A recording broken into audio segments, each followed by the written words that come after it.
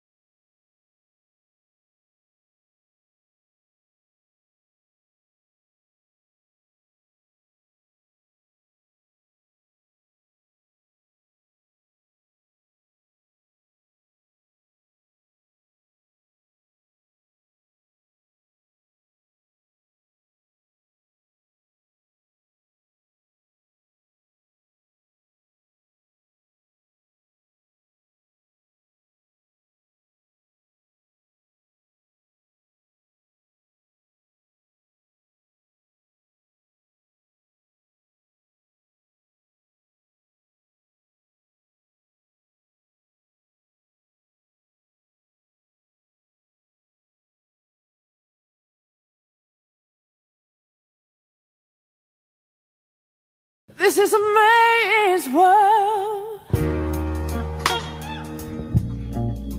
This is a man's world, nah. But it won't mean nothing, nothing without a woman or a girl.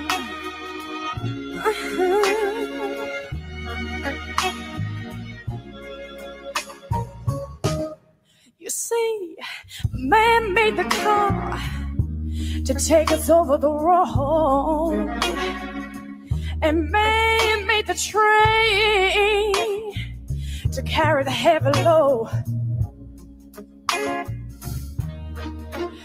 Man made electrolyte to take us out of the dark.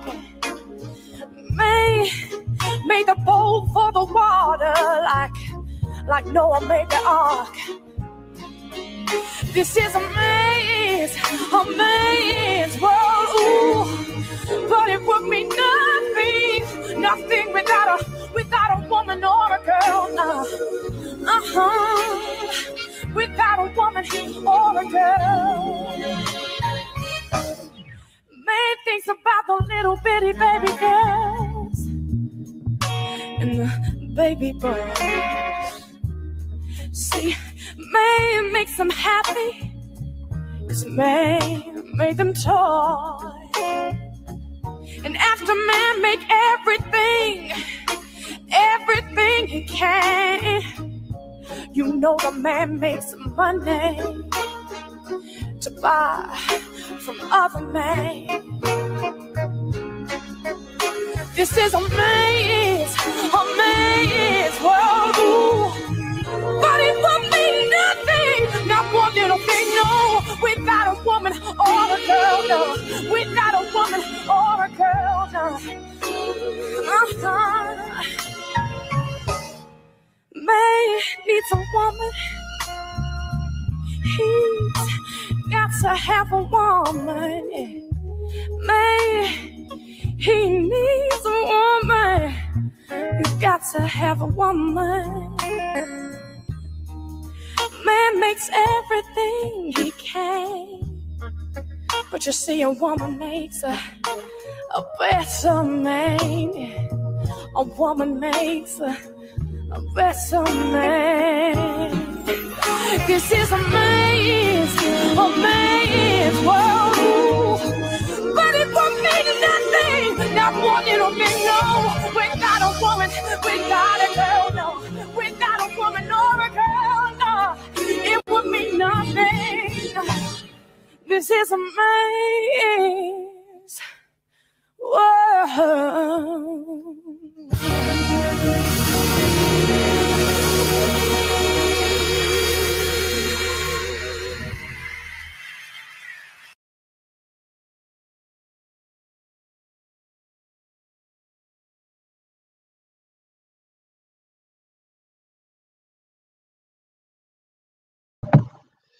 Yes, yes. Assalamu alaikum wa rahmatullahi wa barakatuh. Yes, yes, Yonis. Yeah, that's a little intro. I thought I might as well come with a little intro. It's a man's world, but it ain't nothing. It ain't nothing about you. You know, women and sisters, and you know how it is. Yes, Yonis. Welcome back, everyone. Friday night. You know what time it is. If it's your first time, well, y'all. Let me switch it up a little bit. Fadlan, please like it, subscribe, and go Sarah. This is Somali speakers having how we come together, and it's a different type of topic. And we've been doing it for the last couple of weeks. I think this is the last 3-4 weeks we've been running this little segment on Friday nights where we talk about basics of everything, of society, of everything, the man and the woman. You know, we talk a lot. We are Somali, we're Muslim, the heterosexual community. We like the opposite, you know, and this is a heterosexual sort of conversations that we have. And I've been noticing this while we've been talking, and I've been watching a couple of things, and I've noticed like nowadays, recently, responsibilities, and I've been talking about responsibilities from the men's side. So on Fridays, we tend to talk about with a lot of the sisters are now coming through. Big up all the sisters that came through yesterday. I like to big up everyone that came through last week as well. Big shout out to every single one of the brothers and sisters that made that conversation interesting on that topic. But we're going to be talking about responsibilities and the blame game. And that's about alaikum assalam, my brother HA in the builds. I see you early. So that's what it is, you know. That's how we're going to do it. So I've got a nice little video that I wanted to play. But everyone, all the family members come together. I have more crowd, and we're gonna put out the link, have a conversation. But there's a couple of points in this video that I wanted to, and it kind of explains this topic in depth. Do you understand? So I'm gonna play this video for the. It's a long ass. It's one of them long videos. So we're gonna play for the first half an hour or so, and to see, you know, where I'm coming from. So let's go.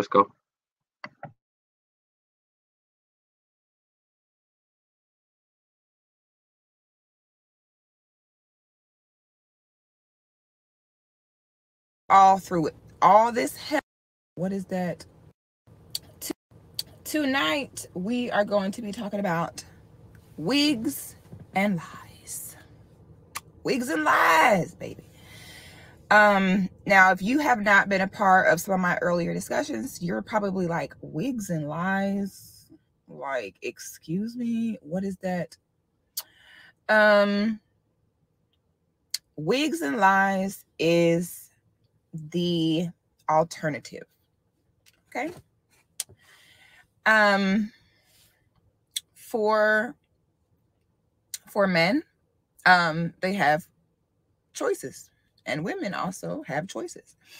In 2021, as y'all know, I do consulting with women. I help women who are looking to be more feminine in different aspects of their life, whether it be with their children, with their man, at work, whatever it is.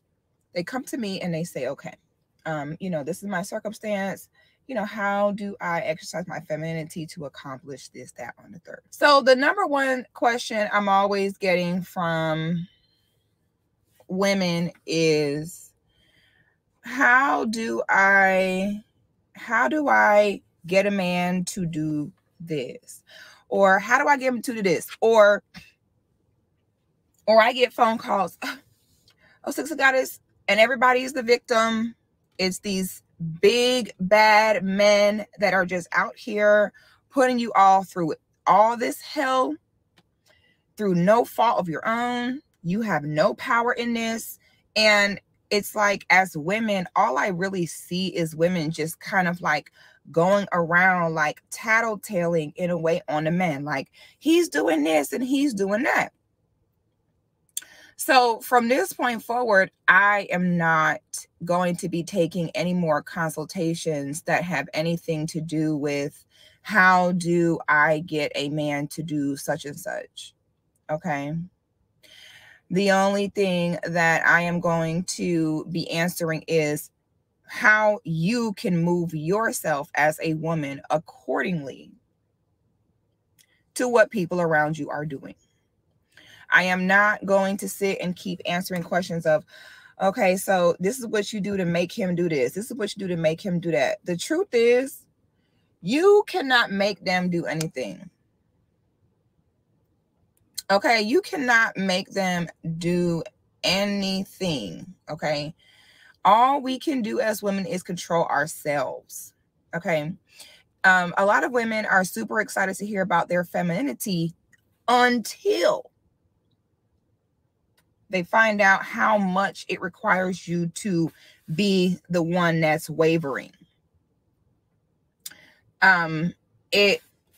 Everybody wants to be feminine until you find out that you're the one that has to be understanding, that you're the one that has to flow and move accordingly. Then all of a sudden, femininity doesn't look so fun anymore. Femininity looks fun when it comes to putting on dresses and makeup and doing our hair. The minute it requires any kind of self-reflection, knowledge of yourself, self-accountability, that's when we start to shy away from it. Like, oh, hold on now. I said I wanted to be feminine, but I'm not with all that, I'm not with all that giving to a man and understanding people. No. So what I notice a lot of times is the women are coming with issues that aren't really issues.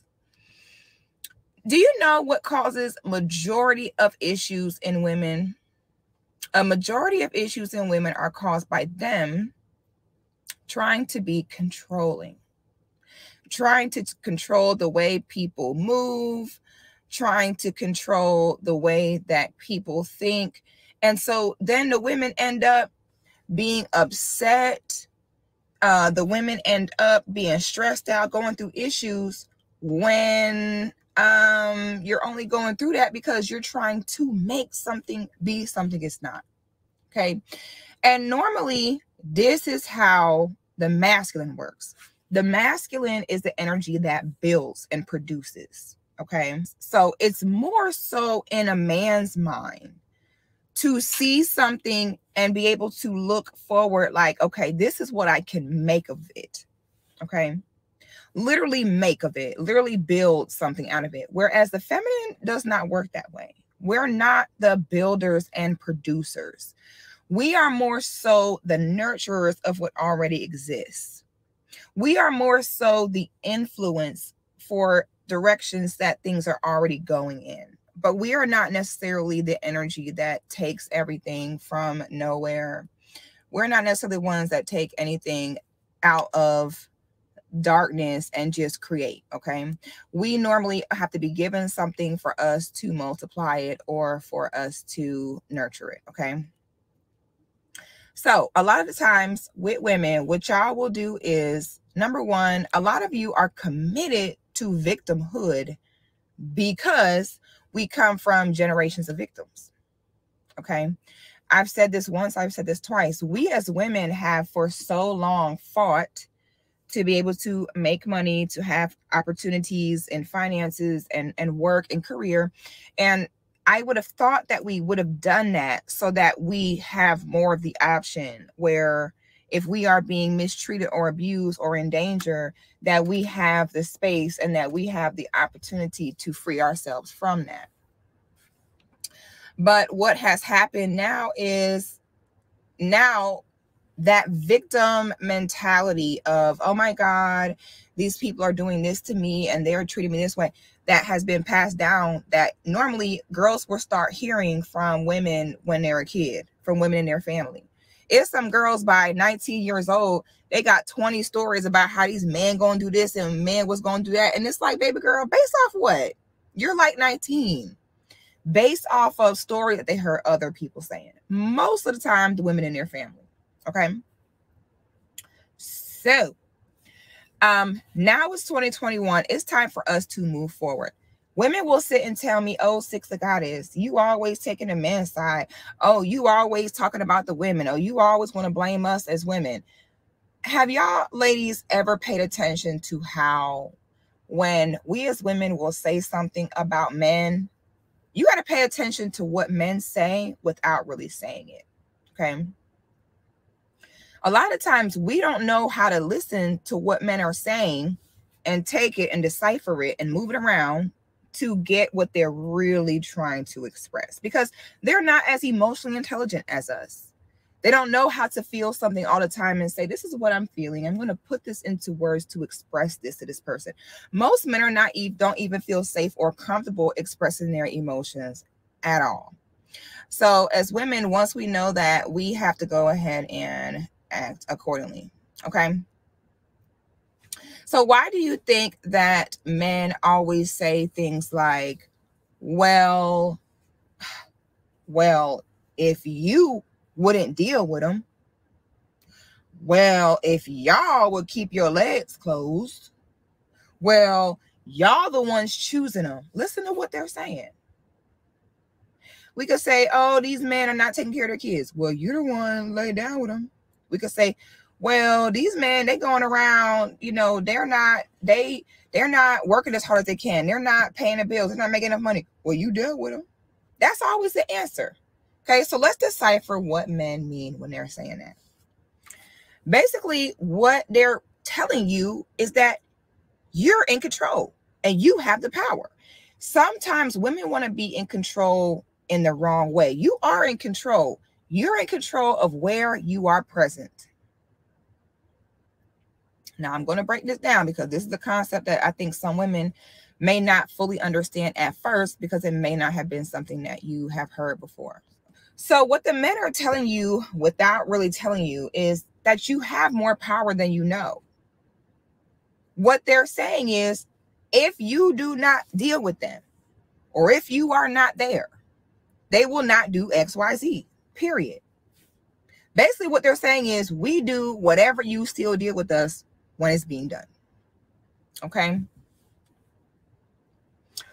Now, once we know that, we have to pay attention to that and we have to move accordingly. If you are not deeply in love with your womanly side, if you are not deeply in love with and embracing your femininity, then you will never truly feel valued in a space. You will never truly feel adored in a space. And what have I said 1,000 times? Women must feel adored. One way or another. I don't care who she is, what race, creed, ethnicity, it doesn't matter. All women have to be adored. If she cannot get adored in her femininity, she will bust her behind to be adored in her career. She will bust her behind to be adored in her education or whatever. Okay? But either way, that adoration has to come. Okay? So if you are not operating in your femininity, then you are not bringing anything of value that people cannot get anywhere else. Okay? You can go in the store and you can buy whatever you need. But when it comes to a womanly aura, a womanly comfort, your curves, your softness, your butter, your sense of humor, your personality, your understanding, your nurturing, your spirit. Now that is something. Ooh, I had to turn off that seat warmer. Booty hot. That right there is your value. Okay. Feminine women are not competitive when it comes to, well, I'm going to make this happen, or men are competitive in that way. Men tend to be competitive like, well, I'm going to make this happen, or I'm going to keep doing XYZ until I yield this result. That is masculine energy. Feminine energy does not work like that. And y'all come to me every day, almost with identical stories. And at this point, I'm tired of being on the phone all day, repeating myself over and over. Become valuable. Some of y'all are fighting because you are not offering anything that people cannot find in thousands of other women. You want to lead with, well, my degree, I make this much money. I look this way, I this, that, and the third. No. Then y'all have the nerve to, when you go get all the plastic surgery, all the degrees, and bust your behind and neglect your man, your kids, or don't have a man because of your career. Then when you sit and you accomplish all that, then you have the nerve to get mad because people around you do not adore you. Then you have the nerve for people around you to not hold you in the regard that you think you're supposed to have. Now you sit there and you're getting mad at everybody around you because they're not like, oh, they better recognize. But what are they recognizing? Stuff that hundreds, thousands of other women have too. Because that's the 2021 woman. And it's really in all races. It's really not even just Black women. Women of all races have developed the, I don't need no man, I got this, we're strong persona. It's a million women that have 1,000 things to say. A million women always running their mouth, trying to be controlling, having an attitude, playing games, hoeing around. It's everywhere. It's everywhere, baby.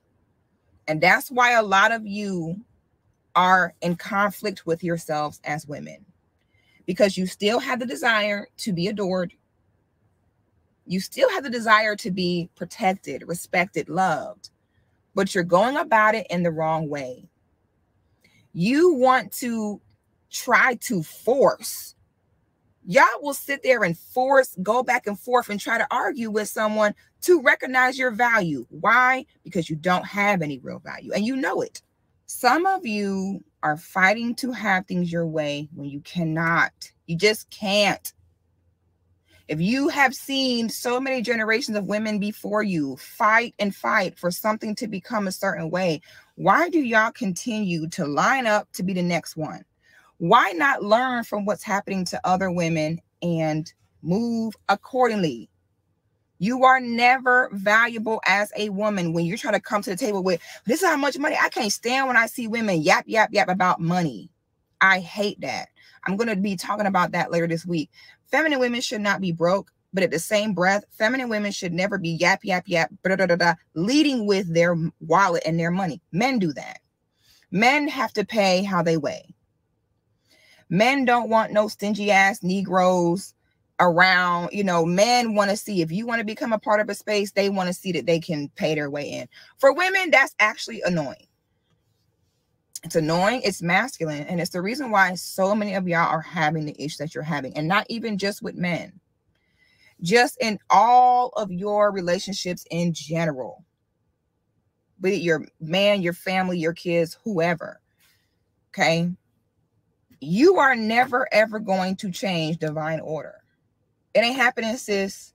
Never will there be a time where a woman can come with her wallet and pay her way into value, ever. And some of y'all would rather, instead of just being womanly, being ladylike, being feminine, some of y'all would rather just pull your wallet out. Oh, and this is how much I got. So y'all need to, no.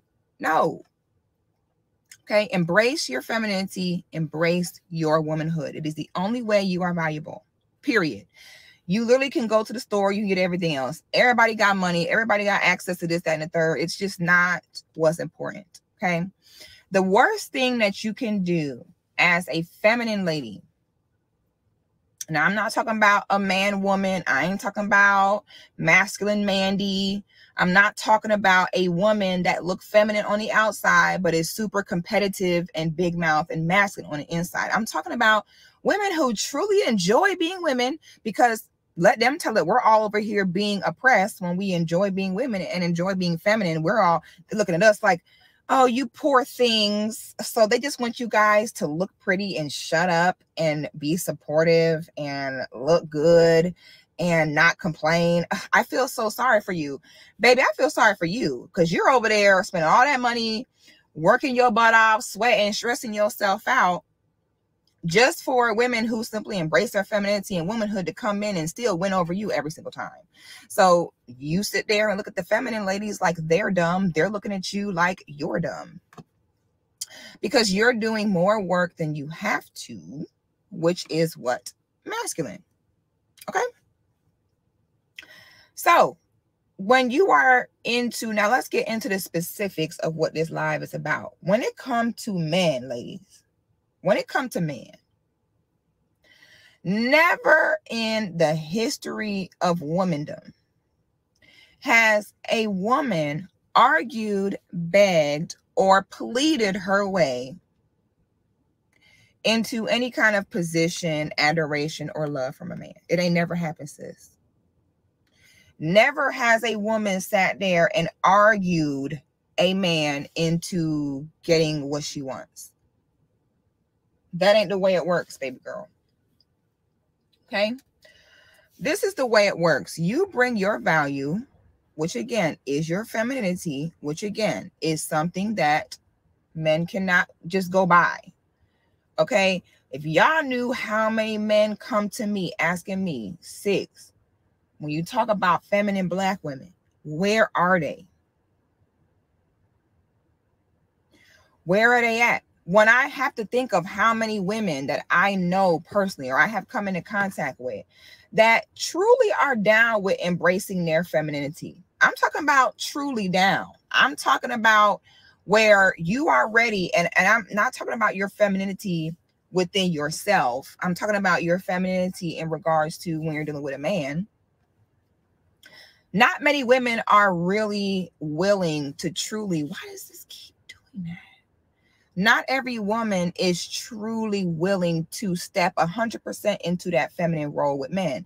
So ladies, if you understood how rare it is, then you would stop ever arguing or complaining with a man about you, about whether you're there or whether he wants to be with you or this and the third. You would stop doing it because you know what you need to do. Instead of arguing with him, you need to leave him with the wigs and lies. Okay. You work on being your best self as a woman. Okay. You work on looking good. That's how real women compete. Real women compete with looking good. Okay. I say if you can use your looks to get somewhere, use it. If your feminine charm puts you in a position somewhere, use it. I went to a meeting with some investors the other day. I showed up with a little dress. It was a classy dress, little dress. Girl, I put them legs out with some baby oil, all that. I don't care what the reason is you give me money for this business plan. You think I care? I'm not that woman that's going to be like, I do not want this to be due to my looks or da-da-da. Man, I don't care about that. I don't care what the reason is. Great. If I can use that, wonderful. Wonderful. Where do I sign up? Because I don't need to compete like a man. Smart women use their femininity and use their feminine charm to get what they want. Y'all be in your masculine energy trying to prove something that nobody cares about. Absolutely nobody cares. Okay? Someone say, I got alopecia. That's not an option. It's okay, sis. I got something for you. Remember you said that, and stay tuned now. I got something for you, sis. Don't even worry about that. There's some things going on. Just be ready. Feminine women take advantage of their perks, okay? Now, if a man is not understanding that, respecting that, because sometimes when a man come in contact with a feminine woman, it also is a new concept for him as well. So sometimes men may not understand how they have to move differently when dealing with feminine women. Okay. So even though feminine ladies are rare, if there is a man that happens to get lucky to get one, if he's not fully understanding what's going on here, sometimes he can go to acting up. Okay. So what you do is, if they acting up, if they are acting like they don't appreciate you or this and the third, if you know you've done your work, you know you're bringing a value, because don't be that woman where you're not valuable or think that you're more valuable than what you really are, and then running around getting mad at people talking about, oh, you don't value me, when you ain't even did the work, sis. You ain't did the work and you're still on basic bitch level. Okay, you have basic bitch level, which is stuff that every woman does. It's super like what's the word I want to say? Predictable, basic bitch level. Then you get to your feminine black queen level, and it ain't basic. There's a lot more that goes on there. And when you're there, you're there. You're bringing light, positivity, and pleasant spirit to wherever you are. You bring the beauty wherever you are. A room can have one energy and look one way, and then you walk in and then suddenly it's a better day. I was walking into this Jamaican restaurant the other day, and it was a Rasta man in there. And the Rasta man, I walked in, I had my little dress on and some boots. And the Rasta man, he looked at me, and it was not in a sexual way. He was a handsome, older Rasta man. He had a ring on his finger. He was married. So the way he looked at me was not necessarily in a lustful, like, it was more so in a, So I walked in, I saw him, and I smiled. I said, "Hey, how you doing?" And he looks like, did she just smile at me and say, "Hey, how you doing?" And I'm looking back at him like, are you okay? So he said, "You know how to make a man feel good." He said, "You made my day. You come in here, you look so nice. You look so proper, so classy." And he said, "You look at me, you smile, you ask me how my day." He said, "You made my day." And this man went on to tell me about how he misses when women were like that. Listen to these men now. Y'all sit and complain to men this and men that. Listen to them. Do y'all ever really sit and really listen to what they saying? This is an older Rasta man. You could tell he been around the block. He was so happy. He said, "I'm happy to know that women like that still exist." He said half of the time the women now get upset when you compliment them, get upset when you look at them. He said, "I remember back in my day, the women," he said, "woman to walk past and you don't say anything, she go back home the next day and put something else on, like, oh, he gonna look at me today." He said, "I miss that." He said, "I miss when women wanted the attention of us men. I miss when a woman would look nice out of respect for herself and out of respect for her man." When I tell you feminine ladies look good every day, that's for two reasons. Number one, for you, and number two, yes, for your men. Not even just your man, whether you have a man or not. Doing things for your man means black men in totality. When I'm dressed, when I have on a skirt, some shoes, hair done, what it's saying is I respect my men. I respect you enough to not be out here looking any kind of way. I respect you enough where I know my position that I can make your day simply by having on a dress and some makeup and looking like I care. And me and this Rasta man had this conversation, and that conversation was one of the most beautiful, most real, most genuine conversations I've had in a long time, especially when he's an older guy. Okay? Especially when he's an older guy. He said, back in the day, that's how it used to be. And I told y'all once, I told y'all twice, baby, I am heterosexual. That's something else I'm going to be talking about this week. Heterosexual behavior. I was having a conversation with a brother a few months ago, and he said, "You know what? When you really think about it, a lot of the way us as men look at women is super gay. Like, we like women, but we hate everything about women that makes them women. We hate their emotions. We hate when they have periods. We hate when they get stretch marks. We hate when they this and that." You know what I'm saying? He said, so why do we say we love women, but then we hate? Same with women. You say you love man, but then you hate everything that they do that makes a man. There is a lot of people out here that I think are not understanding what it really means to be heterosexual. Some of y'all simply don't know. Okay. It's okay to say, yeah, I want to do things for men. If you're a heterosexual woman, that's fine. So it was nice to talk to the Rasta, someone that's experienced, been around the block, and can point that out and just kind of put me on that game. He said, "You made my day." He said, "You made me feel so good." Literally by just walking in. Okay. Yes, it does have things to do with. Okay, that's why I'm saying we don't understand what heterosexual really means. Heterosexual means you are interested in the opposite sex only, which means you also like everything that makes them opposite of you. So it is a part of it, which is why I said we're going to be talking about it and we're going to dive into it this week.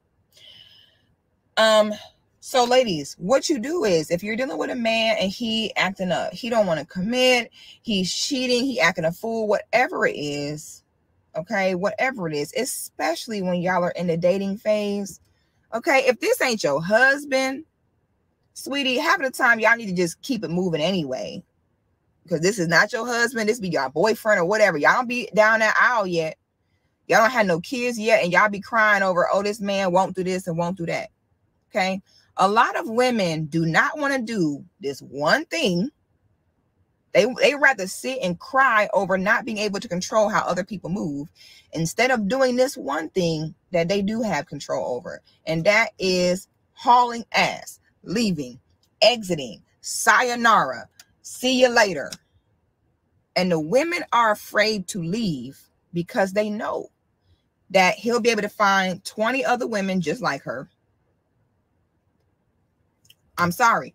Women that sit and cry and argue and go back and forth with men, it's because they know if I leave, he can find 20 other women just like me. He's not going to really care. He might be upset for a day or two and then he'll be all right. And he'll find 10 other chicks just like me. Matter of fact, he'll probably find many chicks better than me. Okay, because every woman swears she got the best puss. Every woman swears she got the best job, best credit score. Everybody swears up and down. But the truth is, a man could easily go out and find 10 more of one of y'all like that. And the women know it. That's why y'all be sitting here arguing with these dudes all the time. Okay? That's why y'all sitting there and be arguing with these dudes. Because deep down inside, you know, what is he losing by losing you? This is also why a lot of women like that tend to end up wanting to get with men that need financial help, because then they feel like, okay, the reason why he need me around because he gonna need me to help him pay the bills, you know. But God forbid if you run into a man that don't need you to pay them bills, because then you out of luck. If you as a feminine woman leave a man alone, do you know what that leave him with to deal with out here? Wigs and lies. This is where the wigs and the lies come in, guys. Tell him fine, wigs and lies. Most of the time when y'all want to sit and try to punish a man for not dealing with you the way you think you do that by arguing with him, by slashing tires, by going through his phone, by calling him names. No. Tell him fine. You don't want to deal with it? Be out here with wigs and lies. It's that simple. Wigs and lies, that's your alternative. Men have different options in life. You can get with a feminine queen. You could be with a feminine black woman, a divine consort, a divine complement, a checkmate piece. Okay? Or you can be out here with wigs and lies. It's up to you. They have a choice. So that's where you are in control as a woman. You are in control of your presence. Wherever a feminine woman is present, her presence there means that by you just being there, it means someone in this environment is doing something right. Why? Because a feminine woman is a gift to whatever environment that she's in. So you tell him. So you, again, worry about you. Be the best version of you as a woman. And then if he decides he gonna act up or not appreciate that, tell him fine. Go back out there. Some of y'all be out here at home crying. Oh, he left me. He this, that, the third, he that. Why are you crying, sis? Were you doing what you were supposed to do? Were you embracing your femininity? Were you being a woman? Okay, then you ain't got nothing to worry about. Let him go, sis. And in y'all mind, he out there having a ball. And he may be for a little bit. Because this is how it happens. Men get with a feminine woman. Sometimes her femininity, a man, when you are feminine with a man, it's either going to make him really appreciate and cherish that, or it's going to make him take advantage of it. Some men are a little slow. And since they've never dealt with a feminine woman, they get with one and think, oh, okay, well, I can take advantage of her. Then they quickly realize, okay, no, I can't. And what you have to do is let them act a fool. Let them go out there with the other chicks thinking that they won or thinking that it's fun, because when men get out there and deal with the wigs, lies, and masculine chicks, it's fun for a little bit. It's fun for a little bit, and then trust me, it go left. But men are so egotistical that most of the time they won't even come back and tell you like, hey, listen, babe, I know I was tripping, but I got out here and I had to remember that these chicks, there's so much wigs and lies out here, and I'm sorry, baby. Most of the time, they're not going to do that. They've already acted a fool, showed their behind. So even though they got back out there and these girls are out here trying to scan their thumbprint to cash app themselves and city girls rob them, even though they're out here with these chicks where she still got a soul tie to her ex. She still got a soul tie to her baby daddy. She's sleeping with him and 2 other men at the same time. She lying about everything.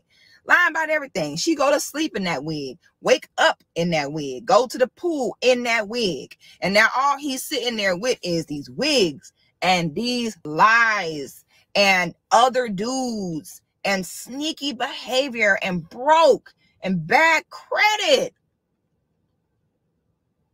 My only consequence to give, my only penance to give to a man is me leaving. Same goes with authentically masculine men. Play them games with a masculine man if you want to. He gonna leave you right out here with what? This dick and bubble gum and these bitch ass niggas. He gonna say, fine. You don't want to get in my program? You don't want to act right? All right. Okay, so men do the same. Masculine men do the same thing in a way. And I fancy to argue with you. Fine. People of quality do not have to argue their value. Their values speak for itself. You can act a fool with me if you want to. I'm feminine. I'm very go with the flow and understanding. I'm rolling with you, baby. You doing this, I'm doing it too. That's the way you going. I'm going that way too. And in some of y'all, I look back and I look at y'all and I just sit and I'm like, oh, y'all so cute. I remember I used to do that. I remember when I used to feel like I had to inflict a conflict on someone if they tried me, because me exiting wasn't enough, because half of the time me exiting was probably a relief off your back. So now I just sit back and look at y'all like, oh, now I see y'all going through that phase too, and it got to stop, ladies. It is what it is. Feminine women know how to observe the behavior of the man and move accordingly. Period. And if he don't appreciate it or act right, trust me, there's another man who will. A lot of y'all ladies don't know how to let go of control, let go of situations. You just don't know how. And this is why a lot of y'all are having issues. You don't think you'll be able, because in your mind, you know, you have not done the work on you. So you know you're going to get with another man and go through the same thing again, because you're running from the changes that need to be made, which is in you. You're steady in your masculine energy.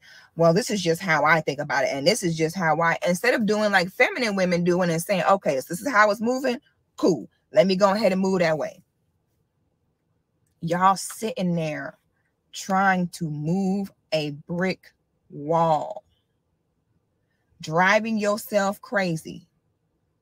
What you need to do is, sometimes you got to give somebody what they want. He want to act a fool. He want to disrespect. He don't want to adore you. He don't want to. Fine. See ya. Wigs and lies are waiting on you. Okay. Wigs and lies out there. Some of y'all ladies, a man doesn't act right with you, and you, in your mind, he's out here having orgies and meeting the woman of his dreams. I'm telling y'all ladies, that is not how it's going out here for these men. I'm going to tell y'all right now, it is not how it's going out here for these men at all. Okay, these men dealing with women, the women are sleeping with them too soon, the women in their masculine energy, and men are not seeing wives in most of these women. They're just not. They're not seeing wives. They're not feeling compelled to put a ring on nobody's finger. A lot of men are very caught up in, they get with like serial relationships in a way. They get with one woman, they kiki, talk with her, maybe even a month or two, maybe sometimes 3. And before you know it, boom, she's still sleeping with her ex. She's still stuck on this guy. She's still dealing with this. She lying. She this and that. This is what men are dealing with. So I think sometimes y'all ladies put it in your mind that, oh my God, if I leave, he won't care. He's going to have 20 other. No, he's not. And he might have other women he's sleeping with. And the whole time, as soon as he busts his nut, he look at her like this. So, you know what he tell her? So what you about to do? He might even get up and fake like he got to go somewhere to get this bitch up out his house. Oh, thank y'all for the cash apps. Hold on now. If y'all want to show a sister some love, hold on now. Let me put this in here, y'all. That's what men are dealing with, ladies. And this is why I tell y'all, see, y'all get very caught up in, oh my God, you're very insecure about other women. When you are in your femininity, you are not worried about other women. I don't care. Go with them. Good luck. I'm not going to argue with you. I mean, fine. That's what you want, baby. Hey, you like it, I love it. Why is it gonna stay? You like it, I love it. I'm not finna fight against it. I'm not finna argue with you. You like it, I love it. Y'all swear up and down these men are out here to living their best life with these women. No, they're not. They cannot trust them. These women are not respecting them. These women, half of them are a headache. Oh, Jesus. Half of them are a headache. Hey, baby, how was class? You okay? Yeah. You sure? Mm-hmm. Look at me. You okay? Mm-hmm. Somebody mess with you? No. Are you sure? Yeah. Why your energy seem off? I don't know. What's wrong with you? Nothing. Look at me. What's wrong with you? Nothing. Somebody mess with you? No, no one did that. Somebody mess with you? No. Because you look sad. You know my headphones work? Somebody mess with you? Nobody messed with me and mommy. Because you look a little, your spirit seemed disturbed. And you was fine before you went in there. Was it him? No. Oh. But it looked like you was disturbed for a second. Now you let me know if I need to regulate up in there. Don't be trying to hide it from me. I can't get yellow belt. Oh, is that what it is? Okay, we'll talk about that later. Whew, boy, I thought somebody had messed with my baby. I'm about to say live over. Woo, let me calm down. Child, I thought somebody had don't mess with my baby. I'm about to say live cancel. You hear me? I'm about to say live over. Got to go. See ya. Woo. Thought somebody had tried my baby. No, ma'am. No, indeed. What a lot of y'all ladies have to understand is, again, worry about yourself. Worry about being feminine. Worry about being womanly. Worry about being something that it cannot find anywhere else. Once you do that, you will be a lot more accepting of the way things go. And thank y'all for the cash apps. Y'all better stop. Thank y'all. You know what? I mean, y'all the realest, period. Oh, this was put in.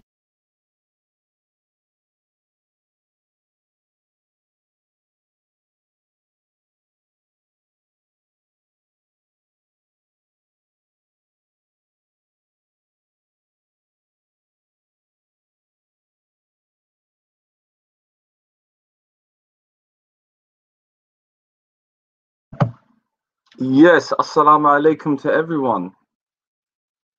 Hello, everyone in the chat. Big up, big up. I see the family members in there. The links in the chat. So talk to me. What was the points? There was a couple of points that I wanted to discuss. The chat is going nuts. You're right. Kush said it best right here. He's saying the chat's entertaining. It's been going nuts. I've been watching. I've been watching the chat. Somali Feminazi, she her Maverick. Going back and forth, the other sister there, can't really pronounce her name, but I don't know what. Yeah, but it's going nuts. What do you guys think? Isha Kaya, talk to me. There's a couple of points: femininity, the blame. There's a lot to digest in that. What am I doing? Yeah, there. I'm doing this. I'm gonna pin up the thing. So if you're late, please. That was a good. What do you guys think of the video, Hotta? There was a lot of man saying, yeah, mashallah, that girl was, I'm not gonna be lying, I'm gonna be a man about it. I think she was gorgeous. She was stunning. And a lot that she had to say, boy, you say Mayquan back in the build. Oh Lord. Hope you guys were listening to the woman. She had a couple of interesting points there. I wanted to talk about this whole. I wanted to get into what was the point? What was the point? I totally forget my mind. Men and women loving each other but hating everything about each other in this modern age. That's what I wanted to talk about. You get where I'm coming from? Yeah, that's what I really wanted to. Sister, allow roasting Maverick, please. For the lot, Marley Moore, I don't know what's going on down there. I don't know. I'm out here. I'm baffed. Why? He said the 30 plus. Oh, you're going for the 30 plus. It's that one. I've got another video for us. Got another video for you guys. So, you know, stay tuned in. Let me know what you think about this one. There's the total opposite side to it. Kushavelli's going nuts. Kushavelli, what's going on? Oh yeah, AJ said I was watching her for her points. Yeah, well, I was watching her for a lot of things. Her points, who she was. I think I'm getting messages as well. Yeah, sorry, I did. Oh, yeah, I think aesthetically she was pleasing. I'm not gonna lie to you. And what she was saying, like if we break down what she was saying as well. That's the thing. I'm getting a lot of heat right now. Personal messages as well saying, "What are you talking about, Kay, right now?" I don't know. But just go back for the last half an hour or so. But I'm gonna carry on. I've got another one for us still. Let me see if it's up. This one happened. I think it was yesterday or something. Good, interesting one. It's a bit shorter than the other one, but I want to hear your points on this one as well. So, like I said, the link is in the chat right now, ladies and gentlemen. Whoever wants to come up and have their say. The SS way, you already know, so we can turn this into a dialogue or conversation. You know how it is. So as we proceed, let's go on with the second bit of the show.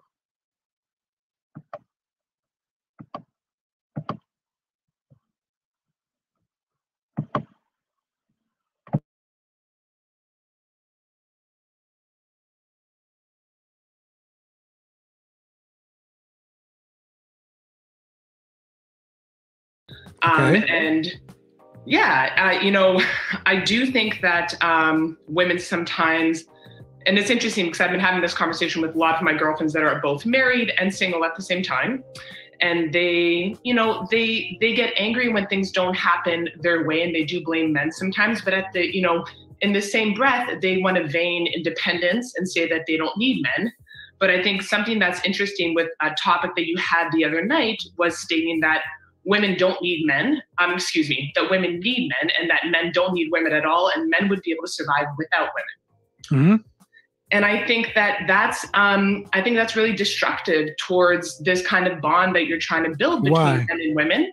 Okay, before you say what you think it is, let me ask you a question. Of course. Is it accurate? Is what accurate specifically? Men who built the infrastructure, mm-hmm. If Thanos snapped away the women, men in the main could live to the end of their natural existence by simply maintaining the infrastructure in which we built. Correct. I think women could also maintain. Okay, let me see. That's the difference between this. Let me finish the follow-up question. Could women maintain the infrastructure they did not build and they're not trained to run? Yes. How could women effectively do that before nature set in? Meaning, yes, you possess the intellectual capability to read a manual. You possess all of that. But still, infrastructure breaks down. Have you ever had a manual labor job or a job where you had to work with machinery? So I will say, and I had this discussion with my boyfriend today, I do all my own manual labor at my house. I've changed your own manual labor at your house, man. But I'm asking you, have you ever had to work with heavy machinery? To a lesser degree, but if I needed to, such as, give me an example. I worked a job back home in a bakery where I was dealing with heavy machinery in the What bakery. kind of machinery, ma'am? I mean, anything that had to do with like industrial baking. Okay, so no offense, but in the kitchen. Pardon me? No offense, but it's in the kitchen, industrial baking. Correct. Yeah. Okay, what I'm talking about, man, is I'm talking about You're talking about construction. I'm talking about power plants, power grids. I'm talking about refineries, oil wells, oil derricks. I'm talking about heavy machinery, backhoes. Of course. Things that hold on, listen. I'm talking about the things that negate physical advantage that men have. Right. And you cannot tell me you can train a population of women to get them up to speed to do the job at the level men are doing it before women start to die off. If you understand how this country is run, how the power grid is laid out, if you understand how the logistics work, when Corona came around, one of the biggest concerns were that the medication flow was going to stop because we have a one-drop logistics chain. We don't have much for disaster recovery. Why do you think you didn't see toilet paper and water? Because all of the logistics broke down. People went and bought all of the stuff. There was no more stuff. I get that women have the mental ability to do it, but how long do you survive without clean water? Can we take a step back in your argument? Because what you're saying is that physically women don't have the capability to maintain and sustain the development that's been built by men, correct? Yes. Am I understanding that correctly? Yes, you don't. Okay, so that's where I disagree with you. And I disagree with it because I will say there's a caveat to this. I'm the youngest of 5 kids. There's 2 sisters, 2 brothers. Man, where are you going to disagree on the fact about the physical strength? That it is very possible. So my disagreement is that it is very possible for women to sustain physically an environment that men have built without men. No, ma'am. You said you disagree with the notion of the strength difference between men and women. Yes, listen. No. You can overtalk me. I don't do that. Okay.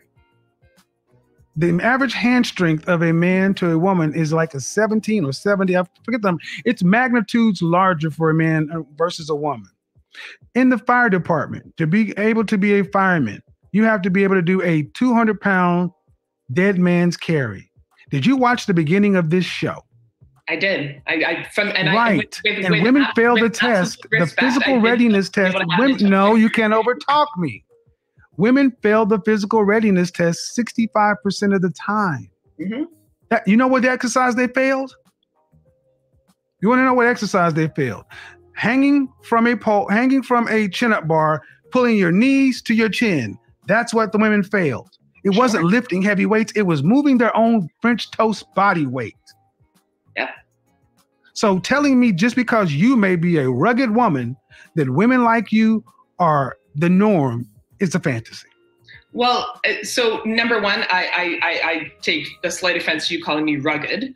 What would you want me to call you, ma'am? You came in talking about your background and you worked with industrial machinery. What would you want me to call you? Well, number one, with all due respect, that was one instance when I was 16. You asked me for an example. So what would you like me to call you? You can call me by my name. That's the modifier. You are making yourself seem as though you are different than most women. Are you this? Okay, let's back up. Yeah, and here's the thing. If you don't like if you watch my show, ma'am, you should know how I speak.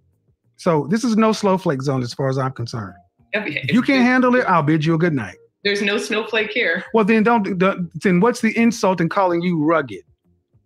I think rugged comes with connotations that aren't necessarily. What is the insult in calling you rugged? Rugged comes with connotations that. What would you like me to call you when you're trying to make yourself seem as though I can do this heavy machinery? I did industrial banking. I'm 1, 2, or 5 kids, and I was born this way. When most women don't talk about these things as part of being their feminine asset, that's considered to be far more masculine. Right. So your argument is flawed, and this is, Right. My argument's flawed. Women. Okay. Here's where we're going to ultimately get to. I'm not going to get into a circular argument with you, man. You can believe what you want to. I really don't care whether you believe what they want to. But the bottom line is, you can believe what you want to, but you cannot show me that if women can do these jobs and run the infrastructure, why are you not doing it? Because they pay better. And it's easier for because women we don't to have to. We can allow men to do it. You don't have to. Because it's not that you don't have to. You don't have to. Well, okay. So in other words, you benefit off of men doing this. Are you honestly trying to tell me that you think? Yes. Are you? No, I've said you're not going to overtalk me. I meant that shit. Maybe you overtalk your boyfriend. That doesn't work here. Are we clear? Nod your head and say we clear. Good. I'll be nice to you if you're nice to me, man, but I'm not going to allow you to overtalk me like that. If you're honestly telling me that women can get up to speed and run the infrastructure to the same level of efficiency that men can, I think you are sadly mistaken. But you are free to be sadly mistaken. May I speak? Sure. So that is not the argument that I'm making. Initially, you said that women are incapable of surviving without men. Men are capable of surviving without men. That is not what I said. I did not say incapable. I said the majority of women will not live to the end. No. Let me clear you up because I know what I say because I'm responsible for what comes out of my mouth. Mm-hmm. I said women are incapable of living to the end of their natural existence in mass. Meaning that, yes, by the time women actually got up to speed and learned. See, here's the thing. The presumption is that the requisite information that you and other women need to learn is digital and that the systems are still running. But see, when the power grid fails, all the information and the manuals are where? They're warehoused in libraries and in other places. And you would have to actually physically go read this stuff. And the time in which it takes you to actually download and read the knowledge, there are women who are on dialysis. There are women who are on oxygen. There are women who need all kinds of things. Women are dying because because the infrastructure is breaking down. While you're getting up to speed, there is attrition. Men don't require that because they're already doing it. It's simply knowledge transfer from one man to another. There's no needing to get up to speed. It's, hey man, do this, this, this, this. There is no transfer because there are no women already doing that. Can we agree on that part? Yes, and can we add another piece to this then? Because you raise an excellent point to another piece that women outlive men. In retirement homes, you see more women. You outlive men because of modern advances. Women didn't typically outlive men because you would die most of the time where? In childbirth. Childbirth, yeah. Exactly. So even your lengthy existence is due to men. Okay, so then isn't that the circular argument that? No, it's not. It means that the reason you women can feel like you can do what we do is because we've civilized the world in general to where you have forgotten how hard it actually is to live. Ma'am, I've said this before and I'll say it again. Don't believe me. Go after this show is over. I didn't say that. Listen. Okay, but listen to what I'm about to say. Go after the show is over and go to Amazon Prime. Mm-hmm. Go look for a series called The Island by Bear Grylls. I know who you're talking about. Yeah. All right. In season 2, if you watch it, you saw men and women. The producers came out and said they manipulated the environment because women were dropping like flies. Mm-hmm. Women for the audience. These people start off on the islands. They have a few matches, knife, a little bit of string, some fish hooks, some things like that, and 2 large canisters to actually purify water. 2 for everybody. What did the women do?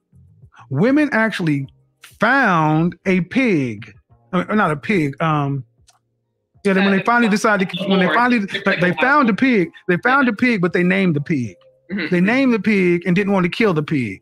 Right. But when they finally decided that they needed to kill the pig and eat something, they finally decided they killed it. And guess what? Where did the women, after they gorged themselves, what they decided to do with the meat? They decided to put the meat into one of the water canisters to store it, to keep it from bugs and pests and everything else.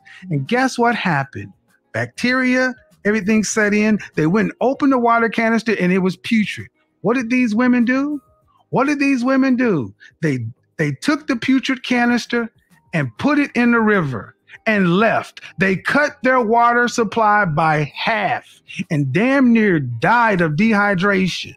Yep. They had to go back 4 days later after the rescue team came in and said, ma'am, You can't survive. You can't make enough fresh water on this island. There's not enough. You can't capture enough. You need to go take that canister, clean it out, and use it to boil and purify water. If they hadn't been told that knowledge, they'd all be dead. That is irrefutable. So I have enough respect for you to say this. Don't you think, though, that that is fictionalized by reality TV in order to entertainment? I think what's fictionalized, what I think is fictionalized, is you women actually thinking that there's not much difference between us. Because you saw those women. Oh, no. You know, ma'am, you asked me, you saw those women. You saw those women at the end of 6 weeks. At the end of 6 weeks, men had built a functional shelter. They had killed large prey. They had fished. They had actually repaired the net to capture lots of fish. Men were living well. Matter of fact, the only guys that had been taken off the island were due to actual falls and injuries. In week 5, women were still trying to lead by French toast committee. Mm-hmm. Yeah. Ma'am, I get that you may be a different caliber and cut of woman, but you are not the majority. So is it not fair then to say, and I'm going to take that as a compliment, but is that not fair to say then that there's a codependency and a healthy codependency between men and women, that we both require each other for a healthy existence? No, so that I'll tell you why it's not. I'll tell you why it's not. Let me give you an example of why it's not. Let me give you an example.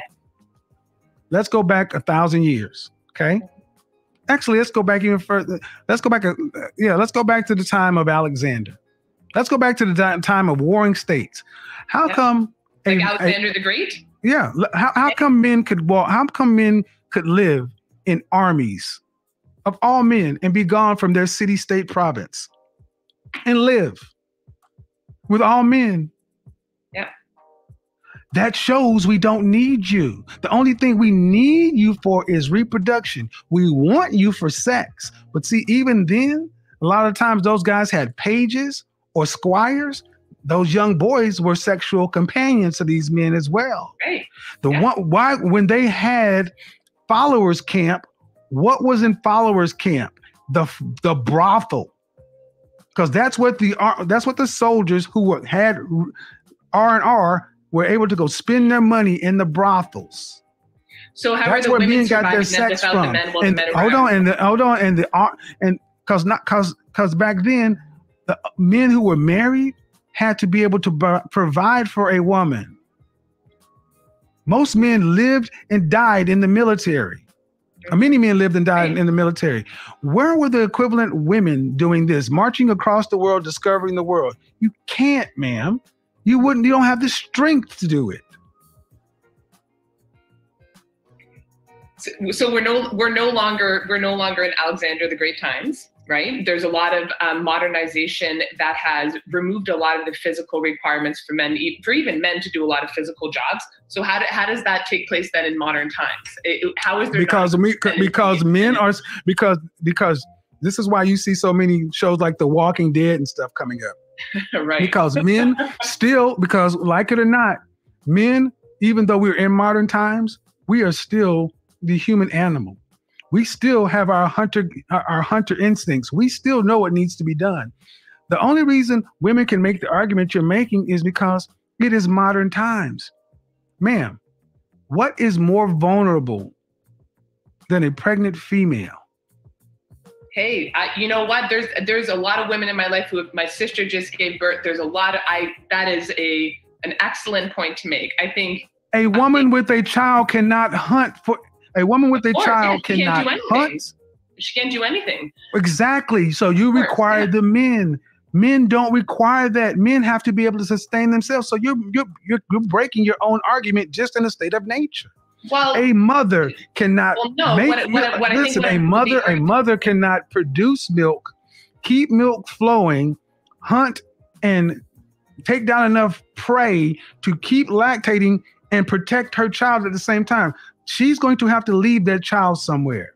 Mm-hmm. That crying child is going to be left somewhere to nature and predators. So isn't there an argument to be made then for the tribes in the Amazonian and in certain parts of Africa? Amazonian? You mean fiction? No, Kevin, that's actually correct. And then in certain Okay, I'll give you Wonder Woman and Themyscira. Okay, ma'am. Fine. I'll give you all of the Amazonian. Be facetious, no. Yeah, because it's a facetious argument, man. Because when I hear women talk about, what about when they had matriarchies and they had queens, the people who still ran the environments, who were the soldiers in these matriarchal armies, were still the men. The men were still the farmers. The men were still the hunters. The men were still in the army. Yeah. Excuse me? So, but what I was saying before, and to the point, and coming back to what I was saying, is that because things have changed now and men are not required physically to do a lot of the things that, as you're stating, previously had to, how is there not then a codependency on men and women? And we don't, because men are, okay, ma'am, the society that you live in, mm-hmm. the men who are not required to do something are still being sustained by the men who are doing it. So then what is their value? Listen, let me explain it to you. Let me explain. No, you're over talking me, ma'am. Please don't make me go there, because I know you can hear me. The men who are working the power plants, the men who are working the power grids, the men who are working the refineries and all these other things, they're doing their job. Then the men who are over here doing what they do. That has the society running. So these men don't have to do it because these men are. These men know that they were going to have to train these men to replace them. We know how to run a world we built. There are not enough women over here doing these jobs to sustain the population of women over here. There are enough men over here doing these jobs today to sustain the population of men today, because it's happening. That is the fundamental math you cannot get around. There are not enough women today doing the jobs to sustain a population of women who are not. You need us to live. Is there then not an argument to be made that if there are these men that can you at least acknowledge that before you make another argument? Yeah, what I want to add. Can you acknowledge it before you add? Can you acknowledge before you add? Because I don't like women moving the goalposts. No. I hear what you're saying. Of course. But you have not acknowledged it. How would you? I'm not. Would you agree or disagree? Okay. Would you agree that there are men running the infrastructure environment and men over here not running? But we have enough men running the infrastructure environment to where these men don't have to. Would you agree? That's the current setup. Saying that there are men that are dependent on the other men that are running the infrastructure? Yeah, the current setup, yes. Sure. Yeah. All right. Yeah. Would you also agree that in the current setup, there are not enough women running the same set infrastructure to provide for the same population of women using the infrastructure? Yeah, of course. I'm not disagreeing with that. All right, ma'am. Well, if that's the case, what you're saying is the women who are in the minority over here can keep it running at a level to where what you're basically saying is you can't. I don't know if you understand the math of this, but I'm not trying to be funny, but you're basically trying to say a minority of women that already exist can keep an infrastructure running that it requires the majority of men to do. You're basically saying that, let's just give a number to it. Let's say for the infrastructures, women are running the infrastructure at a 20% rate. I'll give you 20%. That means 80% still by men. That makes a total of 100%. Running it for 51% of females and 49% of males. So 80% of the infrastructure is being run for 49% of the males. 20% of women are running infrastructure for 51% of the males. If we look at it, it's just male to female. Yep. But if you take that away, you're getting 100% production from the grid. 20% of women cannot produce for 51% of women when it takes 80% of men to produce for 49% of men. It's mathematically impossible. Yeah, absolutely. Look, what you're saying isn't false. What I want to ask you, because I think there's a missing piece to this in terms of what I'm understanding in terms of what you're saying, is that if there are a certain percentage of men who are dependent on the larger group of men who have sustained this infrastructure, why do we need them then? So what's their value in this? Okay, to answer your question, hold on. If there's a certain percentage of men over here surviving and these guys are running the infrastructure, why do we need these men? So because you said... Are you asking the question, why are the men who are not running the infrastructure needed? Correct. Well, the men term them as necessary because those are our replacements. Those are the people who come in to do the job. See, there's always going to be somebody at the front of the peloton and at the back. See, men understand that we need each other and we're willing to do these jobs. Just like on the island, there were guys who hunted, there were guys who fixed nets. But we never tried to act as though one were greater than the other. We understand we need one another. Women try to act like everybody's equal and that you can all do it on your own. The reality is this, man, women in this country, in this world, you're running on override. Men have provided a world of plenty enough to where you could even make this argument. And for the audience, I need you to remember something. A key point. This woman, and I'm going to bring out your color right now, this white woman first came in saying that you were having this argument with who? I'm sorry, it was an argument with I didn't hear the word you said. You were having this argument with who earlier today? Oh, no, it wasn't an argument. We were having a discussion about with whom? My boyfriend, yeah. Exactly. Yeah. You got a man. Yeah. Thank you. I do. That's all I'm trying to make. You got a man. So understand something. You can make these womanist arguments. You can make these equality arguments, but at the end of the day, you still got a penis in the house. And right. Hopefully you go home and use it, because it sounds like, putting up with you, as nice as you may be, ma'am, you must be a piece of work. Get out of here. Bye. She would have to laugh at that shit herself. Bye, Veronica.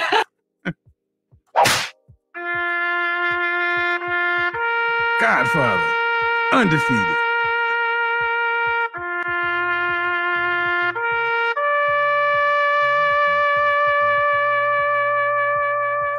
Ladies, it's not an insult. You guys got to acknowledge that you need us to survive.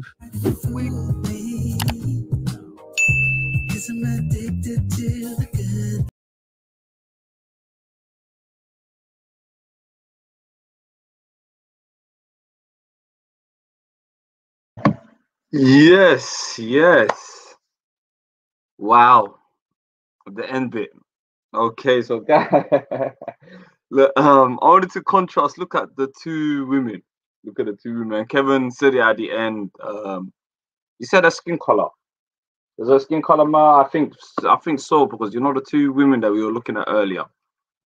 The other African American sister.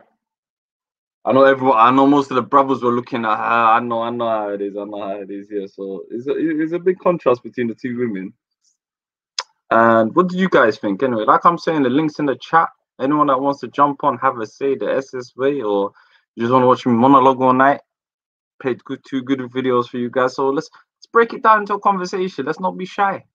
I don't know why people are being shy right now, but the link's in the chat. So I'm going to give you guys a little minute. You get me? Or yeah, I'm just looking at some of the comment section. Sorry, I had to pause there. The comment is going mad. You lot are too busy in the comment section. Now, as we could freely turn this into a conversation or a debate. And if you're new, please have a go back for a little bit. Look at the two videos. Just scroll back a little bit, and then you have a gist of what we're trying to get into tonight. What we're trying to break down. I see Dapper going nuts. I don't know why Dapper's having a beef in the chat as well. Always. K-Daps, what's going on there? Brother. Yeah, my brother. Khalif is in there as well. I see you. Hey, yeah, Faye. Hey, salam alaikum, sis. I see you late to the party. I see you. Sister Marian, nice to see you again. Abdul, not tonight. I don't want to hear no Dollar. Tuesday night, my brother. From Uganda, Tuesday night, we'll talk about all of that, all what's happening today, all on Tuesday night. That's the other night, but tonight is the night where we break things down. And like I said, should women take responsibilities in a title instead of blaming men all the time? What do you guys think? Jump on. Don't be shy.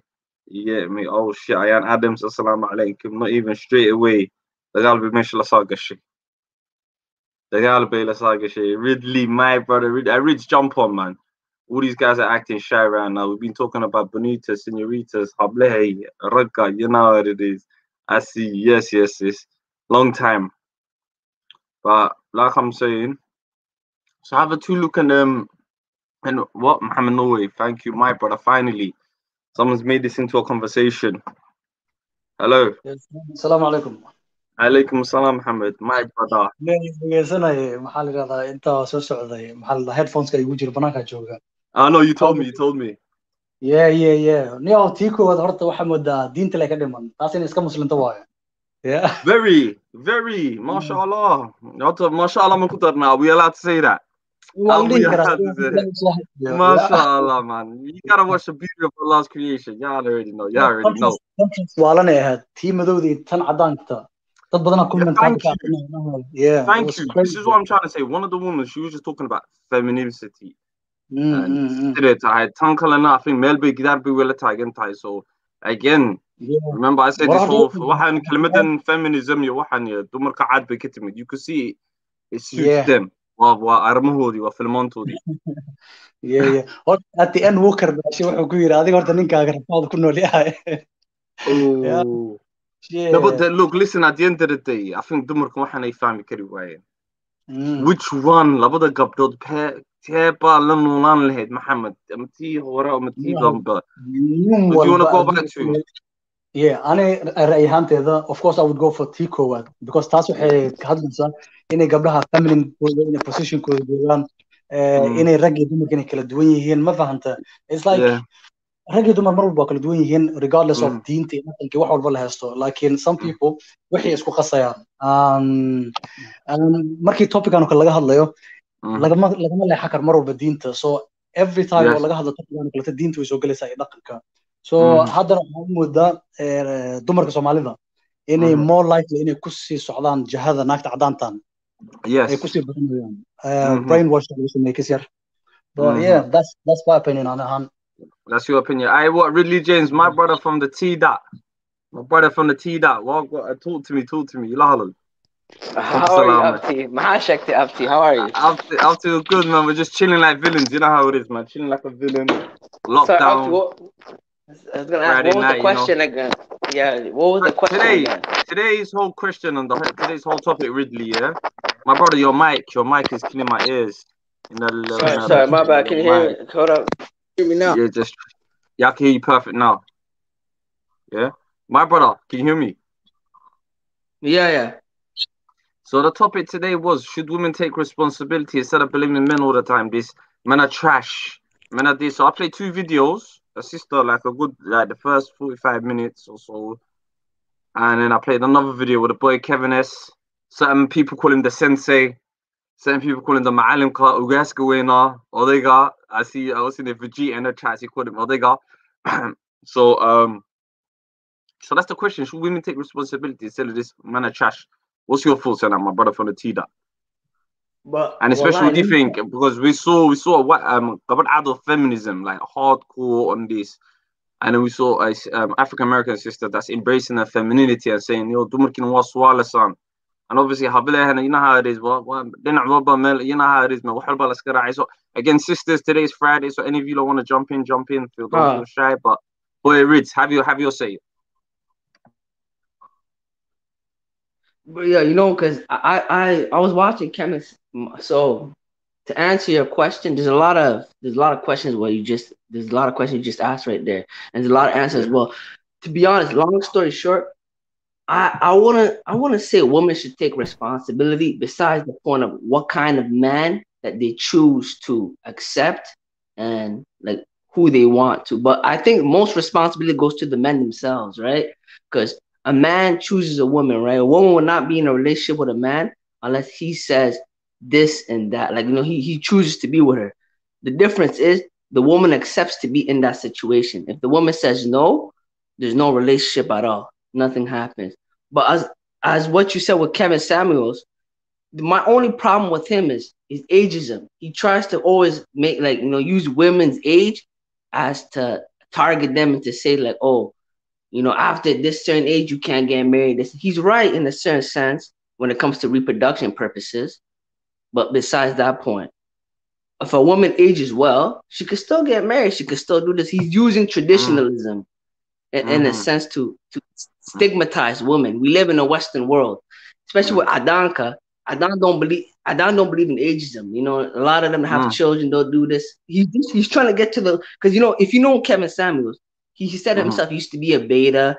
He used to be a guy that got, he didn't get the girls back in his youth. He was focused. But one thing he's right is that the men that focus on their life, that focus on getting money, getting education, all of that, They don't get the attention of the female. Majority of especially if you're talking about race, like Madho, like, you know, black people specifically, they have a specific culture that destroys family units. If you go to the Chinese family unit, none of this stuff that he's talking about exists. Chinese believe getting married. Chinese believe having children, doing all of this. Even if you go to China today, he used this in one of his lives. He said, "Oh, in China, you will be called the leftover woman." But he's a liar. He forgets that China has 20 plus million excessive men, meaning there's 20 million more of men than there are women, because China in 1979 had the one-child policy, which the traditional Chinese people use because they're not Muslims, they're not Christians, so they believe in abortion. So they killed all the female fetuses and let all the men, so that they basically wanted sons. Then now later on, after 20 years, they have more men than women. So now today they'll say, oh, there's more men than women. And now they use that to attack the females that are intelligent, that are educated, that, you know what, now they say, you know what, no, we don't want to get married. So if you don't get married past 25 in China, they call you leftover women. And he uses that logic to try to manipulate women to get married. But one thing he is right. Women do have unrealistic standards. That's a fact. You know, if they want a 6-figure man, all of this, that's 50%. Basically, this is how it goes. Sorry, long story short. No, break it down, my bro. We got all day, man. Somali speakers, we do marathons. We don't. Yeah, that's what I'm saying. Long story short, long story short, 10% have access to 90% of women. Realistically, when it comes to height, attractiveness, money, all of that, only 90% of men. Only 10% of men have access to that. You know what I mean? And that's just off of status, wealth. You know what I mean? Assets. Those are the stuff. Because most women now is because social. Because that's why I said this too. I say this personally. Social media in this day and age, in the last couple of years, is made for females. Go on Twitter. I don't have Twitter, but like go on like Instagram. It's all females. Go on the search thing. It's all females. If you're not, as a man, if you're not networking on Instagram or if you're not popping, there's no need to have the app. It's made for females. Literally. Yeah. If you're attractive female, literally, like there's nothing wrong with that. And that's why they use females to you know what I mean, to pass on their brand and stuff like that. But staying on the topic, I wouldn't blame females. I don't think females are responsible. And because they look at this, females don't get married unless men propose to them. So how can we blame them? You can only blame them for their standards. But even then, why would you blame a female for her standards, a woman for her standards? Like why? If you're a man, doesn't matter. The world's your oyster. You can go anywhere you want. People in Britain right now, people in England, they go to Russia for women. You know what I mean? People that can't get married in the United States, they go to Thailand, Philippines. Literally, they get like, Google it. They go to Britain. They go to the Philippines to get you know what I mean, to go get wives. Like literally, they do that. Western marriages don't work because there's a high level of standards that women have that most men can't achieve. You know what I mean? Whether it be romance. Do you want to elaborate that bit? For me? Yeah, break that bit down for me. I mean, like, let's be real. Like me, I'm not gonna lie to you. The senoritas are loving you in the chat right now. They're like, Ridley, where you been? I don't know what's going on. So you keep hitting them up, man. Go on, keep dropping it. Yeah, because I'm being honest, man. Like I'm not a romantic. I'm not like, if I like a girl personally, I will naturally do something for her. But if you go on social media, women purposely force men to have expectations, even now to the point where, because of how, especially now with COVID, where people inside, you see a lot of people that have a natural hate for women that's unnatural. If that makes sense, like especially with COVID. But going on to the topic. No, but earlier, you know what? The first lady I played earlier, she said a very powerful bar. She said nowadays, especially this generation, and I think this is seeping into Dodkana, where everyone, I'm speaking for heterosexuals as well. I don't speak for the other community. I'm speaking about people that love. That's what we're speaking about. That's what we speak about. No. I'm just letting people on YouTube know. I'm just letting maybe a community that might think they might. Yeah, already know what we're talking about. We're Somali. We don't got that. No disrespect to the people that are that, but this is Somali speaking. Like I'm saying, yeah. So I'm saying, like the woman said earlier before, in a heterosexual thing is like nowadays, especially, everyone hate, like a man would love and a woman, they love each other, but they hate everything about each other in this modern age that we live in. What do you think about that? Sorry, can you say that one more time? I say this day and age that we live in, Ridley, like, especially maybe this is seeping into our community, where the female said earlier, like, men and women, they love each other, but nowadays they hate everything about each other. Do you get where I'm coming from, my bro? Yeah. No, but, okay, so I'll answer it like this. Is that caused by society, or what is it? Is it toxic masculinity energy where the woman's trying to tell a lot of women, well, men don't really want this feminine, this all that? Because if you look at the two women that I played earlier, there's a big contrast, and we could both see the energy levels. So, what do you think? Up to. I will tell you this right now. Everything is society, media, and programming. You know what I mean? It's all about that. Realistically, men and women don't hate each other. They naturally don't. Women have an argument because of sexism and all the things that they're forced. Even if you want to take an example of the Somali community, right? When you grow up in a house, right? And let's say there's one man. He's my example. I'm the oldest brother. I have two younger sisters. And now let's say there's cleaning. Naturally, with the culture that we have, the women will have to clean. I can clean too, but they'll use my sisters to. Even then, I would still have to do it, depending how it is, right? But they will more be focused on the women. They'll be more focused on them doing the labor when the man doesn't do it. Meaning there's a less of a strenuous act on the man than there is with the woman. And women naturally, they feel it. They see, especially in Western society, like if they see the two people that are actually equal in the same family, but one takes the labor, the other doesn't, and you can do whatever you want, they're gonna, they're gonna feel it. They're gonna get mad.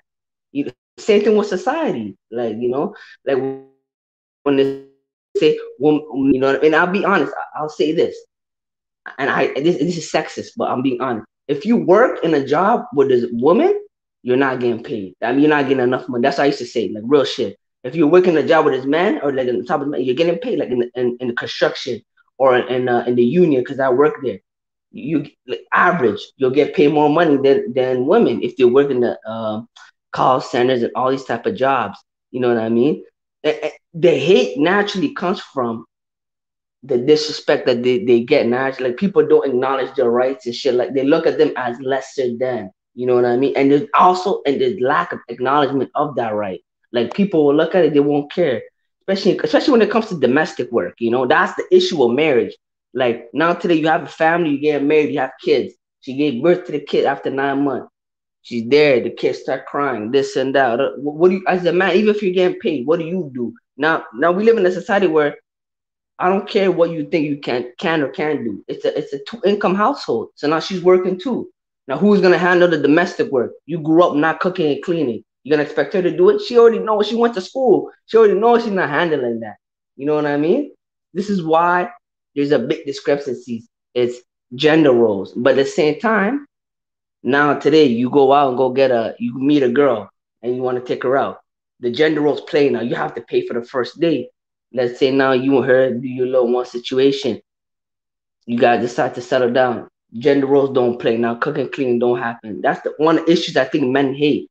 Is women can choose when to apply gender roles, when not to apply gender roles. And that's why I think the discrepancies. But if you look at it, this is all racial. This is all like black people talk. If you go in any other race, there's no situation like this.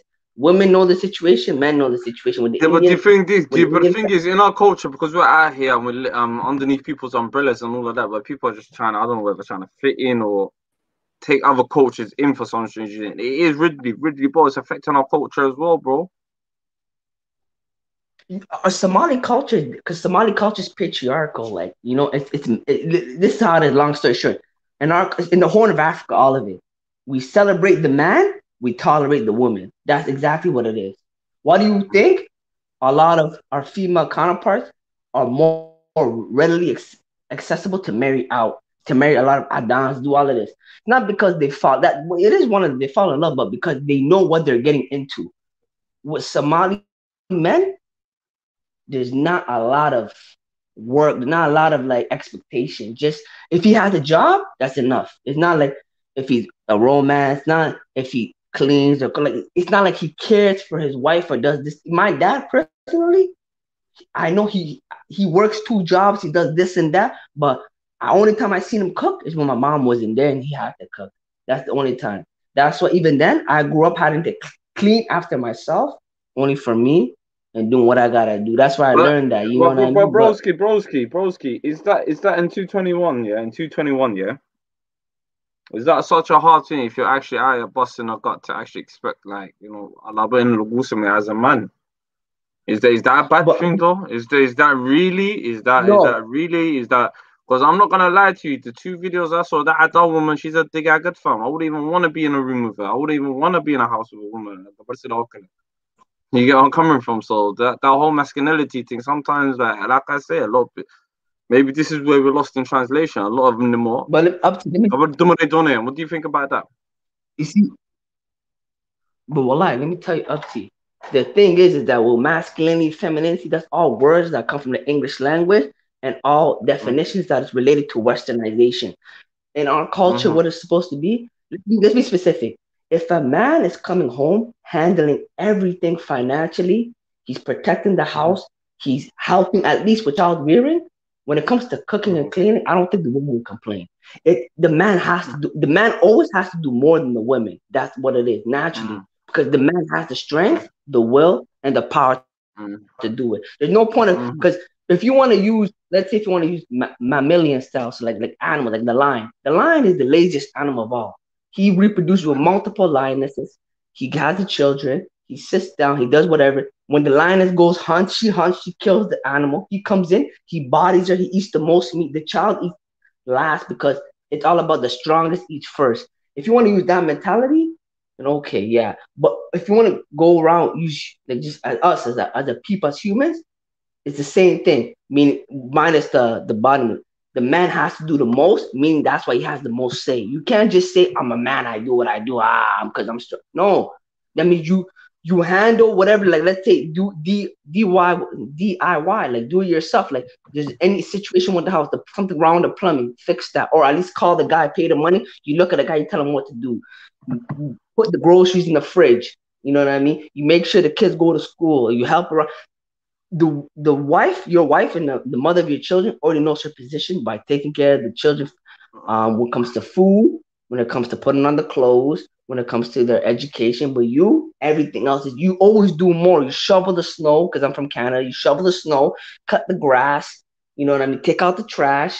You know what I mean? Make sure the money's in the bill. You pay most of the bills. If you wanted to do the cooking and cleaning, the bills, all of it is all you. There's no such thing as 2 household income. That's why for me personally, I'm not getting married if I know I can't handle no bills. I don't want my wife to pay no bills. You know what I mean? That's you, because that's where you give her a room to talk. That means she can say, oh, you know, well, I'm paying the light bill, or I'm paying the phone, or I'm paying the internet. So that's where that comes. That's why divorce rate is high. People say, oh, because divorces are initiated by women, and because she's paying the bills too, you idiot. What else? Of course she's gonna talk.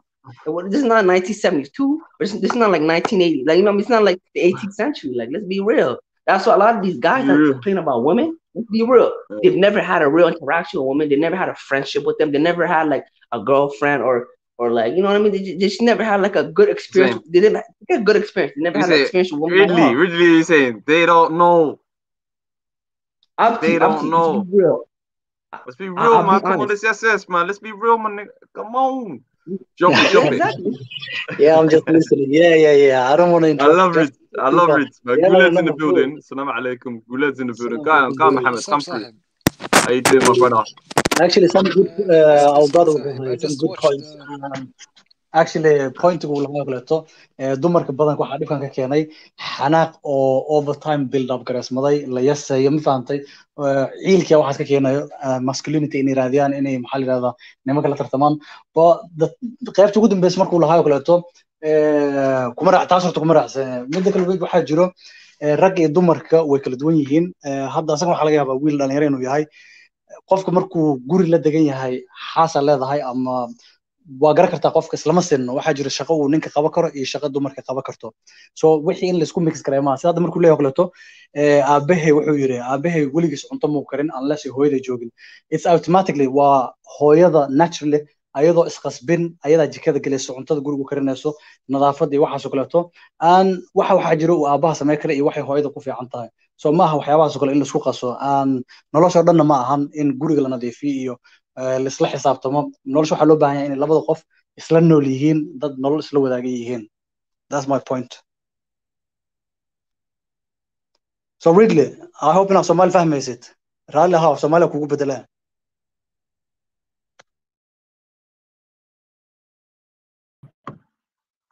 Is that you, Ridley James? I can't hear you. You're mute. You're mute. My you. Oh, my bad. You can't hear me now. My bad. I Yeah. can hear you, my bro. Yeah, What about I Ridley thought James? this guy Fury. I thought Ridley James was some like young guy or doesn't have a beard, like a nerd. Then kind of like refugee right from Somalia again. Ah man, he looks like a Somali version of Where's Wally. That's right. He looks like Where's Wally. Put that hat on.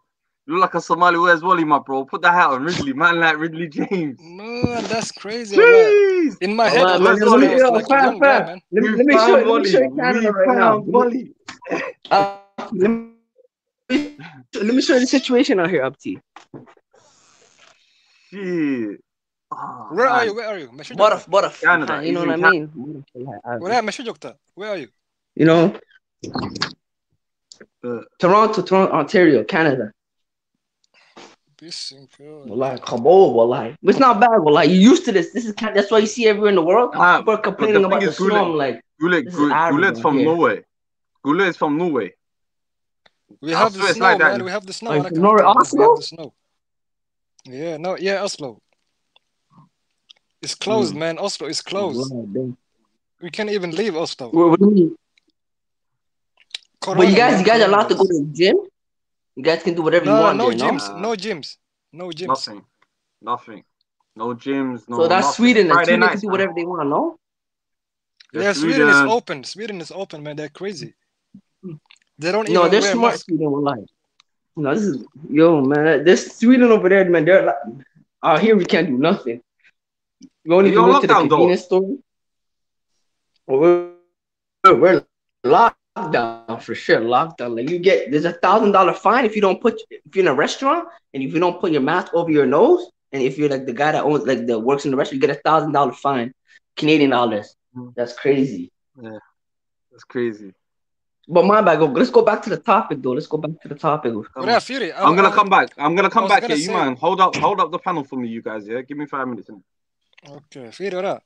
I was gonna say, before do you speak Somali? Do you understand Somali, or should we just keep it? Yeah, I understand Somali. Yeah, I don't speak like that. Wallahi, I'll be honest. I don't speak like that. No. The thing is, ragii dumarka waxaa jiro kala tahday you made an example atire aabahay cunto ma kariyo hooyada kariso so waxyaabo waxa jira dumar ku fiican yihiin ma fahamtay iyo waxay rag ku fiican yihiin waxyaabahaas kale ma ahan inaad tiraahdo kale just because you have seen hooyada inay karinayso in lagu qasbay it's not force, it's just ayada go'aansata ayada rabto waxa jira wax ay hooyada ku fiican tahay wuxuu aabaha ku fiican yahay and in this society waxa isku qasnaa dumarka waxay ku fiicnaan iyo waxyaaba in arrimahooda ahayn ay dhex galaan ma fahamta and especially in the western society dhibka ka jiro waxay tahay raggii la tartamayaan ma dhahooyi dumarka oo dhan waaye but certain females waxay la compete garanayaan raggii la compete garanayaan and which is qalad that's waxa ka hadlaynay and markii la yiraahdo qalato angry black woman I don't know inay wax sax jirto tahay lama dhihi karo black woman female oo dhan badankoodu u badan yihiin way iska xanaaqsan yihiin xanaaqaas waxa laga yaabaa وحناق كإمادي over time so socday. Do you understand? Yeah, I understand exactly what you're trying to say because you have to understand, especially with if you want to go see like we were saying, if you want to go with the example, right? So Somali women, majority, a lot are very liberal and are to either center right or center like practically radical feminism.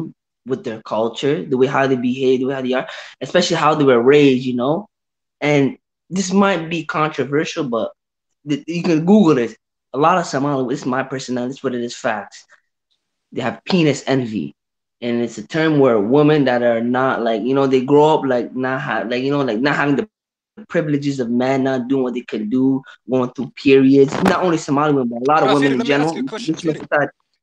Yeah, go ahead. What do you think about feminism? Feminism, it's good in this aspect. Women deserve empowerment and rights, yes. But when it comes radicalized, we have the situation. Bro, I'm talking about normal. I'm talking about just calling yourself a feminist, sahib. I'm against that bullshit. Okay, let me ask you this then. Okay, what about women's rights? Is that okay? Yes or no? Women's rights is okay, but women's rights doesn't mean feminism. Okay. The only you have to understand, Firi. You have to understand. I'm in. See, for me, I'm in the fence because feminism. Give me 1 second. Hold up.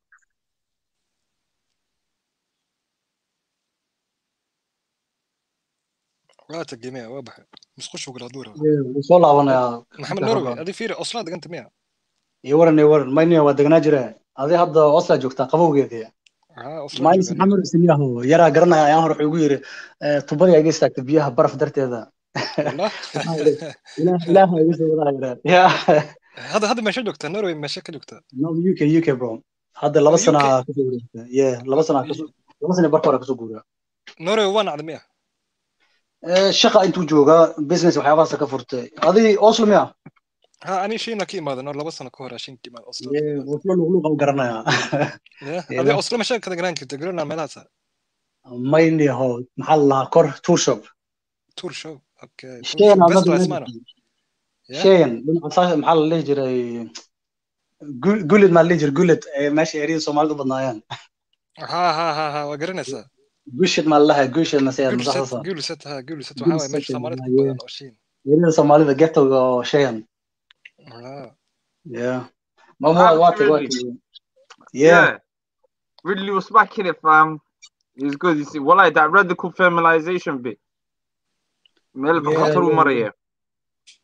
yes bro you man what no way Shakira no way you what I'm gonna come back here I'm in a back chat but see, you know there's someone saying radical feminization habliya guy nuts wala wasagala ss hit the like button hit the subscribe button wanagi wayegi then the family donan hadana baron donan Somali speakers that lavish best Somali live stream chat you already know what time it is هاي محمد نوري yeah waxa ku yidhi dhinaca feministiga bro arinta hadda sheegaysa hadda movement waxa ku batay bulshada Soomaalida oo feminist movement sida hadda fiirsadoo every social media gabar walba waxay soo qaadataa Caraweela tik magaceeda Caraweela saansa sheekada Caraweelay wadaan waa fahansanta meel walba ku qoran hadda aragtid biogooda waxa waaye feminist dadka feminist ku washteen my bad I'm back again my bad yeah welcome back I was gonna say, you know, feminism is very like it's an own ideology. You have to understand that. So what they're trying to say is from without sorry to cut you up, but you have to study it though. Like, is it its own ideology? I have looked into it. I'm telling you, feminism is saying that every man has oppressed women in history. Do you believe that? I'm not a simp or none of that, but let's be real. There's a reason why 99% of the world believe in patrilineal, like basically like passing your blood through man. Because of course, it makes sense, bro. How can you deny that? It makes sense. No, I'm just giving an example. I'm not out here defending family. I'm just giving an example. I'm going to war my people. So my people. So let's say tribe A is going to war with tribe B. I beat tribe B. I killed 90% of the men. All that's left is the children and a few teens, all women. Guess what happens with those women? They're concubines. I take them, I subdue them, and I force to reproduce with them, and then take my children. I pass on my name. This happens century on century on centuries. Women have been taken advantage of, abused. They never had a right. They never had none of this. That's why you look at in the 1950s, 60s, they started getting a few little rights, start going on, start doing feminism. Bro, I'm telling you, before 1950s, before 1930s, when women's rights came about, before that, most of the people didn't have rights. It was a class issue. You know, most of the people were peasants. No. You're wrong. I'm telling you, most people were peasants. Even if you say that, you have to look at it like this.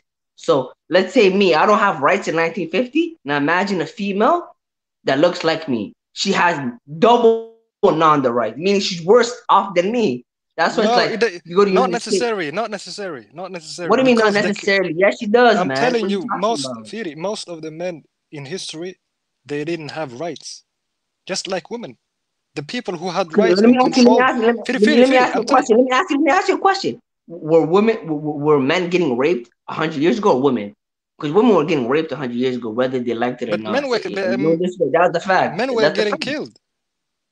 I can say men were let getting me ask you a question. Let me ask you a question. Let me end this combo. Let me ask you a question. Would you rather get killed or raped? That's all. Bro, what type of question is that? No, I'm being serious. No, I'm being serious. That's the situation. Men were getting killed.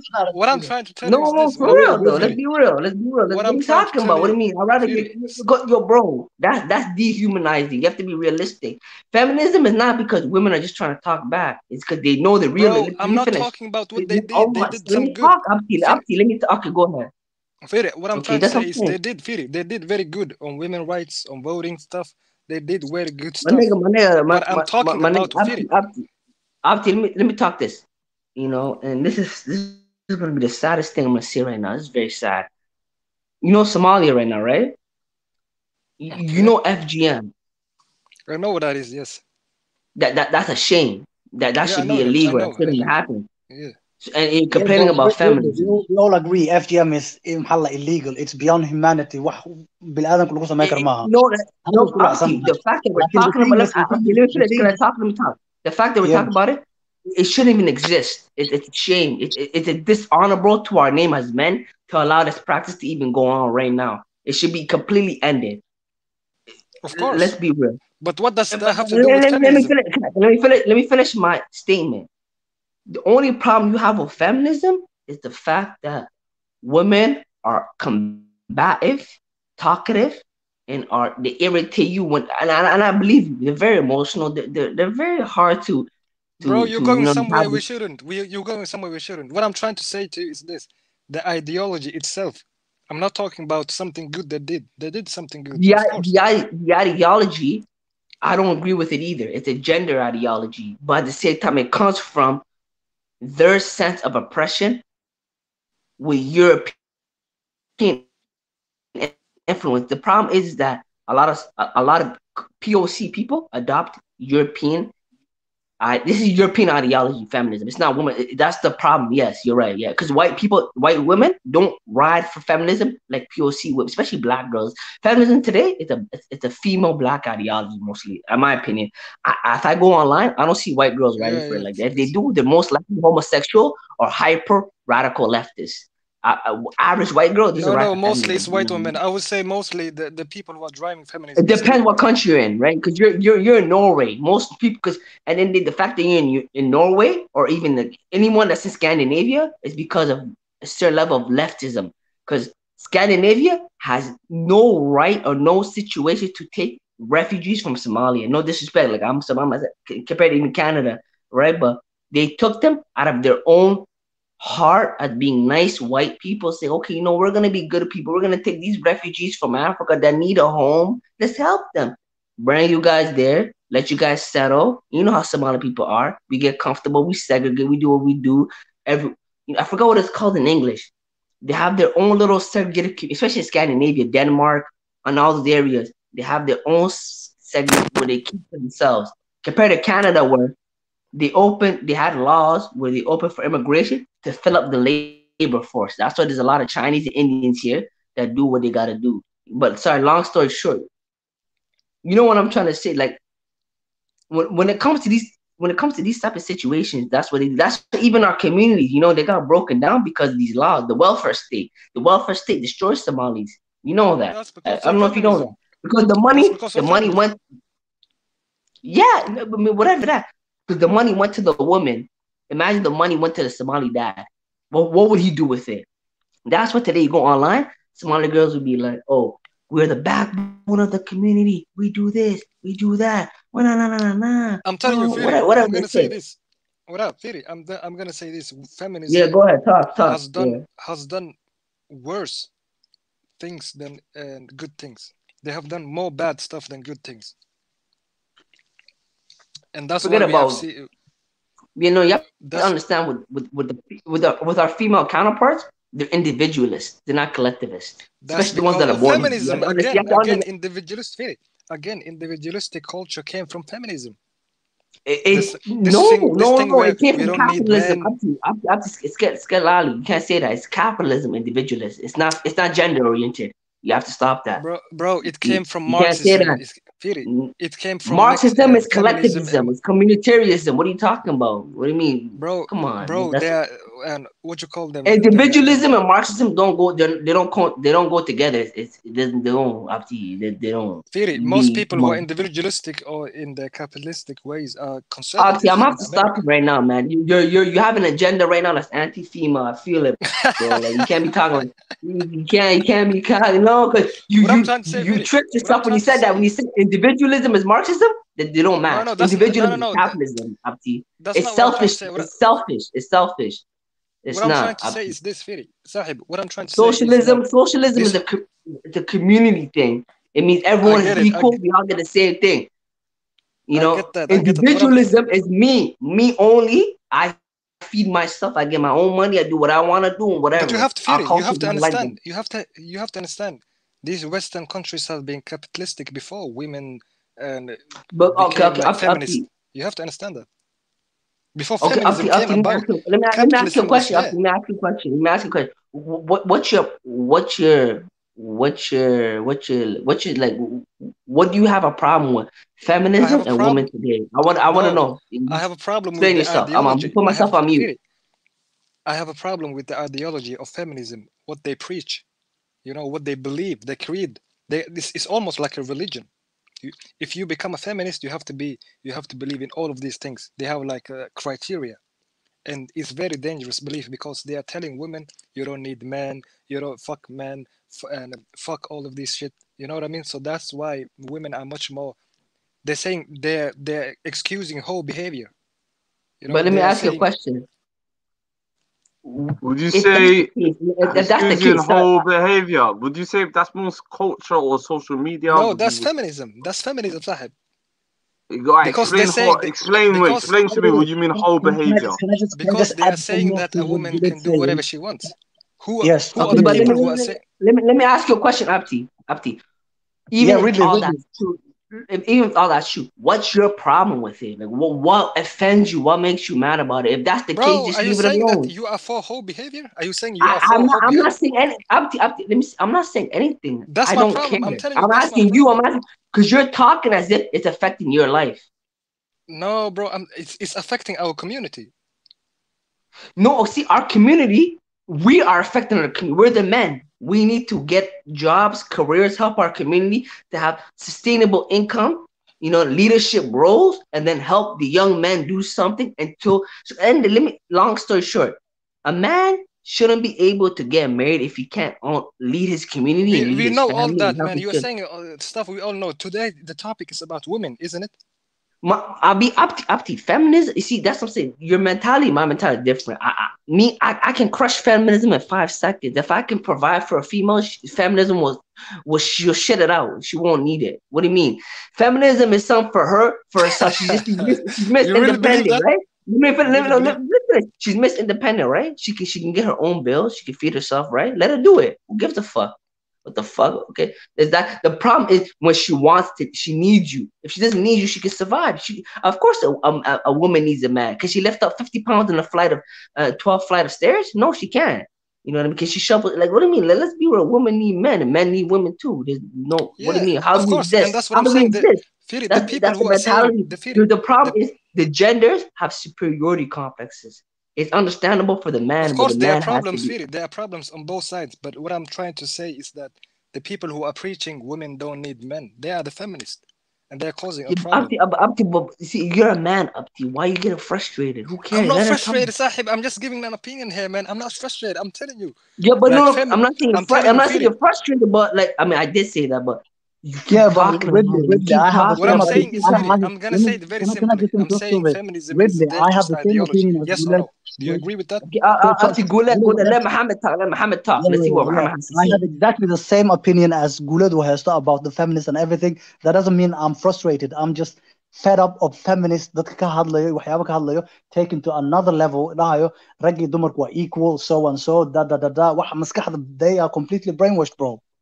But Abdi, Muhammad, let me ask you a question. Okay, you're right.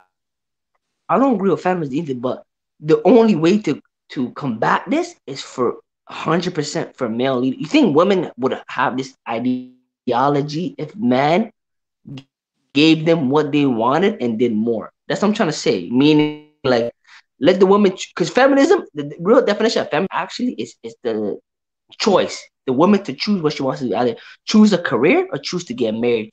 Back then, women were forced to get married to actually survive. Now, she doesn't have to get married. She can do this, she can do that. Now, she doesn't get married, this and that. The fact that men are complaining about it are reinforcing feminism. The fact that a real man doesn't care. You can go anywhere in the world today, you will get a wife. The fact, the matter is that of course, men in Western society can't. Okay, it's not about that. It's just the feminism. Like, let me tell you, feminism is not strong. It's a weak ideology. That's what I'm saying. The fact that you arguing it reinforces it. It tells them the misogyny that you slightly have with it to even argue it. Women having rights is not an issue, Abdi. It's supposed to be good. It's supposed to help them have freedom to even help use for the economy. We're not talking about women's rights. You're conflating two issues. Go ahead. Talk. We're talking about behavior. We're talking about behavior. And the behavior we're saying from people who are becoming more and more feminist in their Sorry, guys.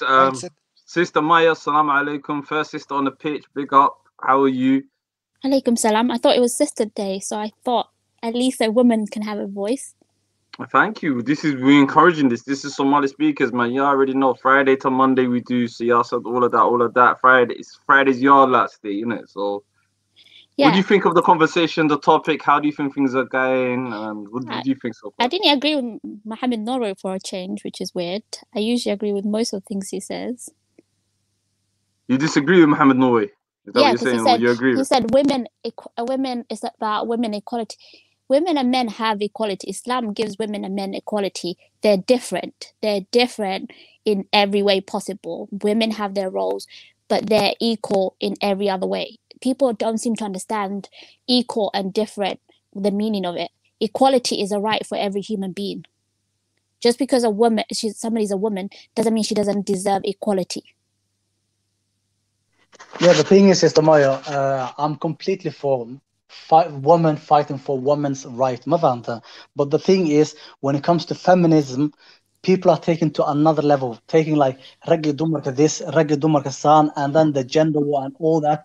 And sometimes you can feel it, hanaqa ku jiro dumarka qaarkood markay hadlayaan. And lately waxa arkay especially in the Somali community, the feminism movement, Arawel, this and that, and they have big groups, san waxay leeyihiin nin dhan uma baahnin. Haddii nin u baahnan, how adduunku ku noolaanayaan? How can a female say nin dhan uma baahnin?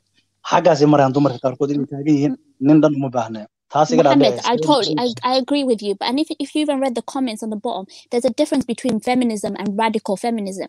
No one likes radical feminism. Radical feminism has ruined societies.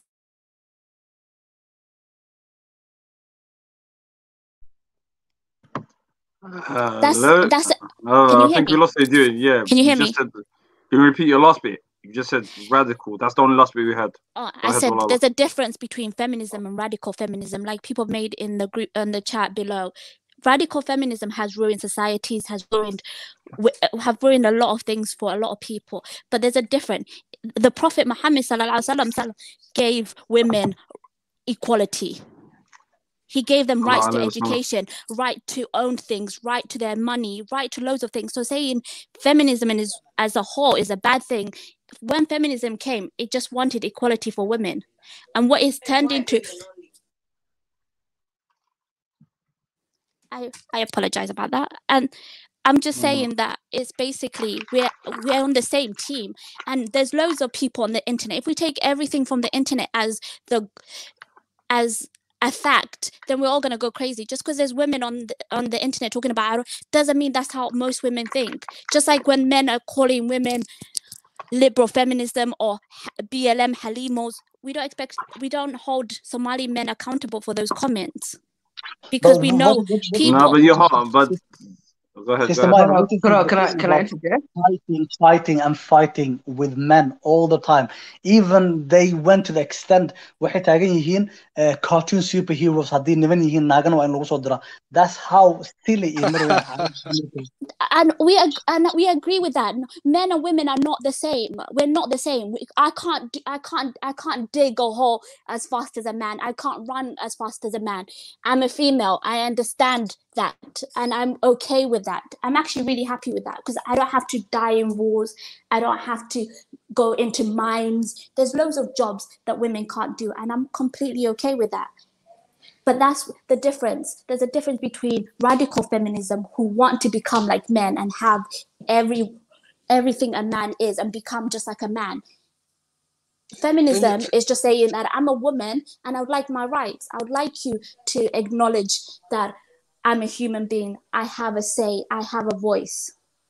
Choice, sister. Then you're not the feminist, because the feminists say that we should have equal. We should have never said I was a feminist. Equality. I never said I was a feminist. I'm not a feminist, first and foremost. I'm not, because my rights came from Islam and I'm a Muslim woman. And feminism is not an ideology that suits me. It's a white woman's ideology, and I'm not a white woman. Then we agree. Then we agree. But I'm talking about the people who say I'm a feminist. You know, the Muslims who say they are feminists. I think they're contradicting themselves, because feminism says we should have absolute equality. And Islam, we don't have absolute equality. We have differences, but we are equal. You know what I mean? But they say, but when you say we don't have absolute equality and saying we do have equality, what does that mean? Because that's a contradiction in itself. There's a difference, because to say absolute equality, like you mentioned earlier, like they want women to be fast as men and all of these small differences we have. We have equality, general equality. We don't have absolute equality, because we have absolute equality. We have absolute equality, but we're different. We have rights. You have rights as a man. I have a rights as a... But everything we do that's haram, or everything we do, we judge exactly the same. There's nothing you could... But that's called general equality, not absolute equality. So what would you say absolute equality is exactly? Absolute equality means everything. Everything we have to be absolute equality, even biologically. You know, but we can't. That's the differences that we have to acknowledge. Yeah, that's why you can't say absolute. You have to say general equality. You know what I mean? There's a difference, and the feminists are saying we should have absolute equality in every sector, in everything we do, and that's impossible, because we are different biologically. I totally agree with you. Yeah, so we agree on the same. We are on the same page here. Okay. And I'm not against women fighting for women's rights. That should happen. I'm not against that. Okay, let me ask you a question. So hold up. So wait, so I didn't really get everything you said, but so you're with or against feminism? I'm not. I wouldn't describe myself as a feminist, but do I think that women should have rights and should be protected? I do think so. Yeah, I agree with that completely. So I guess like a woman's rights activist, basically. So basically, women having the rights to do what they want to do and be protected by men, being provided by men, and having the same equal rights. Gender roles. I'm okay with gender roles. Oh, that's perfect. See, I like that. Okay, that's good. Okay, that's perfect. I think, Firi Sahib, I think it's better to say women rights activists. That's much better than feminists. You know what I mean? Yeah, I mean, too. I agree with that too. Feminist, yeah.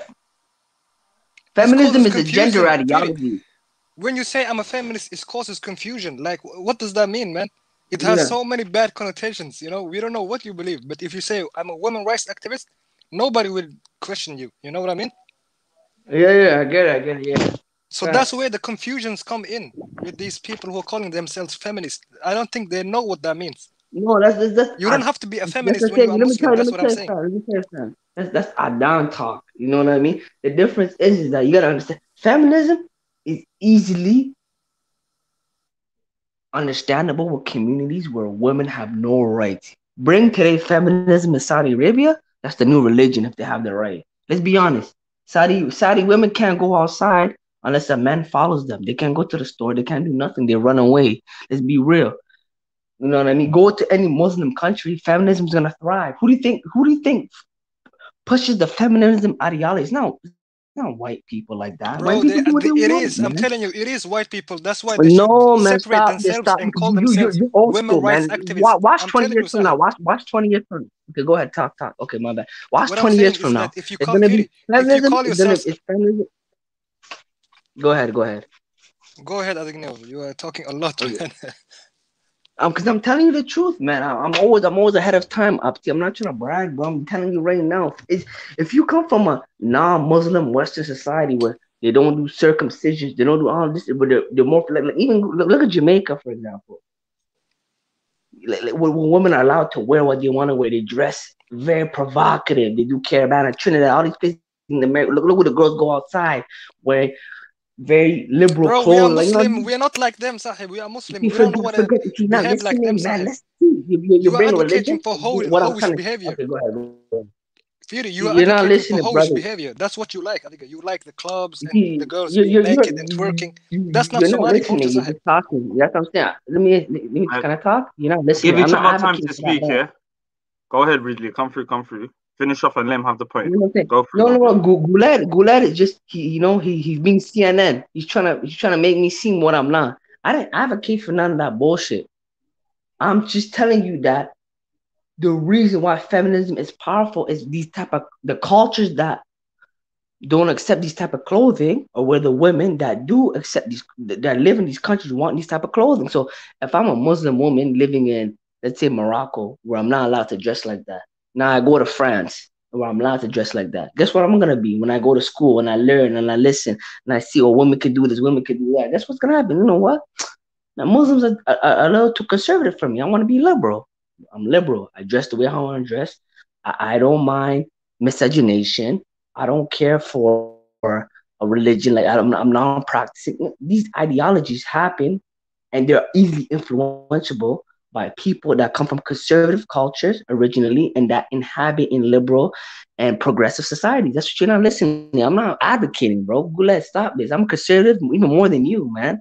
But you're not listening. You live in Norway, so I don't blame you. You know, Norway's a little too friendly over there. I get it, but you know, like Firi, what I'm saying is Firi.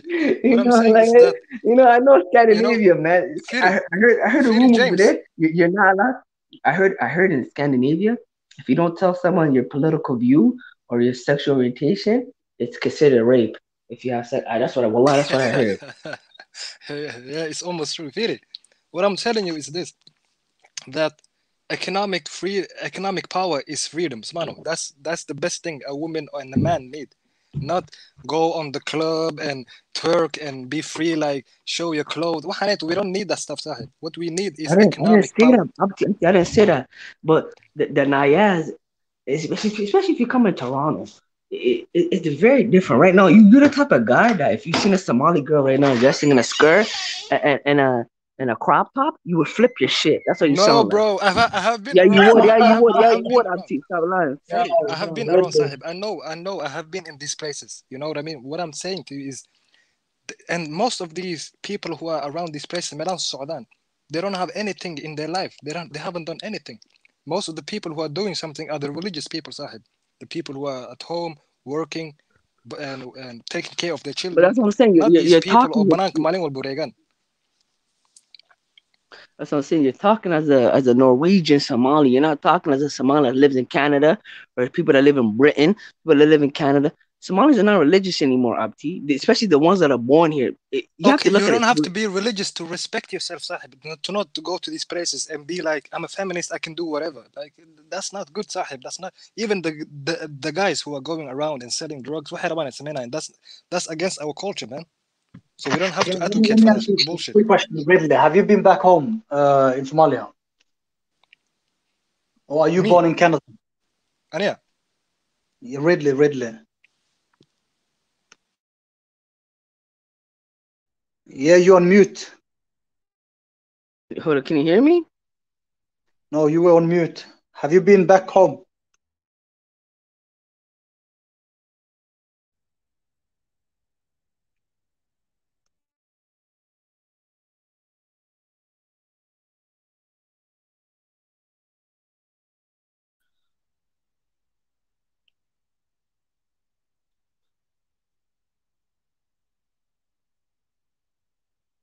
Hello? Yeah. Yeah, about to say, bro. I was in Canada. I got born and raised in Canada, man. But yeah, I went to Hargeisa for like 2008. I was there for 3 months. And I was there like in 2017 for like basically a year. You know, yeah, I've been back home, Abti. That's that shit that gave me my patriotism, wallahi. You know what I mean? I've been back home, bro. Trust me, man. I was a westernized guy, Abti. Trust me. Right, but then, you know me, today they call me for war in Somalia, man. I'm bringing my body there. Like, can you hear me or no? Yeah. Well, I can hear you. Yeah, that's what I'm trying to say, bro. Because you know me. Forget that Somalia talk. Let's talk about the same topic. But you know what I mean? Because honestly, I'm a real patriot, Abti. Don't worry, man. For me, I'm dead ass, bro. I'm moving there when I'm saving, man. I'm saving up money. I'm moving there for good, bro. I have to fix my country, because you know. Well, like Somalia is in a dire situation, but that's a topic for another day.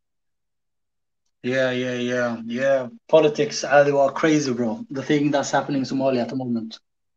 Nah, man. Abdi, long story short, we're the future, man. We're out here talking on fucking online all over the world. We could be back home doing something, but forget that. We'll fix that. Don't worry. Inshallah.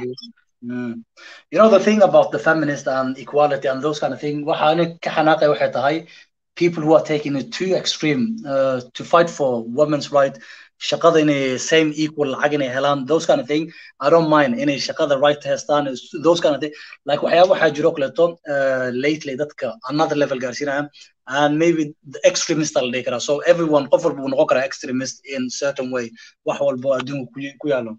So that's waxaa ani dhib ku qabo. And especially haday waxaa tiri oo kaleeto cadaan people are not those who are pushing the feminism forward. Actually, it's actually dadka Muslimka, and the reason being is as soon as they get the freedom, practice your freedom of speech, practice so and so, we get into another level. Adanka they had their freedom all their life. Most of the adulthood from childhood to adulthood freedom is then.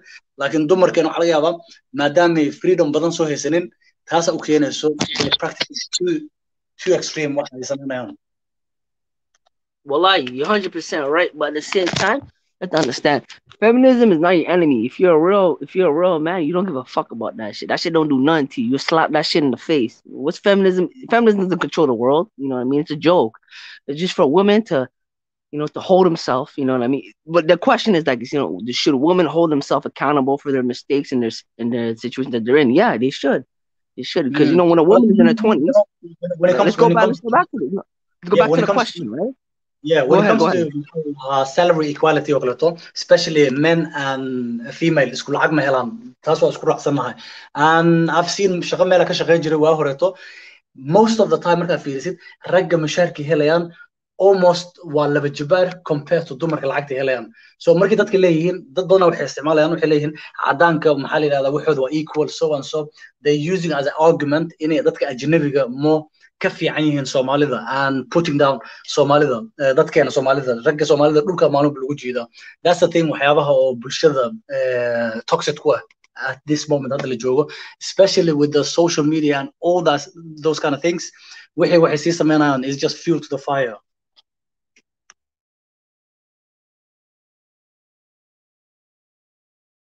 Yeah, guys, I'm back. But have I missed anything? Can you guys hear me? Yeah. Yeah, I'll just drop back right now. Again, Morrissey, Shakada. Yeah, we were just talking about feminist. Yeah. Bro, Firi, what I'm saying is this, Firi, what I'm saying is, if you call yourselves women rights activists, there's no confusion, Sahib. Nobody will be confused. But if you say I'm a feminist, there's so many questions. There's so many like underlying like ideology and creed and all of this weird stuff that they advocate for. The feminists, you know, the feminists advocate for sex worker rights and all of this bullshit. You know that? Yeah, but like in Gulad and Asas, what marka fiirsido kale, I don't know, the gender war. waa cajiib bro, waxyaabahaas oo kale waqtigan lagu lumiyo gender war, raggi dumarka ku taagan yihiin, dumarkiina raggi. Wallahi, that's true. I don't know, gender war. There's a gabadh Somali, yeah. even today I was listening to a very one-sided, and I'm thinking to myself, you're pumping narratives like this now. Come on. In this modern age, like what do we really need this in our community again? What do you guys think? Yo, fam, let me ask a question. Did you guys see that interview with that girl on Chuck, on Chucky Online? I remember Somali people were going hard on that interview. Like the girls, remember that she said there's two. There's one where they're like, I don't know, there's some bullshit. I don't care about the first one. The second one was like the girl on the right side was like, I'm ex-Somali. But just before you guys answer, I'm like, I don't know what's going on in England, like but the way how she felt, I felt like she was almost ashamed to be Somali because there's a lot of them. No, there's a lot of them. You know, Haga Hablaha, yeah. I've seen that move with Hablaha for some strange reason, especially a lot of girls like, you know, in their mid-30s, you know, early 30s, late 20s. What did you say, Khalid? Did you say ex-Somali? I heard ex-Muslim. Yeah, what does that even mean? Well, basically the same thing. Ex-Somali. You're Somali and you want to be ex-Somali. No, but basically what it is the identity shame thing. Is that what you're trying to say, Rids? And I've seen that a lot. Especially Habla majority, I know like it's like Somali mother, it's like there's something, you know, I don't know, you know, ever heard the saying those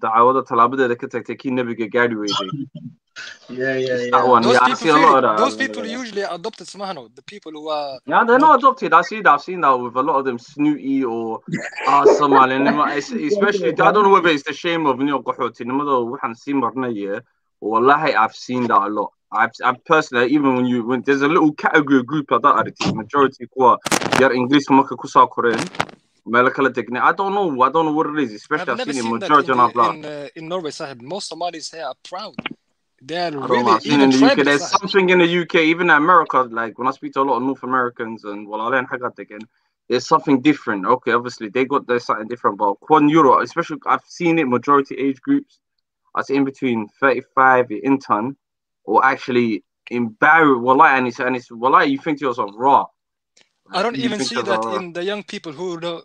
The young generation, the thing is, the young generation nowadays, because they see a lot of Somali immigrant, like the urban trend, like more and more immigrant. No, man. They see more. Let me talk. I'll tell you the honest truth. Let's be real. Like, oh yeah.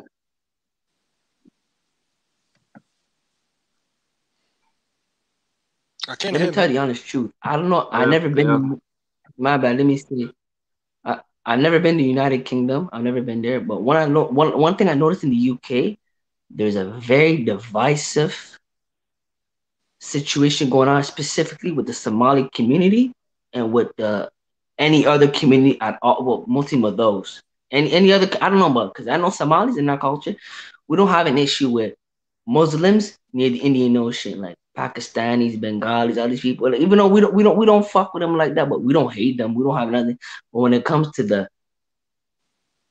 other side of Africa, like, you know, the West Africa, like you can go on online. I never learned this culture too. Like back for us, it was. I grew up in Scarborough. I never had no beef. Like I grew up where people didn't like me for being Somali, but it wasn't a situation where like it was like a real beef. Most people respected me. It was a little banter, whatever, you know, but it wasn't like I had to fight you or hate you. I got respect, and I always had to, you know, I was let it know. But in the UK, I'll be honest. I wouldn't say Ridley. I wouldn't say all areas. If you come to my area in Tottenham, is very Somali dominated. Yeah, man grew up in your age is different. And your age is different. I'll be honest. Yeah, in the UK, to be honest. In the UK, they hate certain Somali. age groups and no, there's an anti-Somali sentiment that you could get. Not even that. There's an anti-Somali men sentiment. And then you see Hablaha just waving that ride. I don't know whether it's a shame. Some of them that's something I've noticed a lot. Not around the people I know in real life, because you know, mashallah, the real people I know in real life. Forget online. Not even online. It's just the majority of people I've on it's like, yo, there's this anti-Somali nimo in you that I don't understand. Is it whether, and it's I don't know what it is. I've seen that. You know, sometimes I believe some people are doing this for the clout, bro, to 15 minutes of fame. I don't think so. I don't really think so. I don't really think so. I think it's gone to a shame. Like I say, it's like when you are ashamed or embarrassed or something, you know, you try skitty loped it. For some strange reason, you try black out your cerebral, man. That's just natural in you. You try and then with a lot of her blood, I've seen it, and it's like raw. Well, and then it's maybe it's the issues of maybe Abalan, maybe self-confidence, self-law, and then you have to look at other people. I've seen that in our community, especially with us. With the younger generation, I'll say less so because they've seen a lot of some Nima things around. But with a certain age group of Dumur, especially, you think to yourself, raw. Oh, I'm sitting in my car, and it's like, well, Somali man, I know, and you get that sentiment from them, and I just don't understand it sometimes. But not all people are the same. Again, not all of them, but there is a majority. We do see that. I don't know if it's liberalism. Someone's saying liberalism in that chat, so yeah. I don't know if that's got a lot to do with it. Yeah, you guys are talking about ex-Somali. I've seen a Somali girl saying she's white, and she's mentally disturbed. I said, ex-Somali. I can't believe that you can't be ex-Somali. That doesn't make sense to me. But I need to meet that. I'm ex-Somali. What does that mean? Like, for me, it's just. I would like to explain, and if one of the Hablehen want to come up and explain and show us a different side to it, and say, you know what, what's sitting, you're sitting. Maybe I don't know what it is. I don't know. Again, I don't like to speak for Dumarka, but from my perspective, I see it, and it's kind of crazy. I don't think so. Do you think I think Dagan doesn't help anything, man. I've seen all my cousins be sent back, and they came back the same.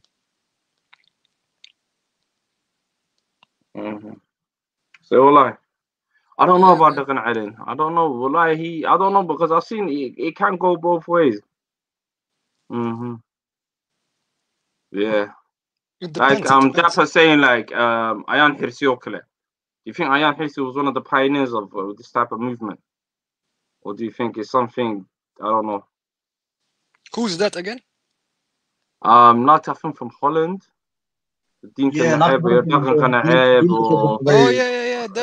That American woman.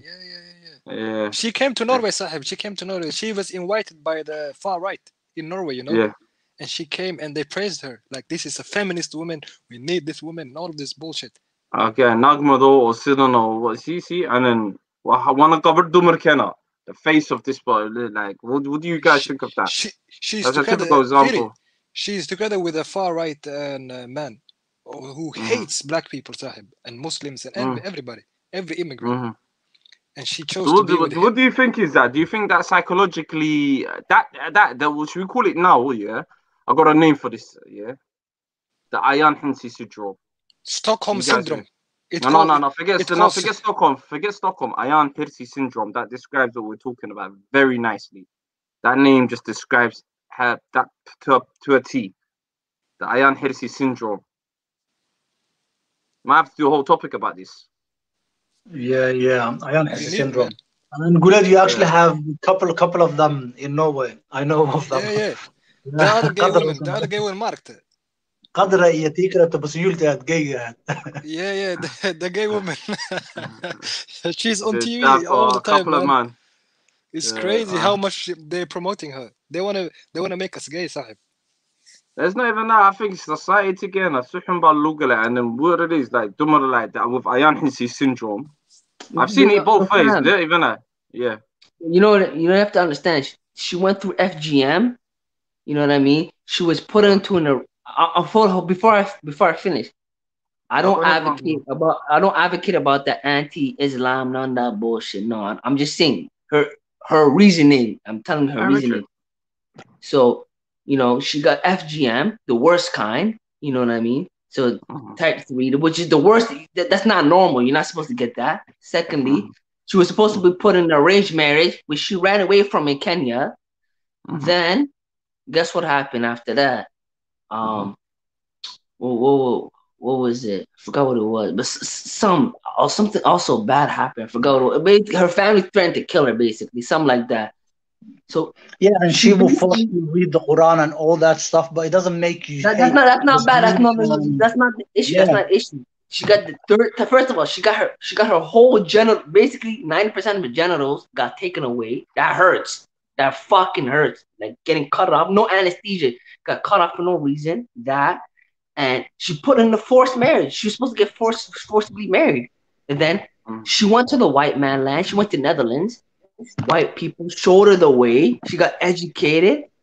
She became, but honestly, I'm not mad at her. Like she wasn't like, I hate Islam.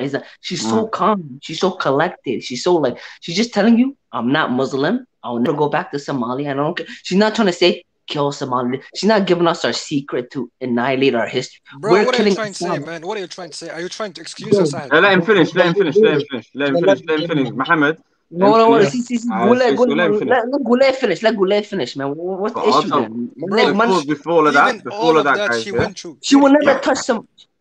Who gives a shit? I don't give a fuck about Ayaan Hirsi Ali. We know she went through a lot of stuff. We know that. But she. So what's your problem with her then? Why are you getting mad? Because she joined the far right. If you joined a normal white man, I don't care. What the far right of Netherlands? Yes. The guy Netherlands is a piece of shit country. Somalia, I'm telling you, the guy she is with is a far right. He's like Tommy Robertson. I'm telling you, Sahib. The guy she's fucking, yeah, the guy the faggot, yeah. You have to look him up, man. He's a far right. I know everything. I already know who that guy is. I don't have to look him up. I already know Ayaan Hirsi Ali. I already know who that is. Guys, 1 second, yeah. Big up Sister Sophia X. My Sister Sophia. Hi. How did Ayaan Hirsi enter the chat? We were talking about a lot of stuff, and we're flowing with the Ayaan Hirsi syndrome, and we kind of no. She's just one person. Pardon? Ayaan Hirsi is not a feminist, though. I don't know what she is. She's a vocal Somali woman. She calls herself a feminist. I'm trying to. I don't know if she's a feminist. I don't really know. But she calls herself. But what I'm trying to say is, Rudy James is. Feminism is left wing. Ayaan Hirsi is very right wing. She's an Uncle Tom. Yes, of course. But Ninkanet Rudy James is trying to excuse her. He said she went through bad stuff. You're a liar, man. I never said none of that. Every time I try to explain myself to be the devil's advocate without giving my own opinion and my own preference and where I stand on it. You think that. That's the problem with you, Goulet. But you said Goulet, the thing with you, your brain is in the box. My brain's outside the box. You know what I mean? Me politically, I'm not dissing, I'll be honest. Did you get me some Richard Goulet out? What I'm trying to say is, Firi, I hate that. I grew up, but let people talk, Firi. Go. What I'm trying to say is she went through a lot of stuff, like you said, FGM. She went through abuse, all of this bullshit, but she went and joined the far right. She doesn't have to do that. She can join. She can be Firi. Who cares? And left Islam. Nobody cares, Sahib. But she went and joined the far right, and now she's propagating this. But brother, let me ask you, why does that bother you? Who cares? Is she gonna? What's she gonna do? She's an Uncle Tom. You don't get it, Sahib. Fuck her then. Who cares? Let her be because Uncle Tom. They are using her. Let her be an uncle. Let her be Uncle Mary. Who cares, man? Let her do her. I don't give a shit. I think you don't care about anything. You know why? Because she's Somali, right? If she was Adani, wouldn't care. Of course. What are you talking about? She's talking a lot. She's saying a lot of... Let me finish. Why do you care? Because she's Somali, she's Uncle Tom. What's your issue with that? I have an issue with anybody who's far right, Sahib. Who's joined the far right. I don't care who you are, Sahib. If you are the far right, they are dangerous. Let me say this. Let me finish. Sorry, let me finish, please. Let me say this. Somali people are far right people naturally. If Somalis were white, we would be Trump supporters. Yes or no? I'm not talking about Trump, Sahib. I'm talking about far right. Forget it. Answer the question. Yes or no? You're saying we are conservative. White, we'll be transported. We are exactly. Conservatives. So why you get so just let me finish. So why you getting mad she's far right? Far right are different than conservatives. They're two different things. Basically, this is what center right to far left. You're right. It's not far, but it's still practically the far right are the people who want. They touch each other. Okay, whatever. Go ahead. Keep talking.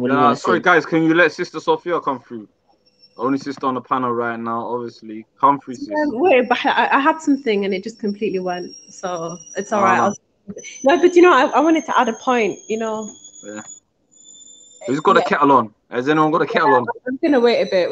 Yeah, she does. You're very York. That is very Yorkshire of you, you know, to have tea and your kettle on at this time of night. Oh my god. Yo, I'm dealing with a proper Yorkshire lassie, a Somali Yorkshire girl. That means, you know, my brother from Ridley and, you know, the Norwegians, that's the people up north. They love their tea. I don't know, man. I agree with Ridley. We Somali are extremely far right one, and most of the time, whatever as a man, not any opinion, we are too extreme. And marka la fiiriyo kale even cusurnimo marka la yiraahdo anaga ku dheereeno moodan cadaanka cusurnimada markay tahay dhinaca racismka. Guled, you got anything to say about that?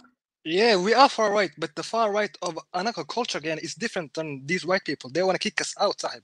That's what they believe, mano, and kill us and all of these things. The far right. Would you do the same if we're far right with the same mentality? No. No. Guled, let me ask you a quick question. You know, Somali had never had. Would you take refugee? I don't think so. Somali was selfish. Kind of. It depends. No, we already got it. I think we already got it though. What about the Yemenis, the Syrians? I mean, like refugee or benefits qaadana inta gurigooda imaadaan ceer la siina waxaas la siina. I don't think Somalis will allow that. I don't think any other nation in Europe will allow that. But Europe only did it because of the Second World War, sahib. They needed people to come in. They needed refugees to come in and build up their countries. You have to understand. And also because the former colonies, they invited the former colonies, maybe not in Norway, sahib, but in England. You know, in England, most of the people who are in England came from Pakistan, Somalia, in India, and all of these things, because they used to be former British colony. You know, that's why they came. That's why there was a lot of immigration to the West. Even in Germany, you know, in Canada, in US, all of these countries needed people, not because they want to save people and all of this bullshit, sahib. Don't let them believe that propaganda, sahib. Maybe in the 90s, the people who come in were Aryan, but Somalia, you have to understand, Somalia is not developed. If we develop economic power, we can take in people. But hello, sorry, we've got a new panelist. Habs, what's your name? Hafsa. Yes, Habsa. Assalamu alaikum. Welcome to the party. Is your first time in it? Yeah, alaikum salam. I usually do the other team one. You just came in straight away. I thought you were a troll. Welcome, Sado. Welcome to Somali Speakers. Thank you. So what is it? What are we talking about tonight? Where are you from, by the way, if you don't mind me asking? I'm in the USA. USA. Somali Bata as well? Yep. Alhamdulillah. Okay, alhamdulillah. We're talking about should women take topic why dumarka la xanaaqsan why dumarka la xanaaqsan yihiin 24/7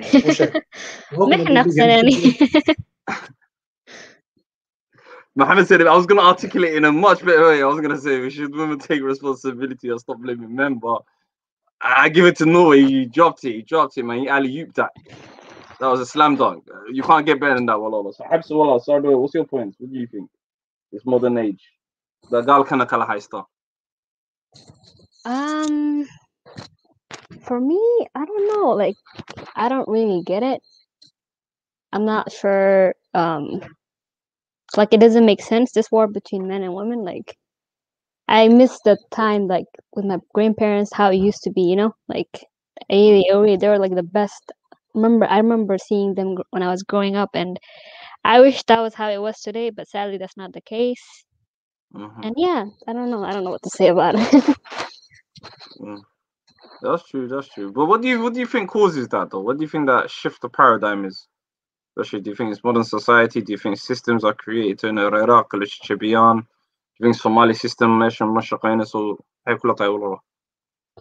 I think there are definitely systems behind this. Like, even if you look at the Black community, like, you see how they really hate their men, and sadly, if you're I mean, it's kind of stupid to not like men. Like, that's just dumb, because you know, like, you have brothers. I said this earlier. I said this earlier, Wallah. I think this society nowadays is created like men and women. We really love each other. I'm not gonna lie to you. I love a woman. I'm not gonna lie, I love women. I'm not gonna lie to you, but nowadays this society is created to hate. We hate everything that makes us each other. Like women hate everything about a man, and men are hating everything about women nowadays. So what do you think that is? Yeah, I don't know. I guess just like expectations from each other. Like nobody's really upfront with each other. Like I feel like some maybe from the women's side they don't really know what the men want from them, and vice versa. Like I feel like nobody's really interested in finding, like, if let's say I'm 21 right now, so I'm not really ready for marriage. I'm trying to work on myself. But if I were to look for a person, it doesn't, like, I have to get interested in men, you know what I mean? Like, what do they like? Like, what games do they play? What kind, like, stuff like that. Like, nobody's interested in the other party as much anymore. It's all about me. What can I get from the person? You know, are you gonna give me 100K for my hair? Like, I don't believe in that nonsense. I mean, to each their own, but come on, like, do you really expect to get 100K from her? Like, for example, that's like one of the weirdest thing I've heard. Like, why do you expect a baraka in that marriage? Like, marriage already halfway redeemed. Like, if you're asking for something that's crazy out of the person's reach, like, I don't know. But I'm just blabbering on that.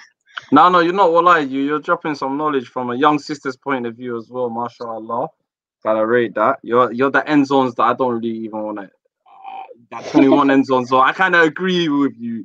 Live your life, but do you think what's another thing? Older women. I want to ask you this as a young sister in it. Yeah, when you hear majority of these, I don't know, Hablain and Canada a bit bitter, that Malaha being, how can I say, fucked over a couple of times, spreading knowledge downwards. Do you think that's like just spreading that venom? Trash or what do you think about that as a young sister? Because that's what's getting on a lot of the brothers' nerves. Maybe you've had a bad experience with someone, or maybe you're kind of fucked up. You get where I'm coming from? You don't mean Ragordam Basida. I agree. Venom. What do you guys think about that from a feminine perspective? And Ridley's just laughing at me. I don't know why you're laughing at me. This is nervous. I'm live. Camera's on right now. No, I'm looking at the comments. That's why. I'm not laughing at you. You're laughing at me. Don't be like that. No, the comments kill me. They're like really change his hairstyle. My bad. I'm not trying to cut off. No. So, sis, what do you think about that bit? Bit to women online that's spreading this venom, that's causing this as well. What do you think as a young sister? Especially حاجة تمر as well. What do you think? I don't really. I understand that, like, let's say, like, you're getting to know someone and they're really.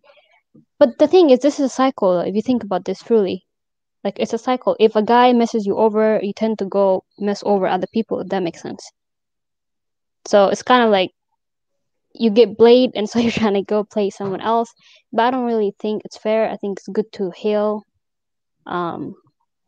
If somebody hurt you in the past, be aware. Like, self-awareness is very important. You have to be truly aware of, your problems and issues that you have in life, that you're like, okay, I'm not gonna go ruin somebody else, since I messed up. Like, let's say your parents they were mean to you, or they did stuff that, trauma that stuck with you. You can't go get married now and have kids now. That doesn't make sense. So I think that's the way I look at it. Like, if I had a bad experience in my childhood, then I have to get therapy, heal myself. That way I'm not messing up. But say if the healing process ain't worked and you're out here, and this is where a lot of the Nimonka Somali do. Maybe this new wave of all this stuff coming from, or we can't. Maybe we're not used to this modern time, like huddly, or I'm coming from Walala. But what would be your advice again, Walala, to all the young sisters when it comes to Dumarkan Wawain or Nigo Wawain? That's every single one of them screaming that, how you could die. Well, what would you be? Do you tell them, what, that's her experience? Stop listening to that. What would be your thing? As a young sister, I guess, don't mind me asking. I take things with a grain of salt, if that makes sense. Like, I don't really take things for. I don't know. It's kind of sad now that I believe men more than I do women, because of some women be saying the weirdest things, and that could ruin a guy's reputation, And this is not me saying as a pick me or whatever people be saying, but I would say take it with a grain of salt, maybe with a lot of salt. Like, don't believe things that people say. Like, you have to have evidence, you know. And if you're not healed, then go fix yourself. Take time for yourself. Know what you like, and you know, wallahi, it doesn't take you far in life if you're talking bad about men or even like women, vice versa. Like, you know, yeah, let's be nice to each other. I guess that's the advice I would, especially for women. I would say if you're not ready for anything, don't get into a relationship, and remember that it's not gonna be all about you. You know, you're gonna be a wife to somebody if you, inshallah, one day if Allah blesses you with a good spouse. You know, you have to think about what the other person wants too. It's not me, me, me, me. You could have your me, me, me in your 20s maybe, but that's not how life is always gonna be. That's the advice I would give. And work on yourself. You know, be feminine, be nice. Yes, because do you know? I think what it is as well. Maybe it's the masculine energies that a lot of them are portraying out of nowhere. Yeah. What do you think that is? It's because I'm her or I have to be tough and I ain't coming. No offense. Especially Dublin Kenna. I don't know. You can ask the rest of the man on the panel there. That's not our Dublin. You're implementing things like and all of that. Should we give Sister Sophia and the other people a chance on the panel? Hello. Hello. Any of the guys on the panel? Yeah, no, honestly. Yeah, she's completely right, man. Honestly, like, to be honest, as a community, man, you know, we should be united, like, especially as males, like, as a leadership role for the next generation. We should.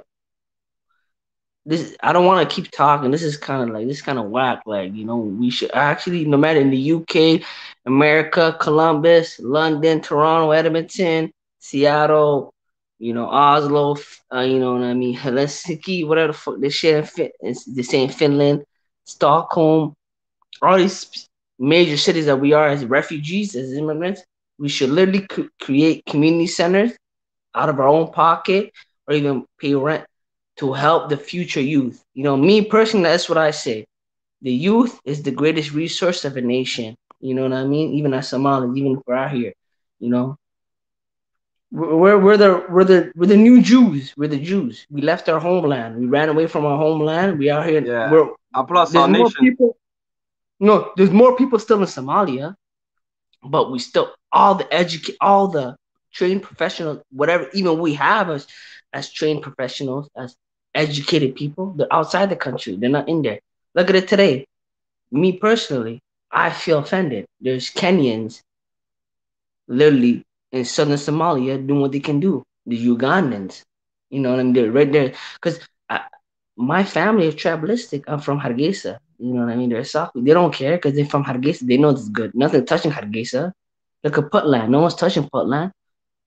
And the Somali regional state, and you know, forget politics. I'm just saying, like, look what's going on in our country. Like, look what's going on as a people, you know. And then this is going on with the women too. You see, we're talking about should women take accountability, but how can women take accountability of anything if the men are not even defending them? The men are not doing nothing. The men are just chewing chad, doing what they want to do, forgetting their life. They're too stressed out about life to even take it. Like, you know, like, there's no pride, there's no honor. Even us, look at us. We're out here talking on the mic when our people are here taking for shit. You know what I mean? This is sad, but I'm not trying to go back to this politics shit, but you can't ignore it. It's like an addiction. If you want to change your life, you have to, you know, you have to spearhead it. You got to look at it like it's you know what I mean? You got to like, spearhead it, man. I like that. Really James, man. Up to man. Said you gotta spear that. I like that, my bro. Well, like, you give me energy today, bro. You give me energy tonight, my brother. Well, like, you coming out fire. Huh? Ladies love LL Cool J ma jirano hadda waxa way ladies love Ridley. Comment section kamaad ninkan tusooyaan gabdhaha. Yeah, man. They needed that. They needed a brother to believe in it. We needed the key man tonight. You get me? Last week, yeah, they saw a villain. Today they had a hero. You get me? Today the man's the hero, isn't it? Man of the match. Last week we had a wild motherfucker in this place. Let me just say one thing, Upti. Yeah, go ahead, my bro. The situation with the Somali, well, not Somali, forget Somali, but the men versus women shit. this is only under gender role situation, education, and like just the way how people are personality wise. Like, there's no reason for a man and a woman to be against each other.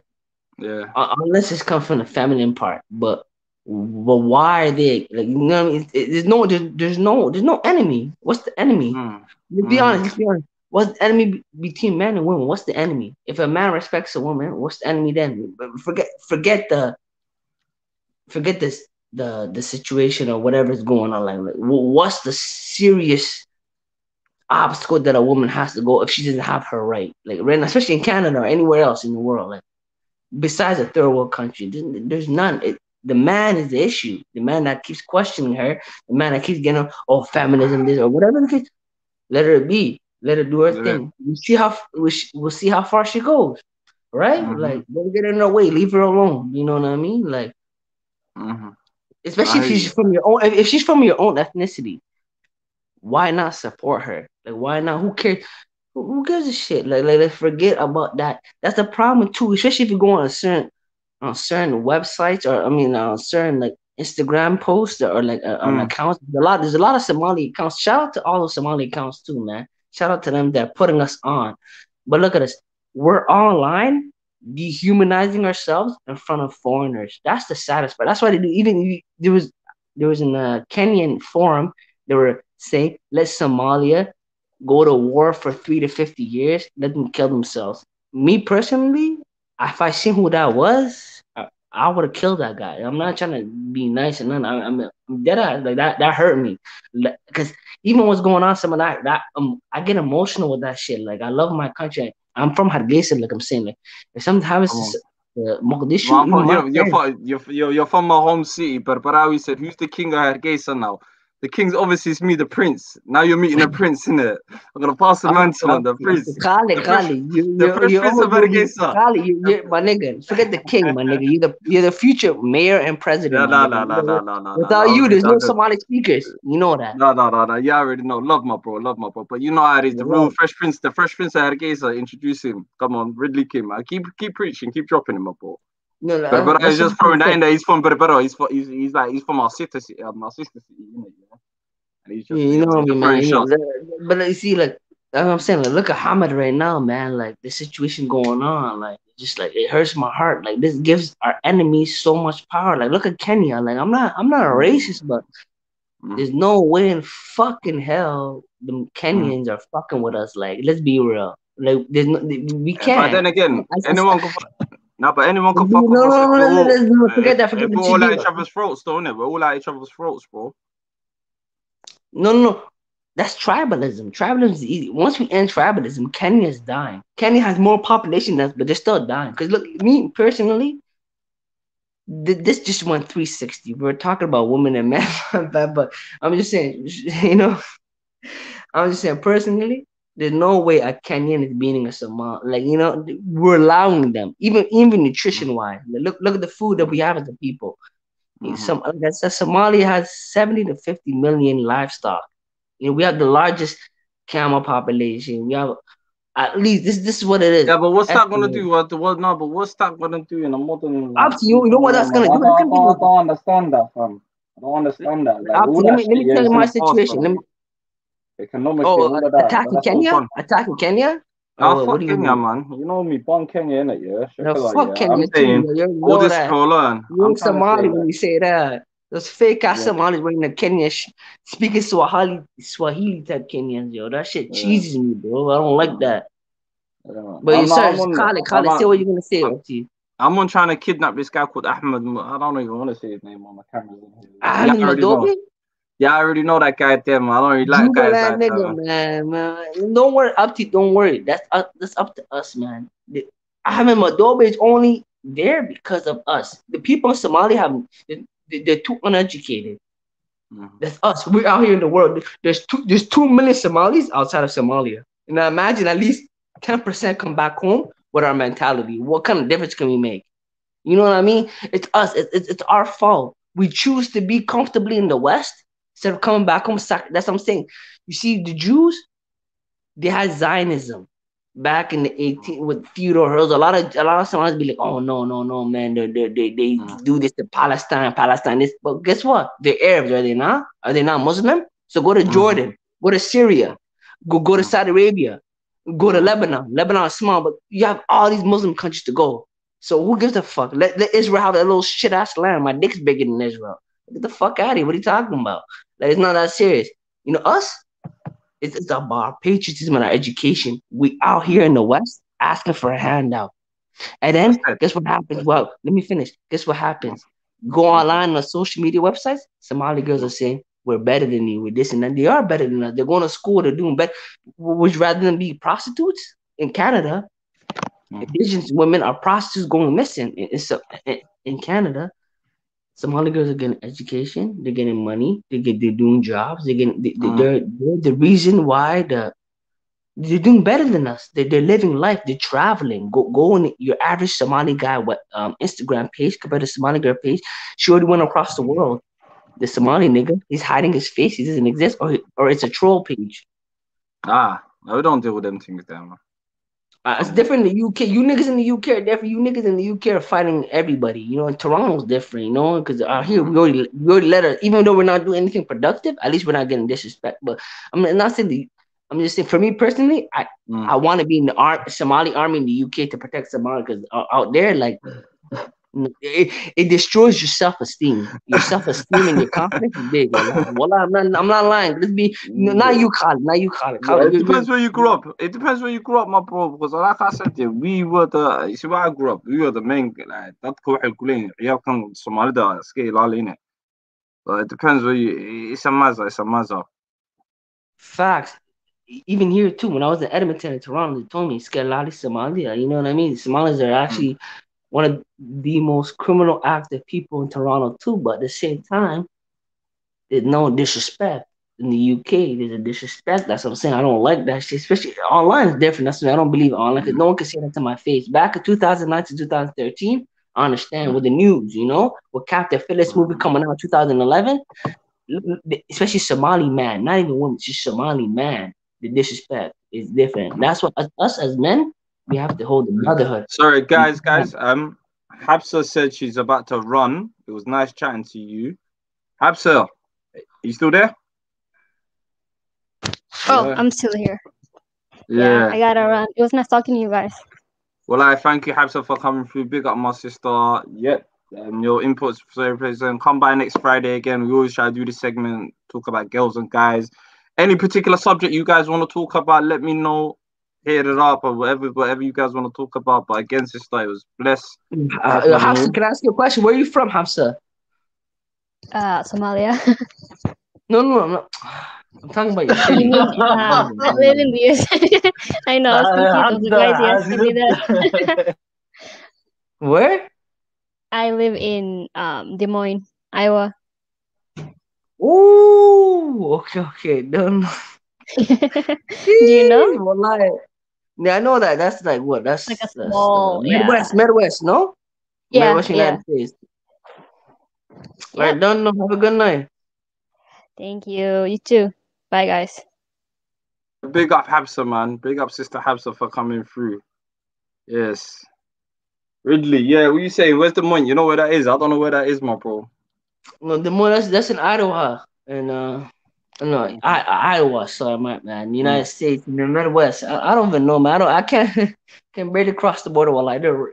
I want to say racist, but you know how it goes. When you have Radwan Ahmed Ali as your name and you look like me, you won't get there. You don't get there. You won't get there. Oof, watch it. Damn. Because my dad, this is out of topic, but my dad, he can't cross the border, because Niagara Falls in Toronto, right? Across the United States border between Canada and the United States. He couldn't go there. He took me to Buffalo when I was a kid. He brought me back there. He couldn't go because my dad used to be a guy that used to smuggle chad, he used to smuggle meat back then. He used to make money, but so fucked up when he got. That's why every time we went back, he's like, I can never go back. I'm like, what come we can't go back, Dad? I used to ask him, what come I can't go back. Until I got older, he told me, I'm like, situations happen because in Canada, chad is illegal. In the UK, it's legal, right? Yeah. Not anymore, but he used to smuggle that shit. But that's why I rate my dad too. He stopped chewing that shit. That shit used to make him mad, bro. When he used to wake up, he used to beat the shit out of me with that. Fuck, bro. I never forget that day, bro. They used to beat the fuck out of me, especially because if you ever chew child, you get the knife. I used to chew in Hargeisa, so I know the withdrawal. That shit will kill you, Upti. That shit will the chat saying the Ridley effect. The sisters, come on. I think 2 of them left, so there's space in it. And blah blah. Ridley, you got effect on them.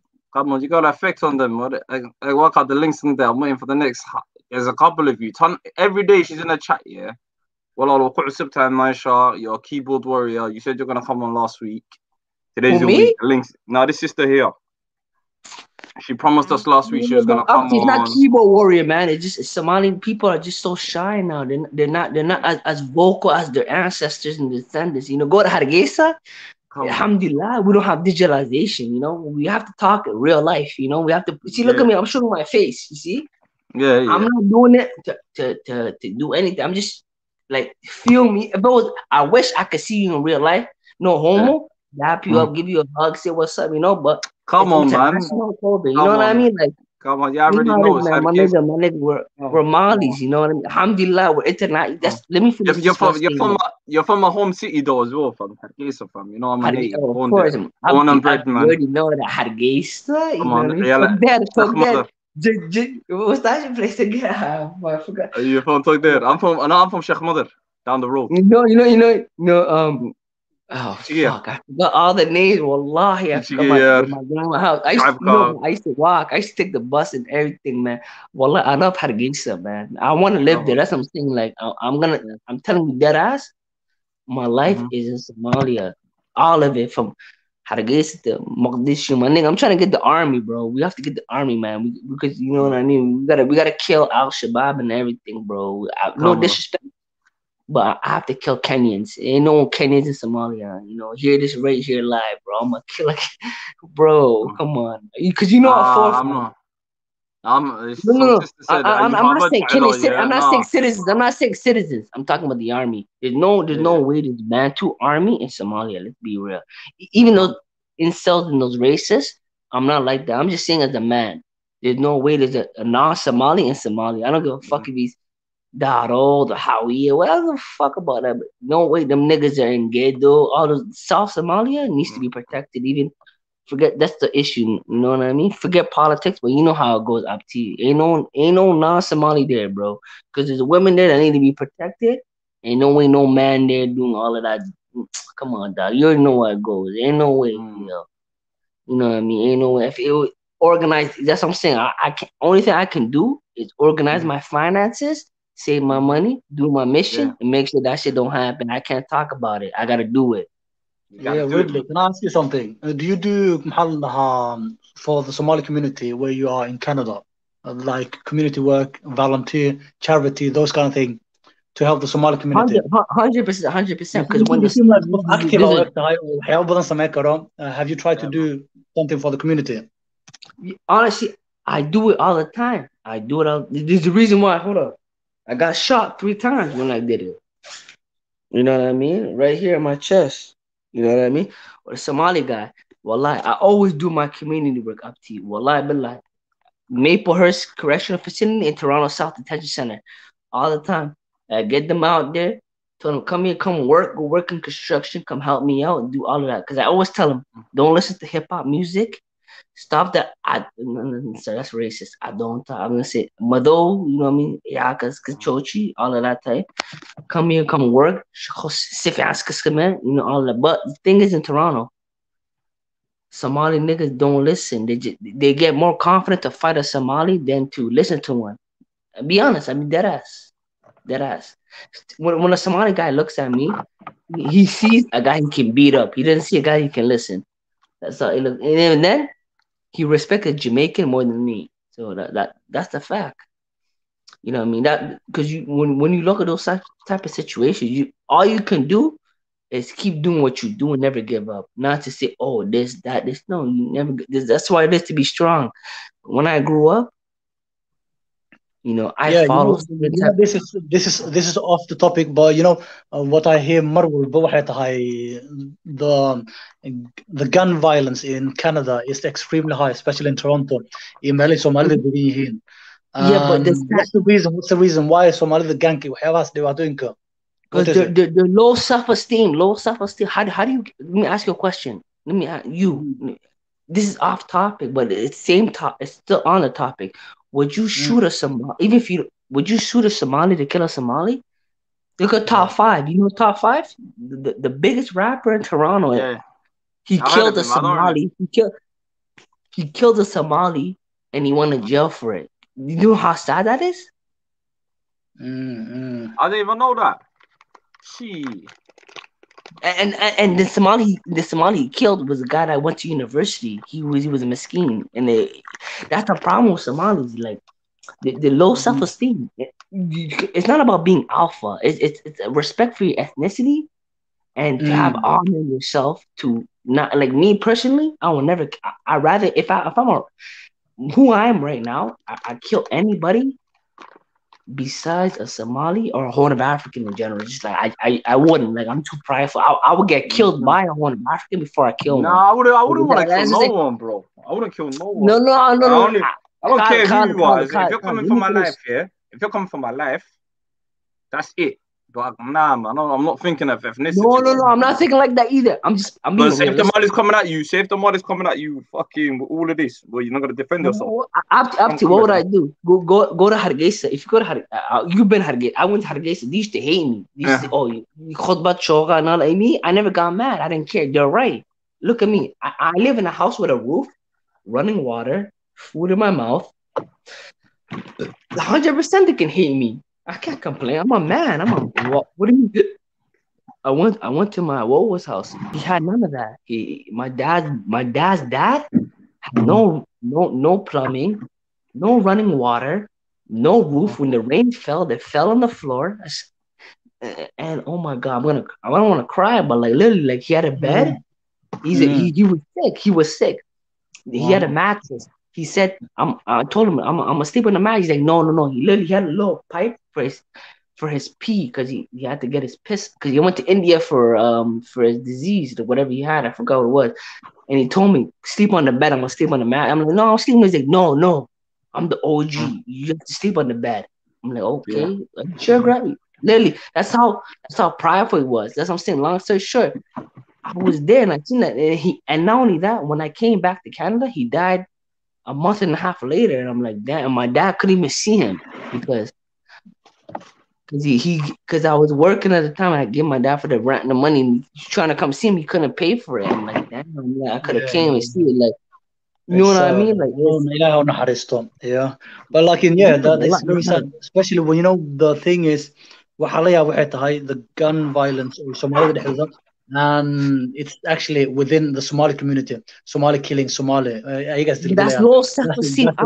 We can end that in 5 months if we really have institutions that in place. The problem, you know what the one problem is the fact that men have to stop policing women. Forget the women. It's a brotherhood program. This is what I call a brotherhood program.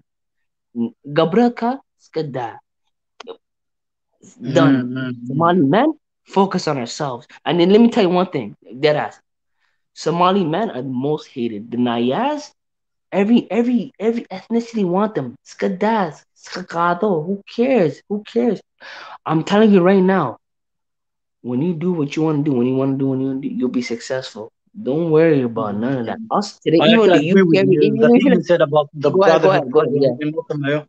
That's actually something that we need, ragga inay ragga caawiyaan, and especially kasoo saaraan dhibaatooyinka iyo meelaha gaanka iyo waxaas oo laga dhigo bulshada lagu soo celiyo actually, so they can nolol fiican inay samaystaan. And that's something every community should work on. You know why? It's us to work on it. Let me say this. You see, look at Toronto. Toronto, it was the worst place. Because you know why? Toronto rap music, Somali Toronto rappers are the reason why they rap is Sweden. Maybe not the reason why they rap, but the reason why they're confident for sure. They weren't rapping in the UK before Somalis were rapping. No disrespect to the UK, but I know they weren't confident. they were getting bullied about being. That's why today Jared everywhere you go. That's UK talk. No Somali I know says that. They used to say I don't, but then they said Jared. Even then, they used to keep it like that. That's why they know it. Even then, guess who taught them those words? They weren't Somali men. It was Somali girls. And I don't know this personally because I don't use these words, but I know it's the girls because they like the men that the men hate. Long story short. In the same time, forget about that talk. It's all about the brotherhood program. Men helping men that are Somali descent, making sure that you do not get into the same trouble. That's what I say. Stop hip hop music. What are you saying? The Yehudi vibe, but they help each other out. The Jewish community. The Yehud, the Chinese. See people. A lot of Somalis need to do this. If you hear me right now, go check the Chinese miracle. Go check how they did it. Somalia could do it in not 5 years, but definitely in 20 years, we can be $100 billion economy. Not 5 years, but 10 years. If you want to work hard, do something, come back home, control real strong men that want to take over the politics with the same mentality. Because Kabila will never end. The difference is the coalition. Not even Somali coalition. Afar, Oromo, all of that. You know, this in the UK, all of that. You know what I mean? It's like real talk. Stop this. We're not gonna let our grandfathers are dead. But like, Babadullah, my brother Babadullah said you got the Somalis in London twisted. That's what I'm saying, Babadullah, man. Let me say, I'm not saying you guys are bitches and all that. No, definitely not. But the problem is that the anti-Somali sentiment from Somalis comes from the UK. Yes or no? Yeah, there is an anti-Somality. I see that, but not around my area. Do you know what it is? Yeah, there's certain areas where certain amount will get moist. It's not from Canada. That's what I'm saying. No, but it's even in London itself. Well, if you come to the north side of that river, it is totally different.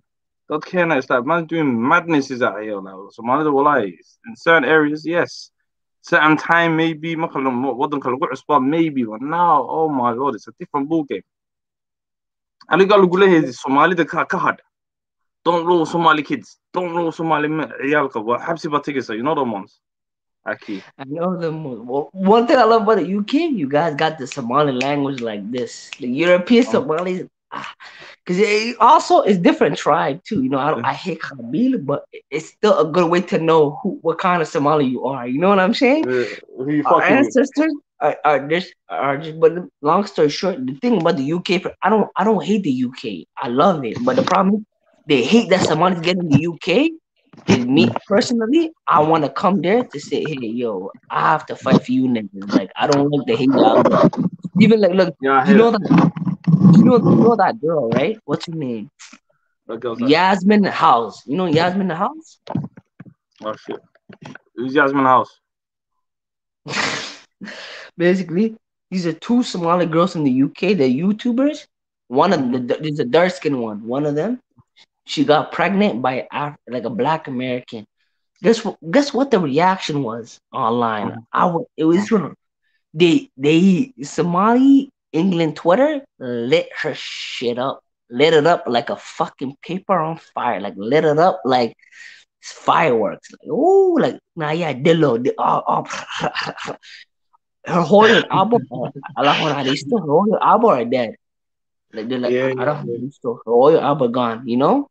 Like, to be honest with you, let me just topic the thing is, Somalida I think we are, I don't know, confused nation in the Western society, because markaa fiirsido kaleeto gabdhihii dhaqankay ka dhaceen sida hadda gabdhahan uu sheegay oo kaleeto completely dhaqankay ka dhaceen. But why do we police Nayas? Who gives a fuck about the Nayas? If the Naya leaves the Naya wants to fuck a foreigner, who cares? No. They don't have the dhaqan, they don't have the deen. I've seen on the YouTube. That's what I'm saying. You just want to cut you off. I don't want you to embarrass yourself. Let me finish this. I fuck exactly what you're saying, but let me do it the real way. Who gives a fuck if they want to leave and this and that? Who cares? And then what's Somali culture? You're Somali if the dad is Somali, right? Done. Even that. Even if the dad is Somali and the kid is still half, is he still Somali? No, really, he's not. At the end of the day, it doesn't matter. It doesn't care. Who cares? Why do we care about females that are pretty or that are attractive that decide to leave the race?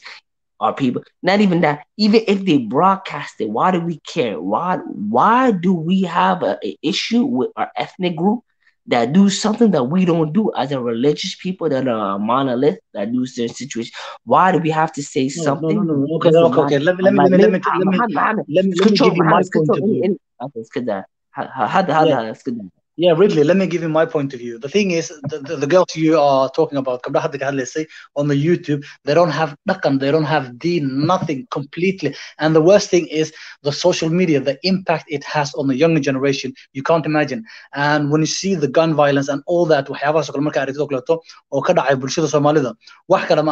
it's because waxay arkayaan a rap video qof la arkayaan and then they role model ka dhiganayaan waxay gangster rap waxaas inta dhageysan khatar isku moodaan xabaday qaadanayaan. That's the thing. Gabdhahana marka la fiiriyo role model ya u noqonayo waxa u noqonayo gabdhahan kale oo YouTube ka fiirsadaan plus kusii darna Nicki Minaj iyo waxyaabo kale fiirsanayaan oo music video ka fiirsanayaan waxaas markay arkaan wixii wuxuu u noqonayaa role model. What kind of dhaqan waaye? That's the thing I'm saying. Ma ahan inaad dhahoyo gabdhaha la iska daayo. I'm not policing them. I agree with you, Archie. You said it right. You said exactly on the nail. With the influence, see, this is one of my situations that I'm trying to go at. Exactly like I said, the greatest resource of a nation is its youth. As Somali people, we have a youthful nation. Not even the country, just in general, in the diaspora, very youthful. This is why we have to control our youth, especially the girls. But do you know we're 75% underneath 35. 75% Abdi. You're wrong. You're right and you're wrong. I'm saying in the sense like, in general, I can't talk about the whole Somali diaspora, but one thing for sure is that if I were to do out of my ass type estimate, 30 to 20% are under 20 for sure. Dead ass. The way how we looking, we're a lot of young Somalis, not your age type people. Not even I'm 25. There's definitely at least 30% of Somalis that are under 25 at least.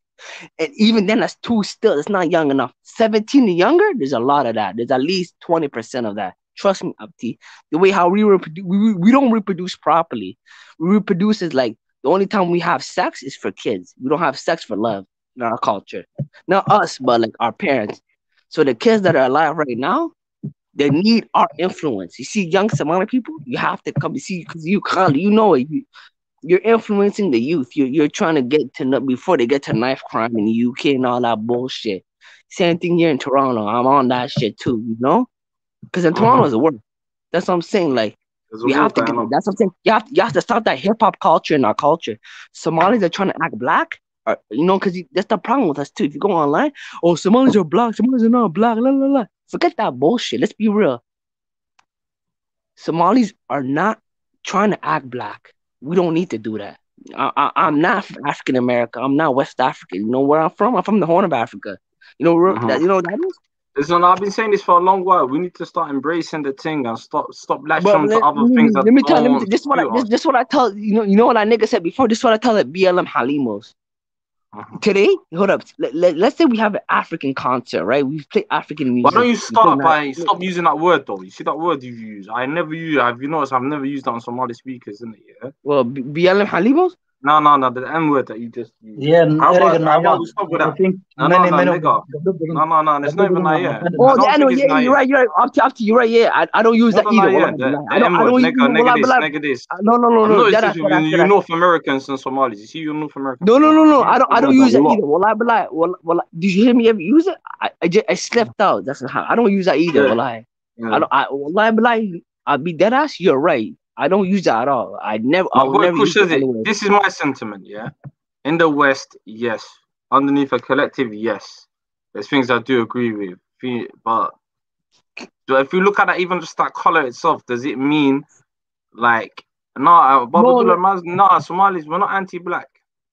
No, we're not anti-black because we're not black. How can you be anti-something you're not? Yeah. No, it's not even that. It's just with this term, I don't know.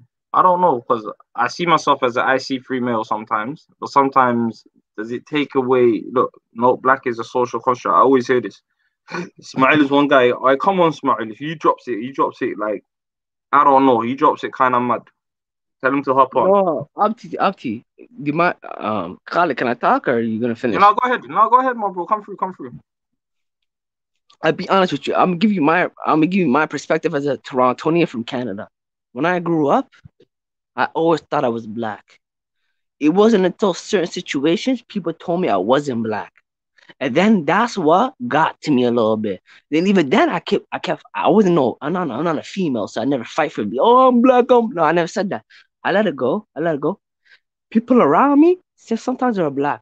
And then the people that said I was black were never black. Were the Indians. They were like, Indo-Guyanese, Indo-Trinis. So they said, okay, you're black. Okay, cool. Then there was this, it wasn't until I got older. And then I started realizing Africans never said nothing, not that much. The Africans that I knew, they never said nothing like that. Congolese, because I went to a French school, right? Because I speak Francis Wagarunia. I speak French, And then it wasn't until one Jamaican's like, no, you're not black.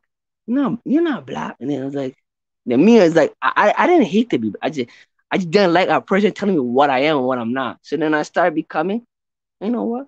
I'm gonna be Somali. And then it wasn't until I got online and see it.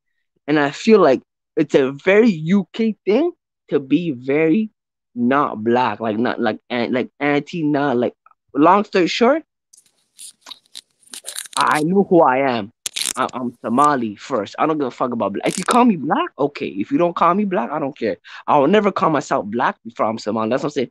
Someone asks me what you are, I say Somali. If someone says you're black, I say, okay, cool. I'm not gonna argue it. That's the difference between the UK and me. I'm not gonna say no, I'm not black. I'm Somali. I'm not gonna never say that. If someone says I'm black, okay, yeah, cool. I'm on that sentiment you're on right now. I'm on that sentiment. I'm Somali. Abdi, I'm not on this. Look at my nose. Look at my nose. Look at my hair. See, even me, it's all about. Let me tell you this. If I cover my hair and you see my face, all the Adanka, everyone else, they'll see you're Indian. Let me tell you this. I remember growing up when people used to mistake me for Indian. I used to get mad. Now today, you mistake me for Indian. I don't care. I actually smile. I like Tamil because there's a lot of Tamils in Canada, a lot of Pakistani too. I don't care. It's not just me, but that Sri Lankan confusion. To me. So you got confused as Sri Lankan. Has that ever happened to Sri Lanka? I don't care. I like Sri Lankan. I like Sri Lankan girls too. They fuck with, because you know why? The girls like me too. I get more love from Sri Lankan girls than Somali girls are in Toronto. What the fuck? Like, I still have situations with Somali girls, but Tamils do better, man. Let us be real. What are you talking about? Like, man, say situations. What's the situations, my bro? That's the issue with Mahallah Ridley. The thing is, Somali were confused.com. Back in the day, I used to hear Gabraham Elaine, oh, I'm half Somali, I'm half Yemeni, this and that. And then now we are black, and then we are not black. And let me tell you. Abdi, see, you keep making the same mistake all the night. Hold on, who's talking? Who said that? Guled? No, it's me, Muhammad. Nah, Muhammad. You made a mistake. You see, you made a mistake. You made a mistake to put Somali girls in the same situation as you are. Somali girls don't like Somali guys. They like Mados. They like the big black West African nigga, the nigga that does all of that. You, guess what, Muhammad? Let me finish.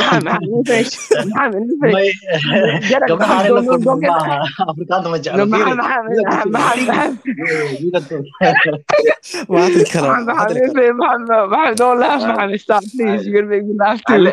I mean, let's Muhammad, I'm a real Somali nigga. You know what I mean? I don't give a fuck about them. I don't care. You have to start caring about what Somali girls.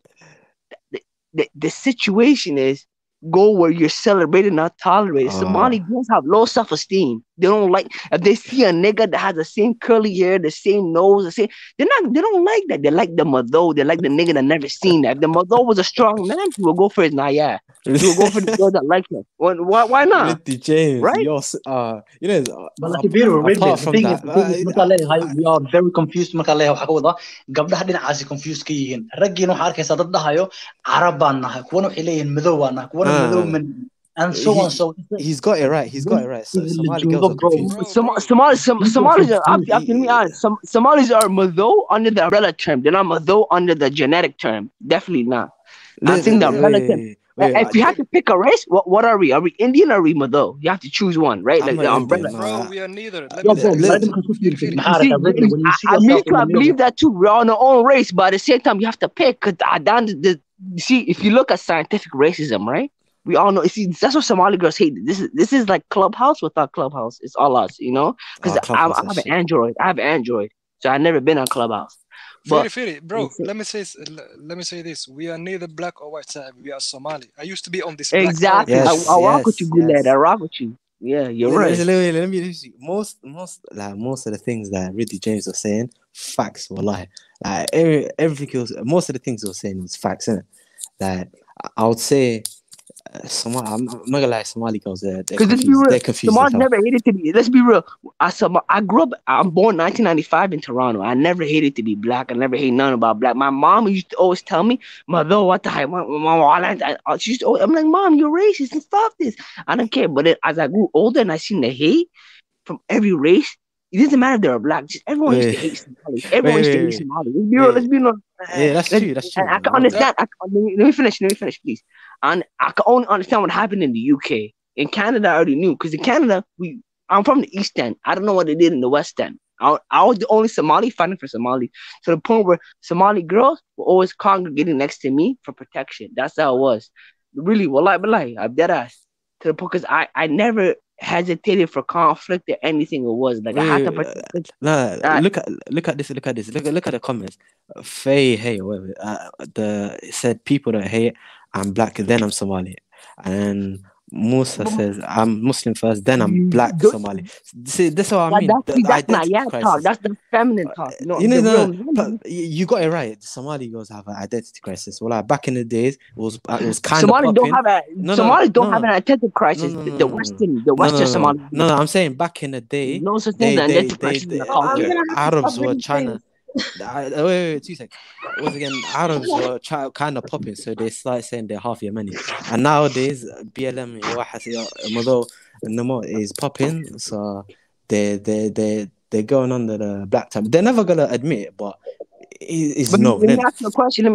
What do you think people know the word Jared? It's not from Somalis in the world. It's from UK Somalis. Okay, I don't like the word. Can I jump in real quick? Can I jump? Where this idea that girls are chasing Mado is coming from insecurities within yourself, because black men in general. No one said Somali girls that said that. It was Somali men that fucked up with the Jared word I'm talking about. I don't give a fuck what Somali girls do. Even outside of the West, Somalis are considered black. It's not a Western thing. We are black. It's a Western thing. If we go to the Middle East, hold on. Everyone, they know that you're Somali. The difference is, you literally have West African people, Ghanaians, Nigerians. They have the same argument. They come to America, they tell their kids, don't hang around with black kids. Not really. No. Sorry. Excuse me. What's your name? My name is Sophia. Sophia? Yeah. Okay, Sophia, let me ask you a question, Sophia. The difference between West Africans and African Americans, it's only culture. They have the same phenotypes. And they have genetics, the same, mostly genetics, right? Cultural. And still they still use derogatory terms for African Americans to tell their kids don't hang around with them. Let me ask you a question too. And they say we're not. So they sound silly. And you sound silly. You're not silly. Let me ask you a question. You consider yourself black? Of course, the world considers me black. What do you mean? Okay. That's I'm not questioning. I'm just asking. That's all. Please. Yeah. Let me say one thing that always stands out to me is Bilal Ibn Ra. Of course, you're going to. You know why? You know why I asked that question? Do you know why I asked that question? As one of Africans, we look very different. some of us don't have the same phenotypes that are comparable to West African. Because you know why we call ourselves black? Some of us is because we have similar phenotypes that are comparable to West Africans. Imagine the phenotypes that are not comparable, like me. Look at me right now. Can I talk? Can I talk? Look at me right now. Do I look like I'm black? But that's self-hatred talking right there. Self-hate? No, wait. Self-hate saying you're black, then Somali. One at a time. Listen, guys. Yeah. I don't want this to happen. One at a time. No three people talking over each other. You're a friend. Go ahead. Yeah, no, I'm not. She misunderstood what I'm saying. I'm not saying I'm not black. I'm just saying. Okay, but why do you feel the need to press on that? Because that's always really interesting to me when Somalis are like, "Oh, we look different. Like we're not as bad. Look, we look more white." No. I'm not. No. You know why? You know why? No, Sophia. You know why? Because there's one out of three. Actually, there's no statistics that can say that. Most Somalis, most Ethiopians, most Eritreans will not look like a black person. Because even they do, they say, I'm black. They be like, no, you're not black. Why? Because your hair is wavier. Because you're unrealistic. You don't understand phenotypes. No, I understand phenotypes. So, Bilal Ibn Ra'ad, what was he? Was he black? I'm not saying. No, but was he Ethiopian? Was he Ethiopian? Can I answer that? Go ahead.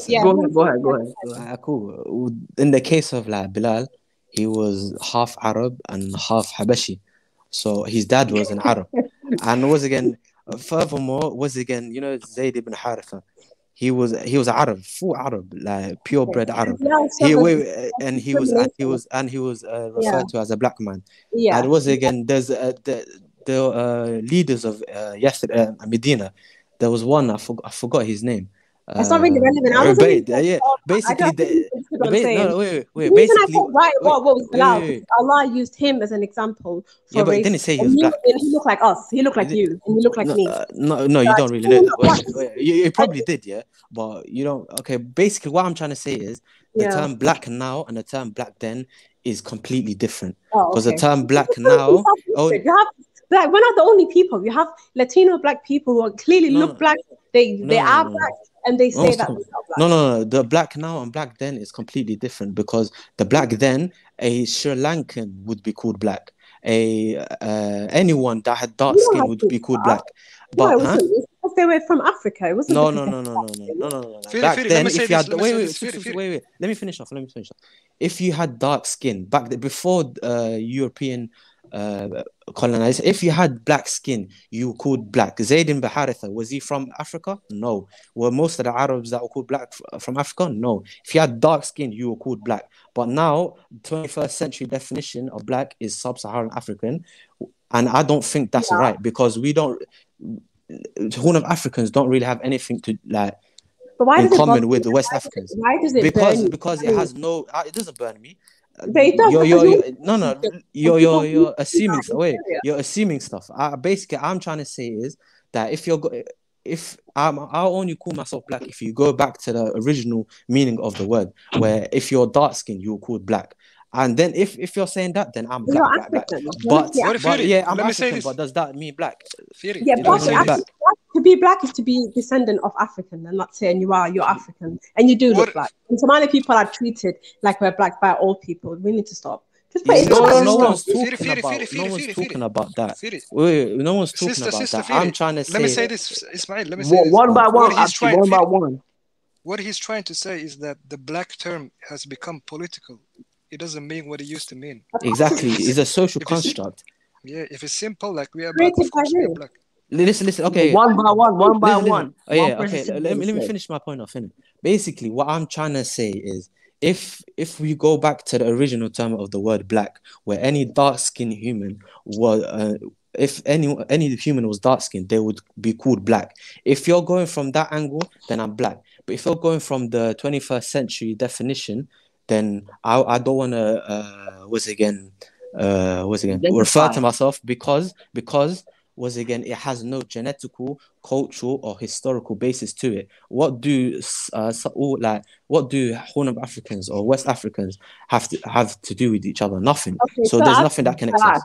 The reason why we need the word black is so that you can pinpoint discrimination when it happens. So when someone is racist to you, not because you're Muslim, but because you're Somali, basically black, then you have a word. Sophia, let me ask you a question. That doesn't make sense. Let me ask you, Sophia. Would you consider yourself black or Somali or both?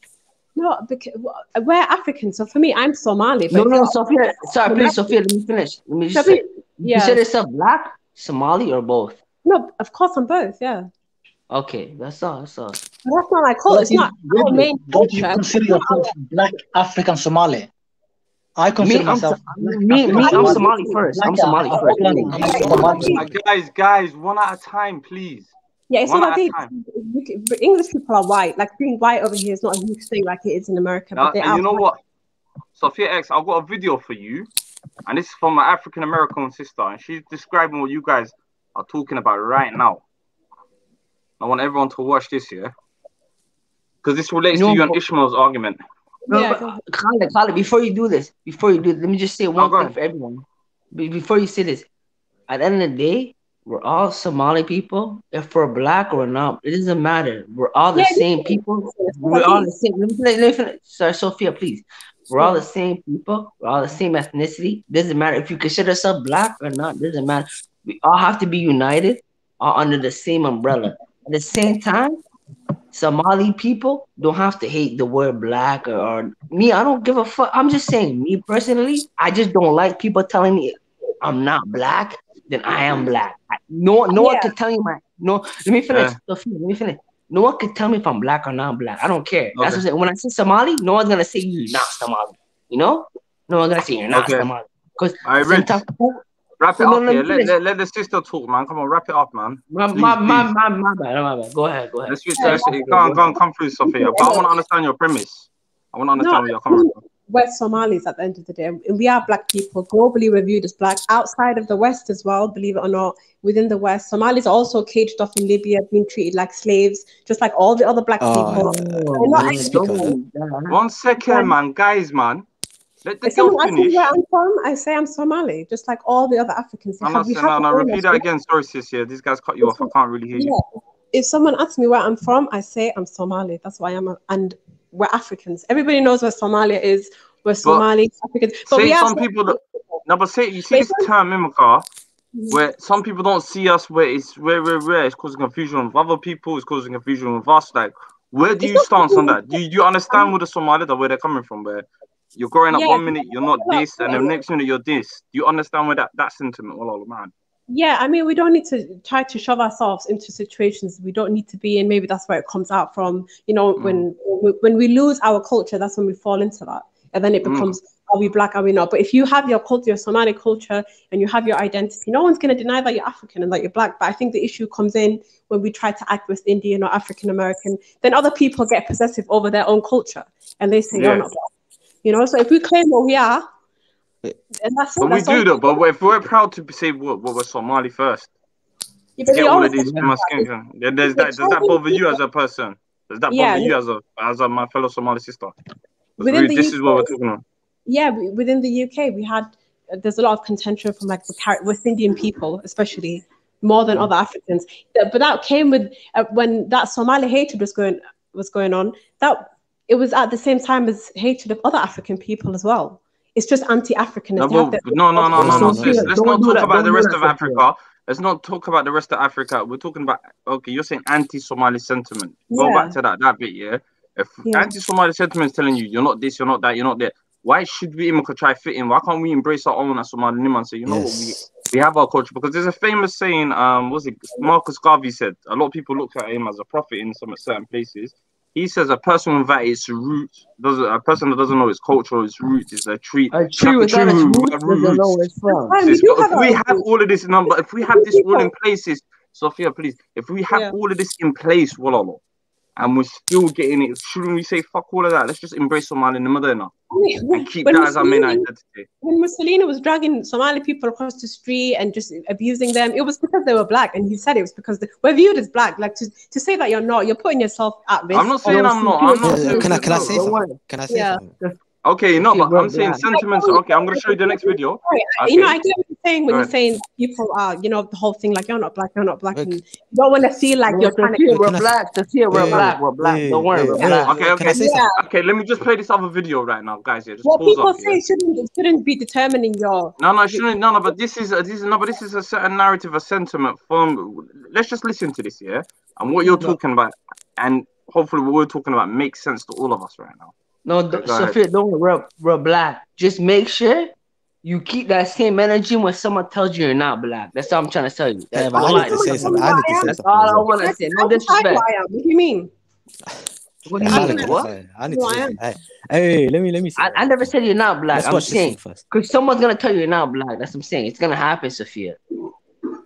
That's already happened. I mean, you're gonna have idiots all over the. I mean, someone's gonna tell me I'm not Muslim because I'm black as well. Let's watch this first.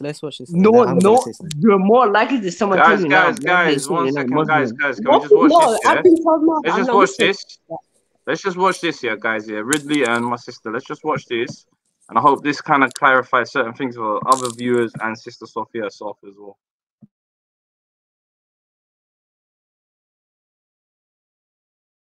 So I already know that some of you are going to be mad at me about this video, just like you were mad under my Kendrick Lamar video. I know some of you are going to accuse me of never being satisfied, always complaining, always being negative and finding fault in something. But I have to be 100% honest about this. Bryson Tiller's new video for his song, it is called Something Tells Me. And a few of you, all Black women, you sent me the link to the video. And of course, you guys just were jumping up and down about it. You're ecstatic, you're excited, you love it. And you told me to check it out and you want me to do a review on it because it features mostly brown and dark-skinned women in the video. So I checked out the video. I watched it a few times. Made my observations, did my little screenshots or whatever, read the comment section, and it's getting a lot of feedback. A lot of people really love the video because of all of the melanin in the video, right? Black women and Black men are loving the video. So that's a good thing. But I know because of that, you guys are not going to like what I'm about to say. And I'll start with the good things. I don't want to start off, being a negative Nancy right off the top. So I'll start out with the good things. I think the women in the video are beautiful. I did like seeing the brown and darker skin tones for a change. It was very refreshing. I like that the women were tastefully sexy, in my opinion. They were tastefully sexy and not like ratchet sexy or, twerking sexy and all of that. So I like that about it. I read some of the comments and there were a lot of slim women in the comments really appreciating the video because most of the women in the video are slender. They have a slim build.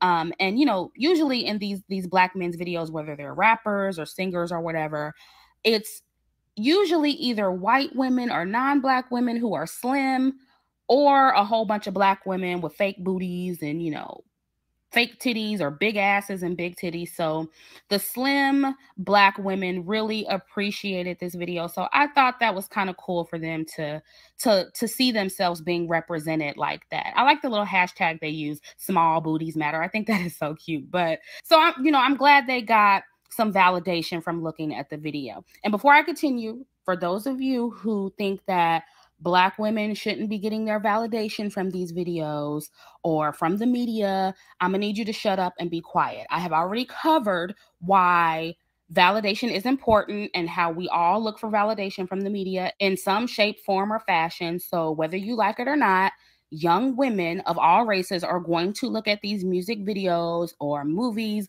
or whatever else is in the media. They're going to get validation or not get validation from the media. That is just the way it is. Yes, internal validation is very necessary, but no woman exists solely on internal validation. Not Black women, not white women, not Latina women, none of us. And if you look under these videos, it's not just Black women in the comment section. So keep that in mind.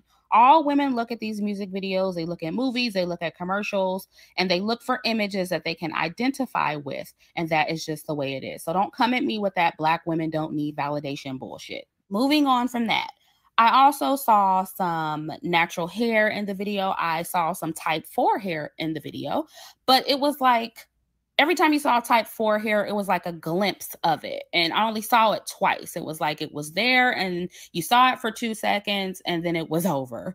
And then you saw one big afro, but you didn't really see it. It was like a silhouette of the woman and you saw her afro in the silhouette. You couldn't even see the woman herself. You just saw the silhouette with this big afro.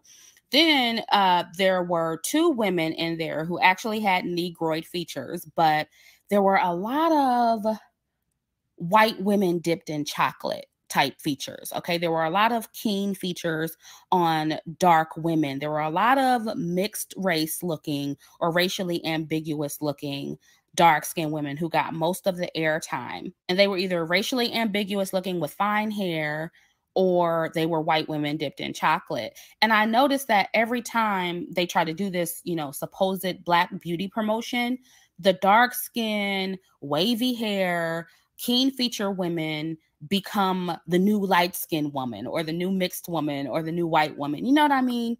It's like with the natural hair movement, how type 3 hair became the new perm, you know, in the natural hair community. It becomes the standard in that environment. You know what I mean? It's like they'll put a dark woman in there, but she has to be racially ambiguous looking. I'm not saying that these women don't need their validation as well. That's fine. But again, as I've stated in previous videos, if we are using a corrective marketing promotion approach, then we do need to elevate Black women with Black features, meaning, you know, kinky hair and negroid features. And it's like in these kind of videos, when they promote dark-skinned women, they can never have dark skin, negroid features, and kinky hair all at the same time.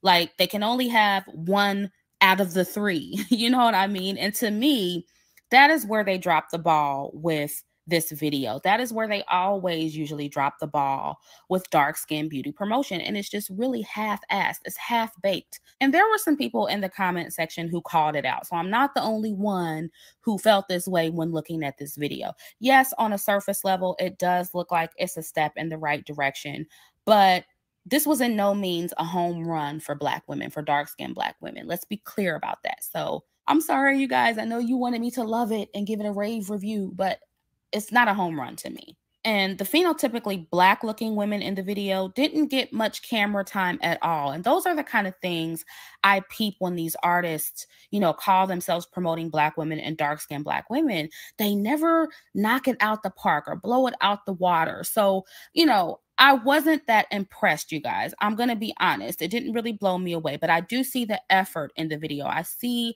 the effort to promote Black beauty and dark-skinned Black beauty. It's like when I think of some bomb-ass dark-skinned Black beauty promotion, I don't know if you guys have seen the clip from Olori Swim. It was formerly the Red Star collection. And I just shared a recent video of theirs on Divine Dark Skin. It's a swimwear line and they have all Black models, brown and dark skinned Black models. And they're rocking these kente cloth, African print swimsuits, and they are rocking it. They look so good. But that is what dark-skinned Black beauty promotion looks like. Like those are Black women. You know what I mean?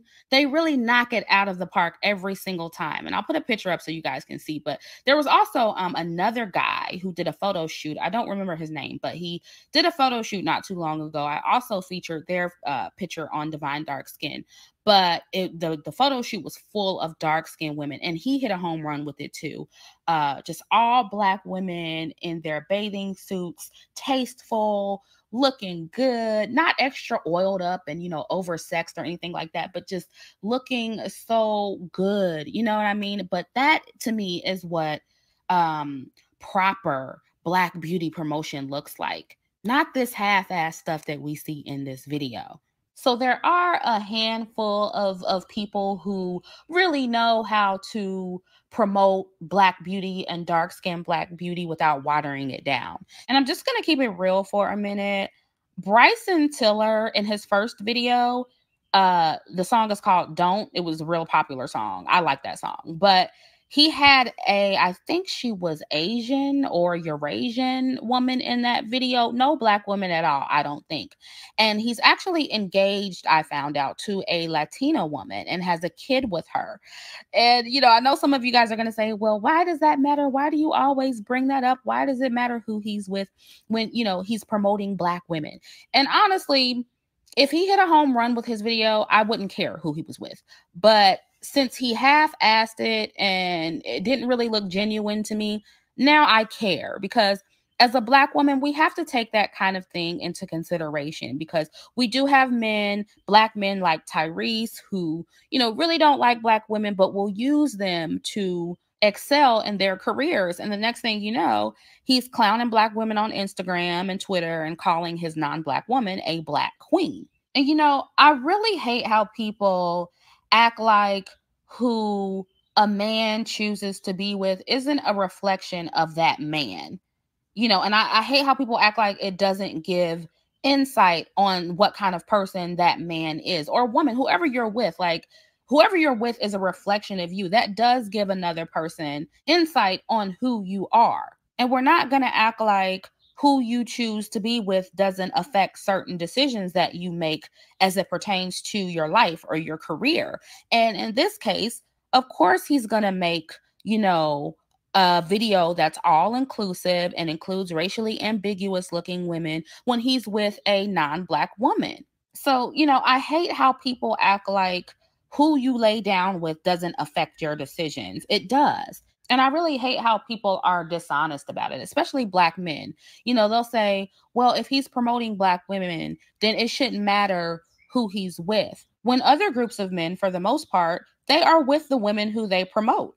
So I don't like how people act like it doesn't go hand in hand, because it does. Yes, you have white men or non-black men who may date out or marry out and still elevate their own women and still help maintain the structure that was built for their women. But by and large, they do everything for their women across the board. They don't just single out promotion and say, oh, I can sleep with who I want to sleep with as long as I'm, you know, doing for the community. No, they sleep with their own women. They promote them. They build for them. They protect them. They elevate their image. They do all of it. And black men, unfortunately, do not have a good track record with that, because every time you get a chance, you're elevating something light, bright, and white. So black women, we have to be concerned with these kind of things. We need to know that you're genuine about it and you actually have our best interest at heart and you actually like us and not just our.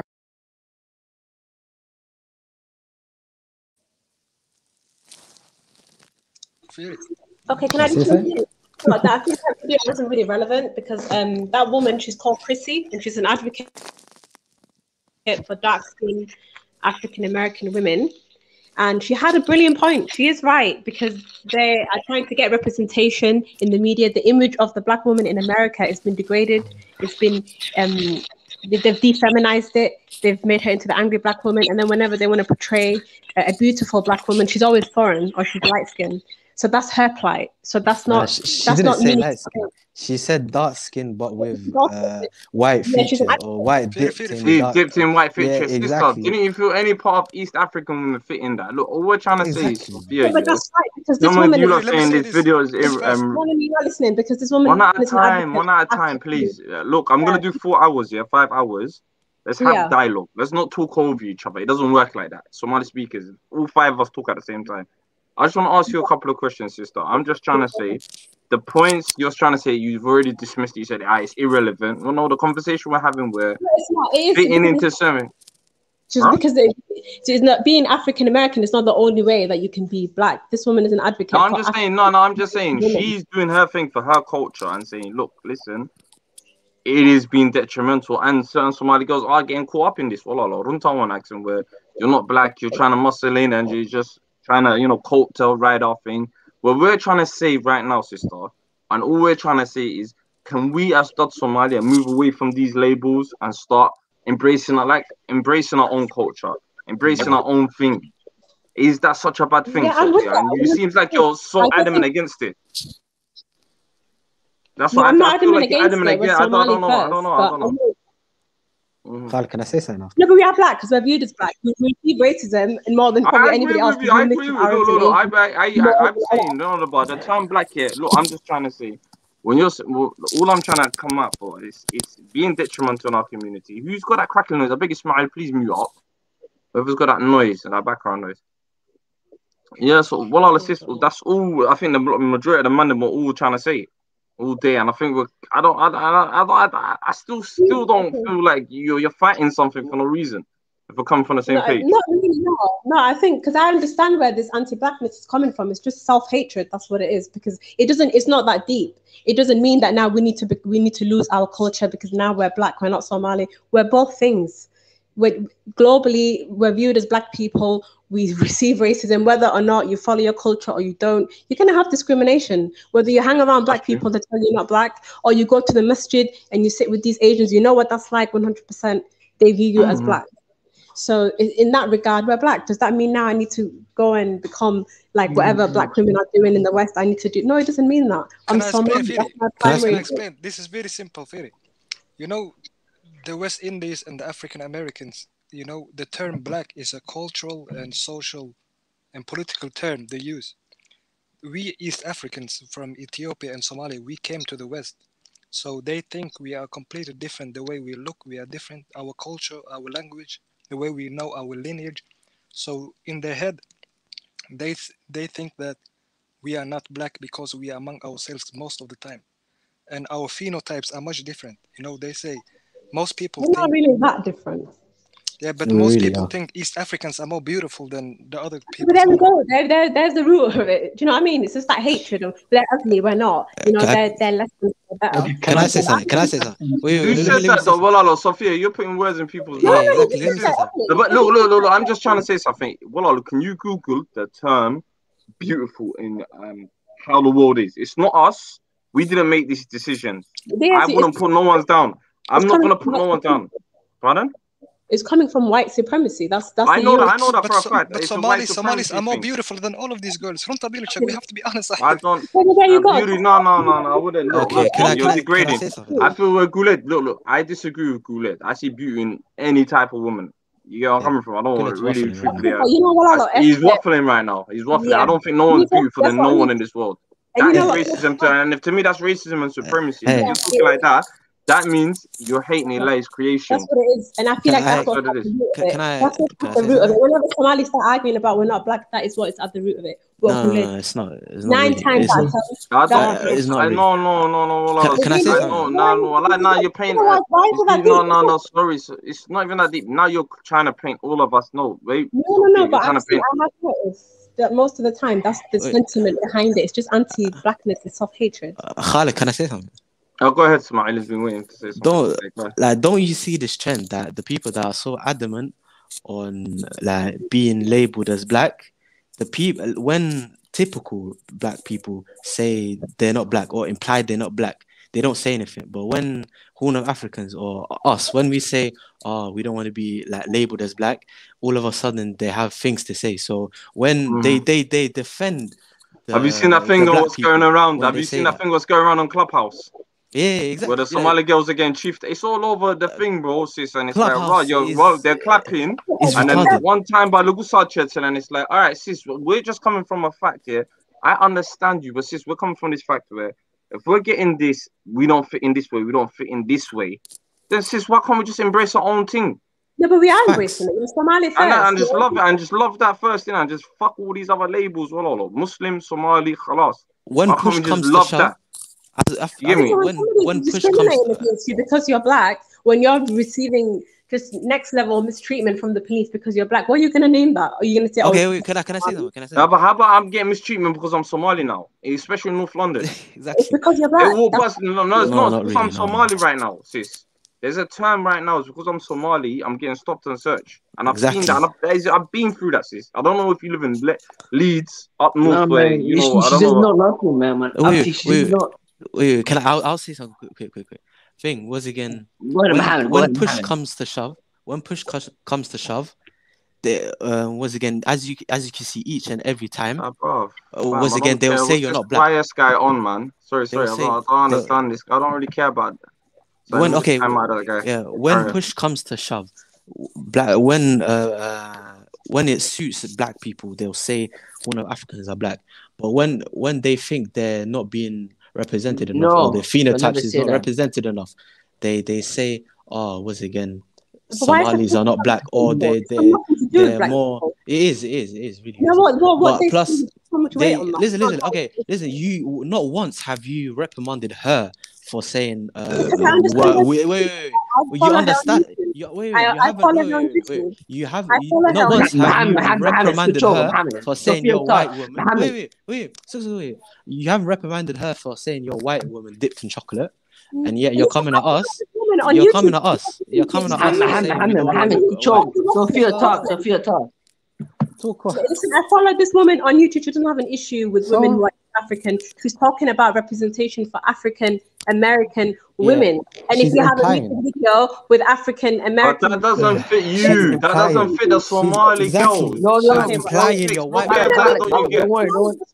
Who cares? What's wrong with this girl, fam? I don't know why she's defending this thing. She is not replying to you. We're in your head when someone tells you a white woman dipped in chocolate. It's a little bit white women dipped in chocolate because there is a such thing called features. Where a woman who has, can I just talk? The woman who has the features that's closer to European than African, she's put ahead, and that happens in the modeling industry. It does. African woman, whether she's Somali, sometimes Sudanese, Kenyan, smaller features, they do not like the West African features. Kenyan. So that is not including Kenyan. Sophia. And that's what she's advocating against. So there's nothing wrong with that. Junior Kun said Shuguri Abdi was being dissed on Twitter. These guys were saying she doesn't deserve to die because she isn't black. Come on, sis, man. There's a lot. I don't understand that. That's the thing that we're trying to argue and fight about. And then you're just saying, oh, well, ignore that. Even that whole factor of when she's telling you, okay, cool. When women are like that are talking, saying, okay, our women are not getting represented, our people are not getting represented, that's discluding you from the thing. Do you see? Do you see that? Listen, don't forget that. That's her truth. Call it. You have to understand. Somali women are different from Somali men. We're not the same. That's the realistic to get. We don't have the same problems. We don't have the same problems because with you, with that look here, with us, we're getting saying, Makuchi did this thing. So maybe that's the angles we're getting it twisted. Well, Frankie. Nobody tells me what I'm in on. Like, it's true. We don't belong everywhere. No, Sophia, don't worry, man. Okay. Yeah, Queen, don't worry, Queen. Don't worry, you're good. Wait, Sophia. Sophia. Okay. What I'm basically trying to say is that if you're saying to be labeled as black, you have to be dark skinned. No, if to be labeled as black, you have to be from Africa, sub-Saharan Africa. I don't subscribe to that. What I'm trying to say is, if you're dark skinned, no matter what you are, if you're human and you're dark skinned, you are black to me. Like, once again, if you classify that as black, then I'll say I'm black. Because that's the only logical way. But if you only say sub-Saharan Africans are black, it doesn't make sense because we don't have any. Sophia. Salam alaikum. Let me just put my 2 words into this. Yeah. At the end of the day, go ahead, Dapper. Let me put my words into it. Dapper, we're black. Guys, listen. Before you start, let me Dapper. Before you start. Guys, we've been told sometimes on the panel that we abuse girls. Some girls, we gang up on them. Please be nice. Girls? Sophia, I just want to ask you on behalf of the panel. Sorry. Really, one second, bro. Sophia, at any time have you felt like we're pressuring you or anything? Be honest, no. No, but I don't think you're acknowledging my point. I think it's just willful. I'm trying to acknowledge. No. I'm acknowledging your point. We're coming against cross. Look, sister, I want to acknowledge your point. I want to see eye to eye with you. But at this factor matter, I just want everyone on the panel to know. Do you feel some type of way that we're ganging up on you? So no, I don't feel it. No. Okay, thank you. Well, carry on. Firi, that part, please come through. My point is this. I just want to make it clear. At the end of the day, Firi, our skin color, we can debate it. Is it black? Is it this color? Allah Non-issue. But Abai, let me don't interrupt me about Billah Alik. So what I'm saying is this. At the end of the day, I need a black musku arkibem kushe guy. I see myself Billah Alik, I see myself as Somali. That's it. At the end of the day, if someone asks me, what are you? Somali ahay. But straight away, my skin color does not come even into my mind. Why should my skin color even come to my mind? And or what I come from a country, I have my culture, and that's it. I'm gonna embrace it to the fullest. At the end of the day, if I go to a Nigerian, and I have a lot of my Nigerian friends, they say to us, Somalis are not even classified as blacks. We don't even classify you guys as black. I asked him one time why. Oh, you guys have soft features. You look like this. I don't know what you're talking about. My nigga, stop explaining yourself, bro. This doesn't matter about being black or not. At the end of the day, this is the kind of mentality you have. Not most of the time. The people don't understand. This is the mentality. So can I speak? Can I speak? It's a true mentality. It's a true mentality. We are not relax. Let Sophia speak. Sophia speak. Go ahead, Sophia. My whole thought went. So when you're saying that you're black, that does not mean that you're not Somali. Like, that's just such a uneducated perspective. You're Somali, you're African, and we all say, when people ask us where we're from, we all say we're Somali. We don't say I'm black, So it doesn't mean now you don't have a culture. When he's saying yeah, we know that because obviously Somalis are not descendants of slavery. So what does my color got to do with anything? Black is, first of all, black is a identity. Why does he make you so angry and like so enraged? Black was Khalid, wait, Khalid, before that, let's ask Sophia, what does black mean to you? Because we haven't heard that. Okay, leave that and let her explain. Go on. Okay, so black is just what you're viewed as. It's not something you choose to be. Somalis are viewed as black people. That's why we suffer racism. Hey, what does it mean though? What does it mean? Like, what's the definition? No, hold on. Up to you. Let me ask you. Don't worry. It's not like Sophia. Being Somali. It's not like a whole culture. It's not like we have black culture. No, Sophia, let me ask you a question. Being black, and then there's the people actually being black, like African Americans, like in Canada, for example. People there, like Caribbeans, they consider themselves black, and they have a black culture. Yeah, that's sure. As what being viewed as black. Okay, sure. Yeah, I'm saying, what's the definition of it? What's the definition? An African is a person that lives in Africa and comes from the continent Africa. What does black mean? What's the definition? Being African descent. So Algerians are black. Moroccans are black. Sub-Saharan African descent. Sub-Saharan African. Okay, the Rerham al-Adad. Are they black? Because they have Arabic in them. Okay, but are they black? But they're not native to Africa, are they? Are they black though? They're not native to Africa, so no. Okay, but we have stuff in us that is not native. Maybe you do. But if you go on YouTube, Okay, can I tell you something about that 23andMe? What about Indians? Let me wait. Before that, 23andMe, what has those genetical things? You do know how the ancestry thing works? Basically, they get test samples from like a lot of people. Before they got enough test samples from Somalis, they used to say we're 55% Middle Eastern and 45% Sub-Saharan, Bantu, East Africa. You can go online and see the results. But once again, when you get test samples, they contrast it, like they compare it together. And once again, what's common between them? They'll say, okay, that's Somali. They're not saying, oh, you're completely indigenous to one place. So basically, no. Can I just say something? I'm next. Can I just say something? I haven't. Wait. Can I just say something? Yes, one at a time. Please stop. I'm just explaining something. I'm not. Basically, you can. Okay, let's say there's ethnicity. They can have a Chinese influx thousands of years ago, and then once again, when they do ancestry tests right now, they'll say that person's that ethnicity. They won't count the Chinese because that's already part of their DNA. So they just say that's Somali. Okay, but you look like but the main contention. The main contention is that we don't look black. That's the whole thing.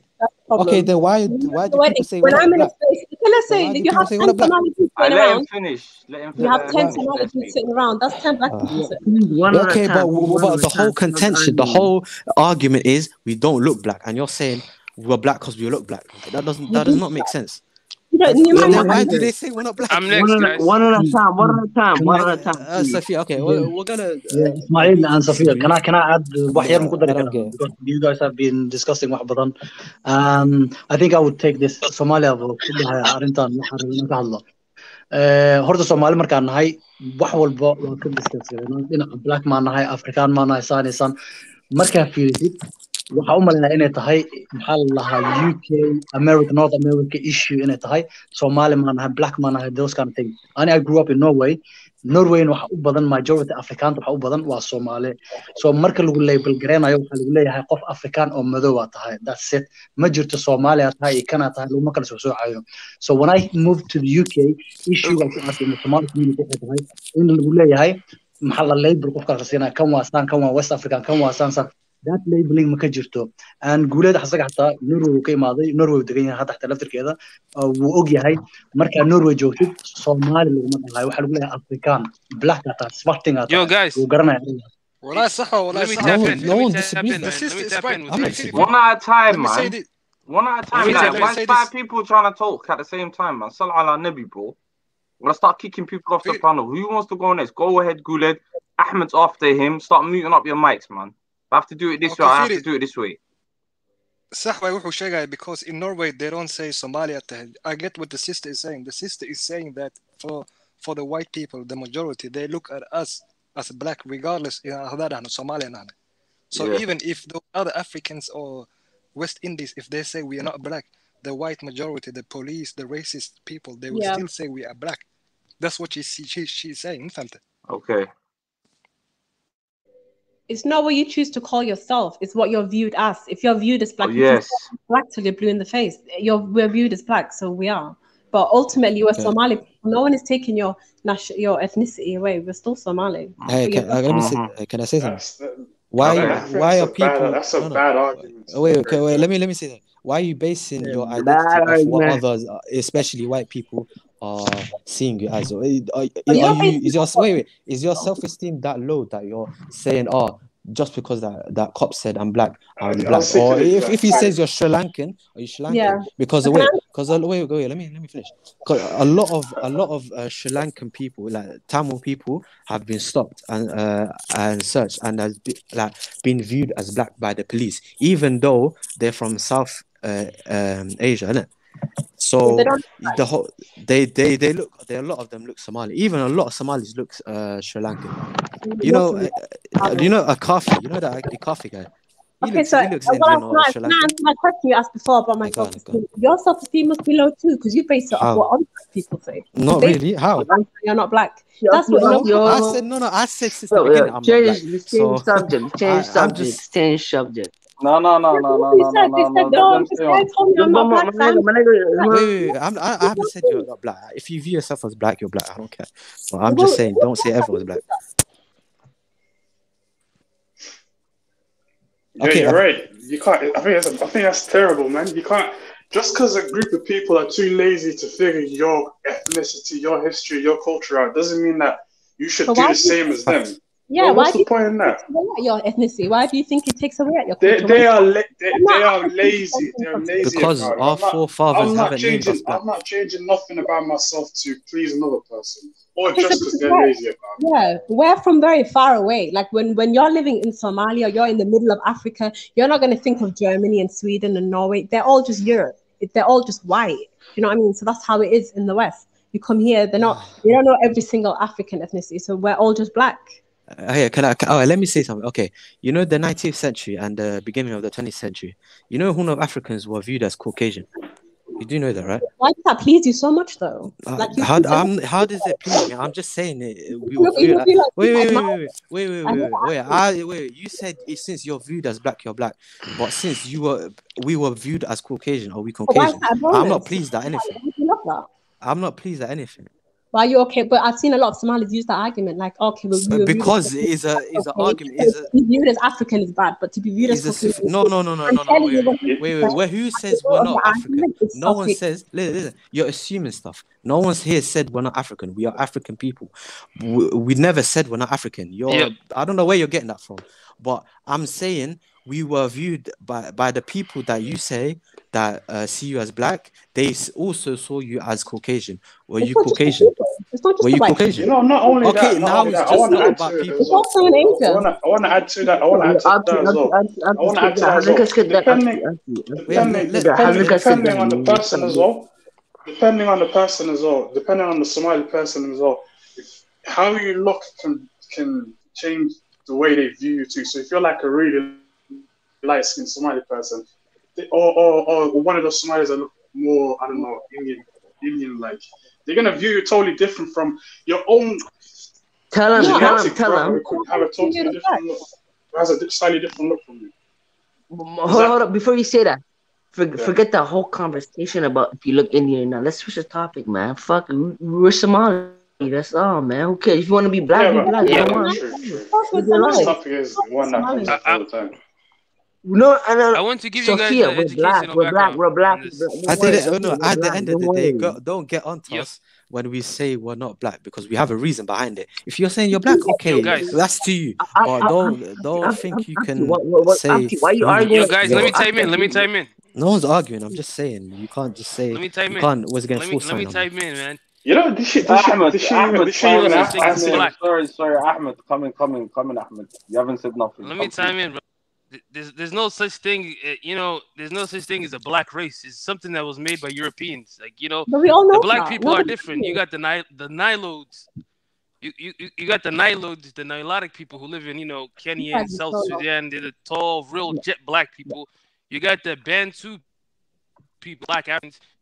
Then you got the people of the Horn of Africa, the Kushites, the Cushitic people that live all the way from Sudan to Somalia, Ethiopia. Then you got the Semitic, so people are different. There's no such thing as black is, a European thing. Okay, when we come to America, we're black because that's what they consider us. Yeah. Okay. Wait, what I'm trying to say, hold on. This is an argument in the community between black and non-black. Let Reedy talk here. Exactly. What I'm trying to say, who gives a fuck about all that? All the hadal, you know what I mean? Switch the topic. We all know who we are. Who gives a fuck, man? Wait. One last thing. One last thing. Please, don't be insecure, nigga. Go ahead. No one's insecure. I'm definitely not insecure. Basically, what I was just trying to say is that I don't know who said black is only restricted to Africa, like the 21st century definition, but Melanesians and those people and the Papua New Guineans, they're viewed as black. Even though their people were one of the first people to leave Africa, and even before white people. And they're viewed as black. So it's not really anything to do with Africa. It's just I don't know. You know what I hate? You know what I hate the most about this topic? It's embarrassing, man. It's embarrassing. Niggas asking about being some. This Abdul Ali. It's not even that. When all is said is done, these people will campaign more harder for this other issues than their own personal issues. They'll do more for this label, and I'll identify more with that than with their own identity. That's more personal to them. Not you specifically. I mean, just in general. Basically, okay. It's having an identity crisis. I don't want to say. Listen, guys. Listen. When you say you're not black, what are you? I don't have a problem with this label. Okay. Listen. So, what color is your skin? Brownish. I'm Somali. Wait, you're brown. You're brown. My skin's brown. my skin is brown. I'm black. Listen. Listen. There's light skin. There's light skin Somalis and there's dark skin Somalis, right? Some are black. Some are black. What color is their skin? I'm Somali. What color is their skin? Answer the question. I'm gonna settle this debate. What color is their skin? The black Somalis, the black ones. What color is their skin? Jet black ones are black. They're black. Okay, so Somalis are black. What the hell? Okay. About? Sri Lankans, their skins are there. And the story. They're black. End the story. Then you're waffling it right now. Don't think you're screaming because you're screaming. You have a point. That's dumb. Let me ask this guy a question. You're saying you're Somali. Yes, we know. Listen. Listen. We know you're Somali. Yes. Horta, calm down. Why are you getting aggy? Chill. Calm down. I am calm. No, you're not. You're Stop talking over me. Stop talking over me. Guys, I beg you, one at a time. Yo, Khaled, I settled it. The debate settled. They said that Somali is black. If he's dark skinned, they said he's black. Somalis are black. Can I ask you a question? Ismail, okay, then that's what we was talking about. When people say, "Are you black?" Can I ask you a question? Just one question. Is the southern Tamil Indians, are they black or not? Exactly. What color is their skin? Black. What color is their skin? I'm asking you, are they black or not? Black. What color is their skin is black. I ask you. Their skin is black, then they're black. Okay, I agree with you. I'm agreeing with you. I'm agreeing with you. If before we scream, wait, read this. To the one that was screaming. To the one who was screaming. To the one that was screaming. No. Let me say something. I agree with you. If any dark-skinned human is black, I'm agreeing with you on that point.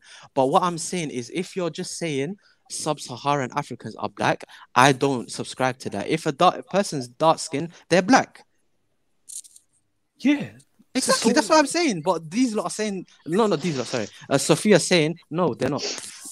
Is it? Yeah, I agree with you. There's all these weird definitions people have with it. If it's skin deep, I don't mind it. But if you're gonna attach a whole, you know when it really becomes a problem. I'm out. I'm not taking part in that. You know when it really becomes a problem is when the white people approach it. That's it, and because I don't care what white people think. No, the racist ones, irrelevant. Yeah. I know what you're saying, but this one it becomes a problem. The racist ones would and associate black as with people that have unattractive features.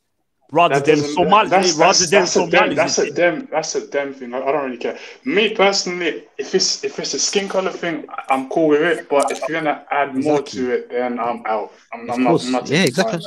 That's what I'm saying. That's what it is. That's how I feel about it.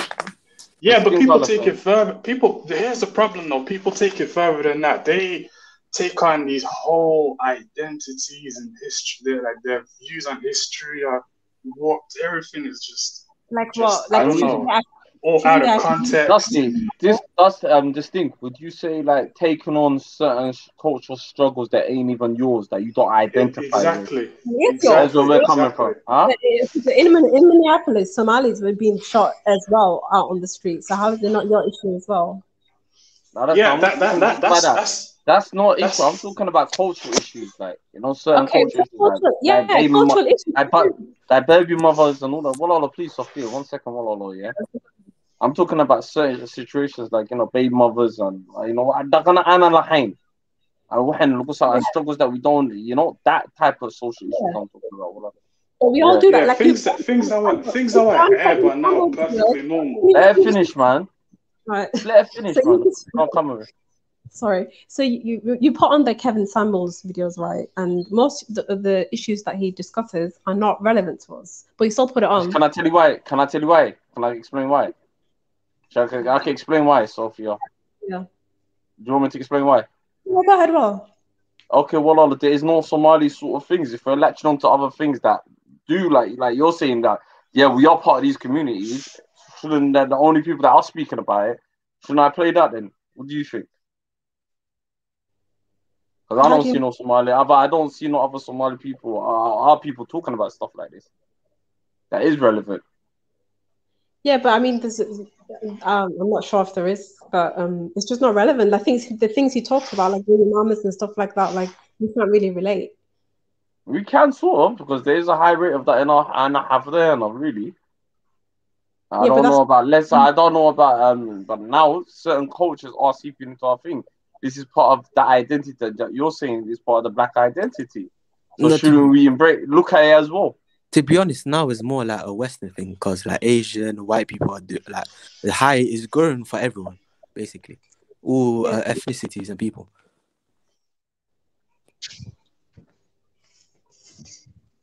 And of it, what I'm trying to say is, if you have dark skin, you're black. But if you're subscribing to this thing where sub-Saharan African, if you're sub-Saharan African, you're black. I don't subscribe to that. If you're dark skin, you're black. That's all I. We should just say we are Somali, Sahib, because they have excommunicated us. You know, they have. They say we are not black. Firi. They say we are not black because our features are much better looking. Objectively, yeah, exactly. They are racist. They are racist against black people. No, that's racism against black people. That's black people. See, I don't subscribe to what Guled says. See what Guled saying? I don't believe that Allah's creation. No, but that's not what I'm saying. That's what they are saying. You know why they're saying it though, Guled? Because they are because they view black as a negative thing. So when they see attractive features in a black person like a Somali, they say, "Oh, no, you're not black. You got attractive features. You're good looking. Black people are ugly. Black people are supposed to be ugly." That's their narrative. That's what they want to go with. Okay, so isn't that our fault then? That's not our fault then. Listen, but at the end of the day, our skin color is black. Yeah, I know. I agree with black. Or black, yeah, or we black, are black. We are black in the sense you are saying we are black. In the sense you are saying we are black, but they hate us because of our futures. They say we are mixed. They say we are mixed with white people. Wait. Let me. Yo. Why do we call white people? Their skin is more pinkish than white. Because it's a political social term. It doesn't even exist. Same thing with black. If you want to look deep, at the end of the day. Yeah, it's a social construct. It doesn't exist. It came about in the 1500s or something. It's probably the British niggas, man. Switch this topic, bro. Switch the fucking topic. Hey, let me say something. What do you want to talk about? Let me end this. Wait, I keep seeing this Libya slavery thing. Okay, this in Libya, Egyptians are being ransomed off and held hostage. It's not only a sub-Saharan African crisis, because the Egyptians and all people that are like weak and vulnerable are getting ransomed off. And it's ransom, it's not really slavery. And that's what what these people that are adamant on the black thing, they always say Libya slavery. You're 100% correct, man. You're 100% correct. Switch the fucking topic, bro. Fuck it. Okay, I don't mind anything else. Go on. Yeah, Ridley, before we switch the topic, I just want to you know, the thing is, we Somali never saw ourselves as a African. I'm a black African madahana black horta isku marki jirin. Reason being, weliga inta yareed ma maqli jirtay marka banaan kusoo ciyaaraysa ka soo qaado kaleeto Ridley example ku siinaya iyo Woodan banaanka marka joogtid oo kaleeto no can I just Somali ma ta horta ade yeah, I'm Somalian, but my skin's color. Yeah, the thing is, so Firi, mida ku weydiinaya marka yareedo kale banaanka marka wiilal Soomaali soo ciyaaraysa sidoo kale ay hooyada ku weydiisay ama aabbaha ku weydiiyay xagee ku maqneed wiilasha Soomaalida la soo ciyaaraya leedahay laakiin as soon as lagu yiraahdo xagee aaday wiilasha Afrikaanka, why are you referring them as African adigana Soomaali isugu refer garanaysa ama wiilasha kale Soomaali? So that's something weligan ah haysan inaan Soomaali nahay Soomaali maxaa la marka rabna inaan ismacneen inaan Soomaali mar walba sheegan. It's not bad. There's nothing wrong with that though. When smart kids are playing outside, your parents always no hada Firi example ku siinaya Firi hada dil wadi ya it's not wrong though. They are African. No, this thing. No. He's saying we refer to ourselves as Somalis and other Somali. We distance ourselves from Afrikaans. Okay, to be fair, I've heard. Yo, let's call Maverick. I want to hear. Yo, Maverick, come on. I want to hear your point on this. You're saying we've got ignorant people. What's your point? Come on. All right, carry on. It's gonna be mad if you guys are. Who cares? Everyone's gonna start screaming. You're never gonna win. Just move on. Win what? You know, people are saying. Fury, what's the next topic? There's nothing to win. I don't get it. It's a discussion. You can win with people people who are just dealing with self-hatred. So. Now we're going back to that. Okay, let's just move on. I don't know. This is obsession with saying that. No, they just want. Okay, you want to be seen as black. Okay, call yourself black. No one's saying don't. Okay, just but don't push it on us. Hey, let's. Okay, you're Somalian black. Okay, let's move on.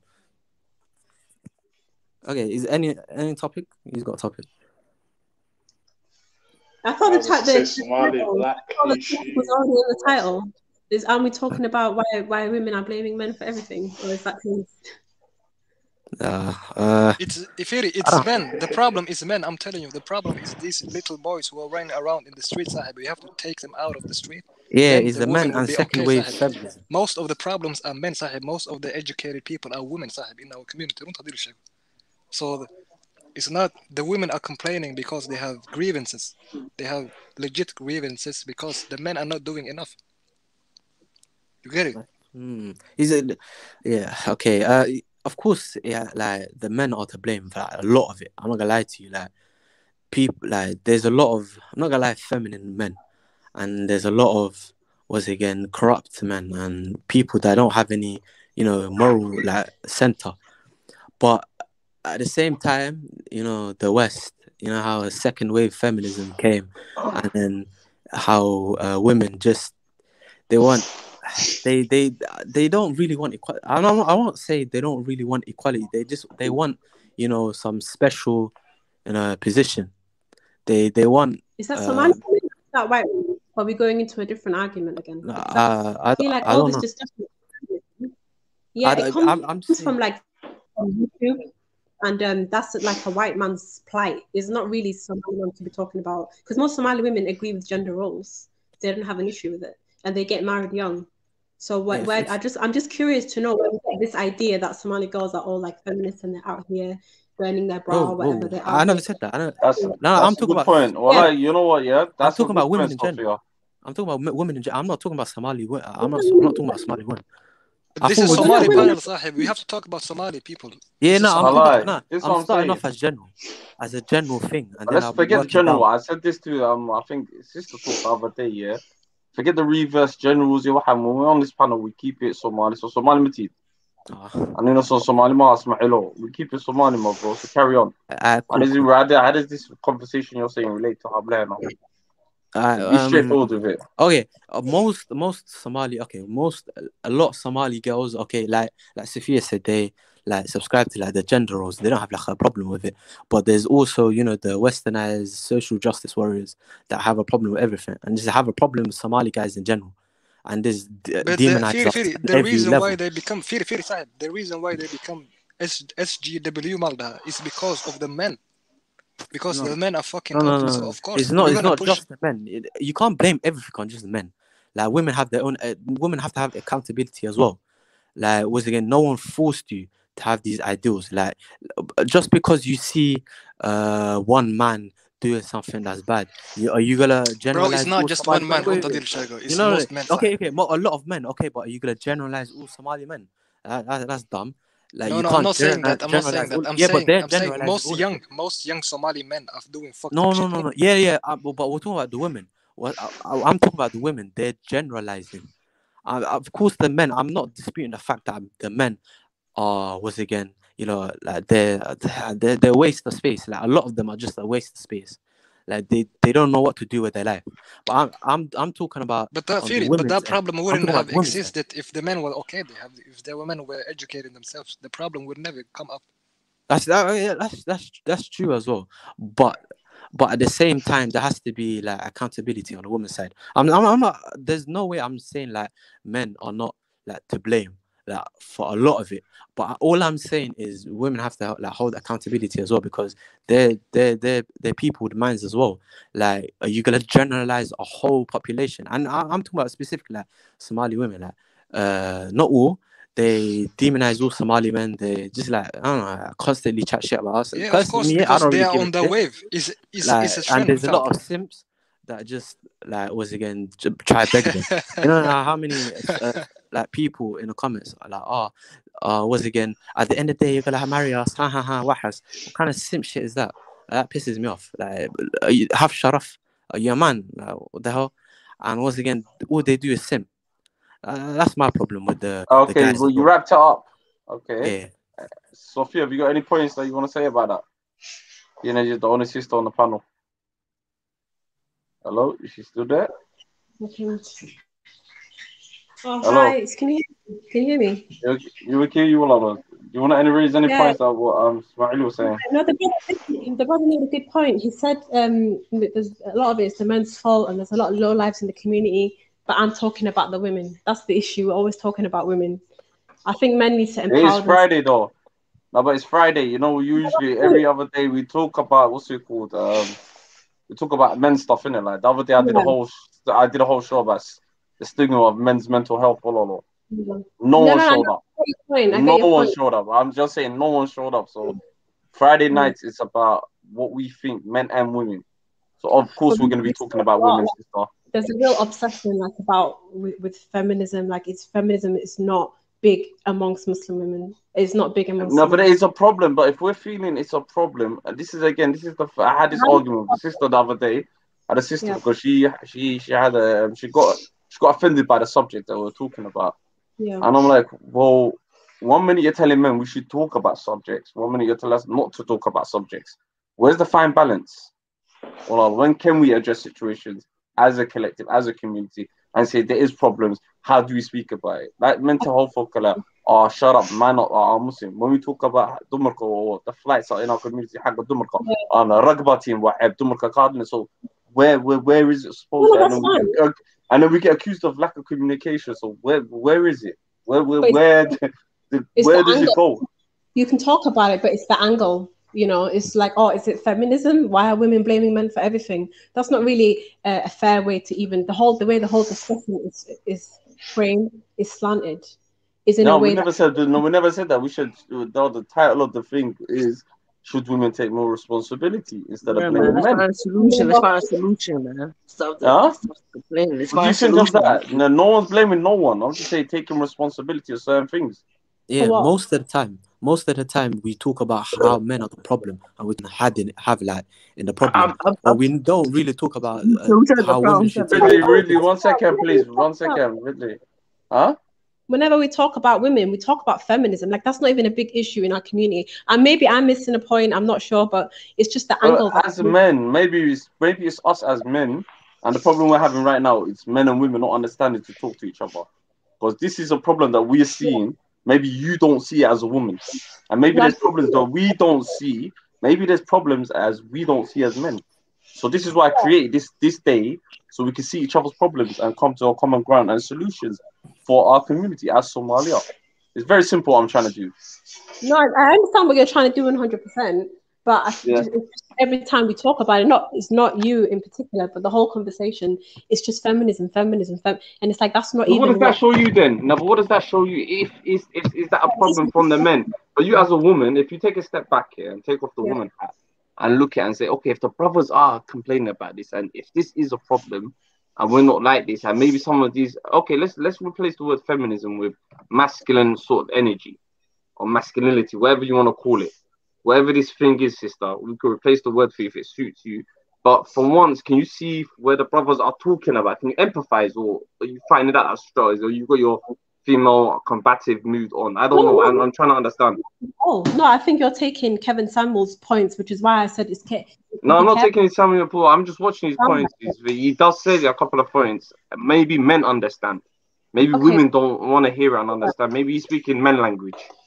Yeah, so he's talking about the African American community. It's true, the women have to be masculinized because their men are useless. So in our community, Somali sisters are following that trend or any other trend, and we're noticing it as men. Can we speak about that and say, well, and when we're trying to have a conversation with a sister about it, instead of being competitive and battle, because maybe you've come here as a battleground, maybe you're seeing as I want to get my point across instead of having a conversation, and maybe this is where we're lacking. So go ahead, Sophia. It's just with this, the women, we will end up like African Americans the women are going to become more masculinized because the men I know a lot of Somali men that have their life together and they're working and they're in really good industry that I've come across and they're doing well for themselves, but for the most part, they're not. They're drug dealers, they're bums, they're sat around. The medicines we have in our local area, there's not even that many Somali people. Around 1, 2 o'clock, they have this popular cafe. They're the only ones sat there. All the other men are at work. So that's why our community looks the way it does. Can I say something? So that's it. Okay.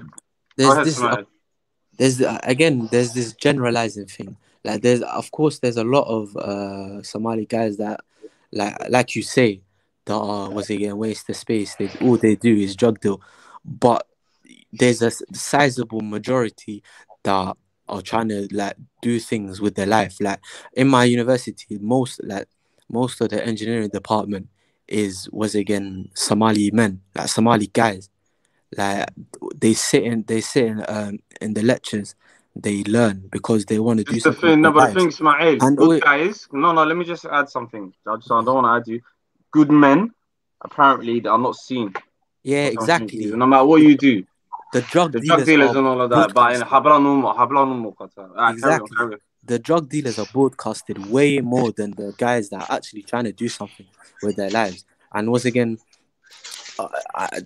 I'm not saying there's not a problem. Of course, there's a problem, but you have to see from our point of view. Like we were basically second generation immigrants, innit, or something like that. While Asian and Black communities, they've been here since World War I, World War II, so they're more established and they have more, connections. While we're just second generation, innit? Most of us are just like second generation, first generation people. So we need like time to like get our footing. And there's a lot of us that are doing like stuff that are good and trying to build up our community and our lives. So it's not good to generalize all of them, but there are scumbags that are waste of space, that just sit around, drug deal and stab and shoot other people for no reason. So yeah, that's what I'm trying to say.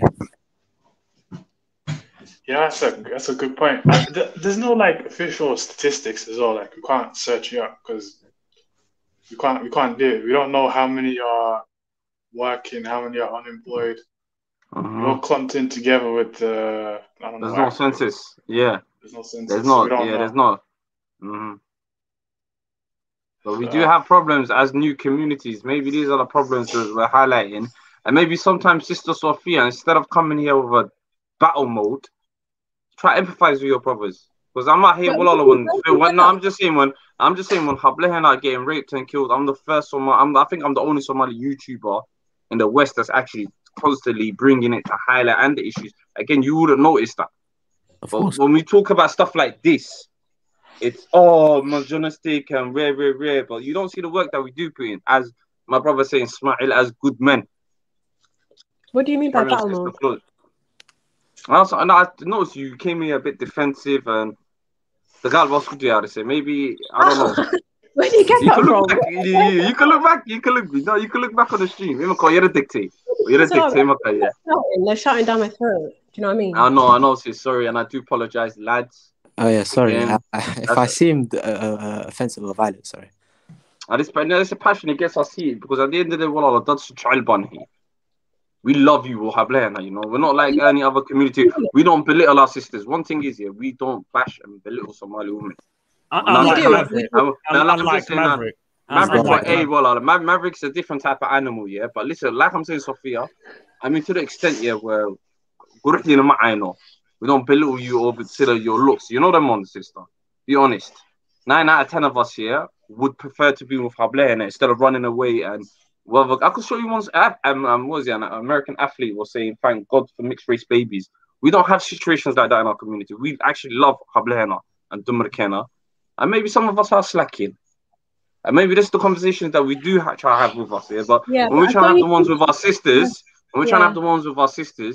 we're coming from a man's point of view. And maybe modern women can't handle men's point of view nowadays. And maybe that's a crisis as well. What do you think about that, Sophia? You sound like him right now. Huh?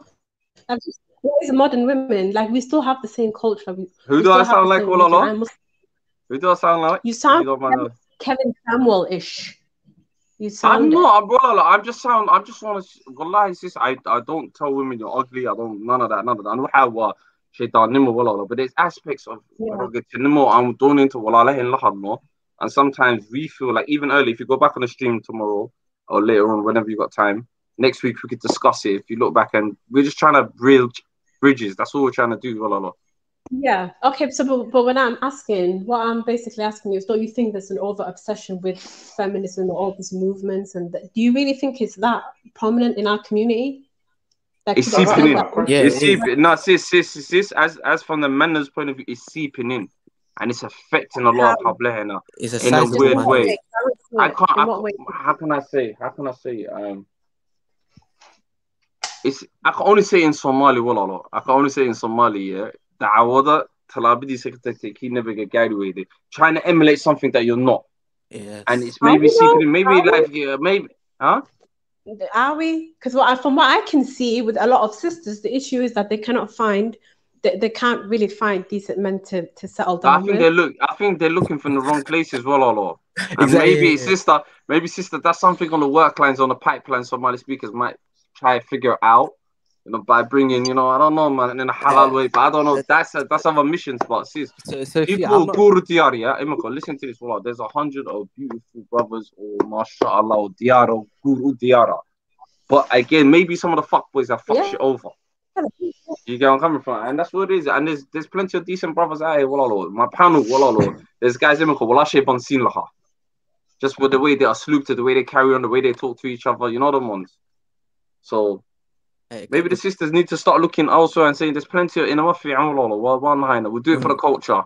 No, basically, okay. Sophia, I'm not talking about you. I'm just talking about was in the Somali women I seen, the westernized ones, isn't it? Like there's that old joke of like women and accountability. They don't take accountability for their actions and their mistakes. If you go for the bad boys, if you go for the bad boys and the drug dealers, don't be surprised when you settle down with them. There's a lot of good men out there. Entrepreneurs, there's businessmen, there's all sorts. Yeah, they go for there really is. Sister, I was having a conversation. Sorry, I've just changed up while I having it. I had this conversation this morning with a Somali sister, and she's talking about her cousin. Her cousin's a doctor, He's about 35 years old. Wallah, he's a doctor. He's got an autistic brother and Hoyidis Kelly in it, yeah. The brother's struggling to find a house. His cousin was telling me today. And literally, when good as gold, and I'm thinking to myself, bro, you get me, but he just because the sister said he's too nice. He's too nice. Okay, now we're using it. Somali girls. I'm not trying to be no Kevin Samuels. I'm not trying to be none of them guys. I'm trying to be Khalid right now. You get me? You get where I'm coming from? Someone's coming in. Who's this? Yes, Khalid, I know a lot of guys too who are ready, but they can't find. And this is the problem because the girls are looking for Matranayo. Like a bad boy type of guy. Yeah, my Baba Dula said it the best here. Yeah, Baba Dula said it here, and this is a non-Somali brother. He said, "Let's be honest. Where is he? He said it right here. Flew past me. I saw. He said something about women go after bad boys and the rich men. That's what they want, Roland. And the miskin or good as gold. Bullshit. This is like I don't know. It depends. No, it's not red pills. When I ask a couple of girls, right now, yeah, if you go to them, like I'm saying, there's beautiful in the mall. And I was telling this to a couple of shisha girls, yeah, they get interlips and sucking on that pipe all day long, in it, yeah. They were telling me, Khalid, I was like, what are them? Man, searching a shit. But they don't want that. They want the sheikh, the gangster, the Superman in bed.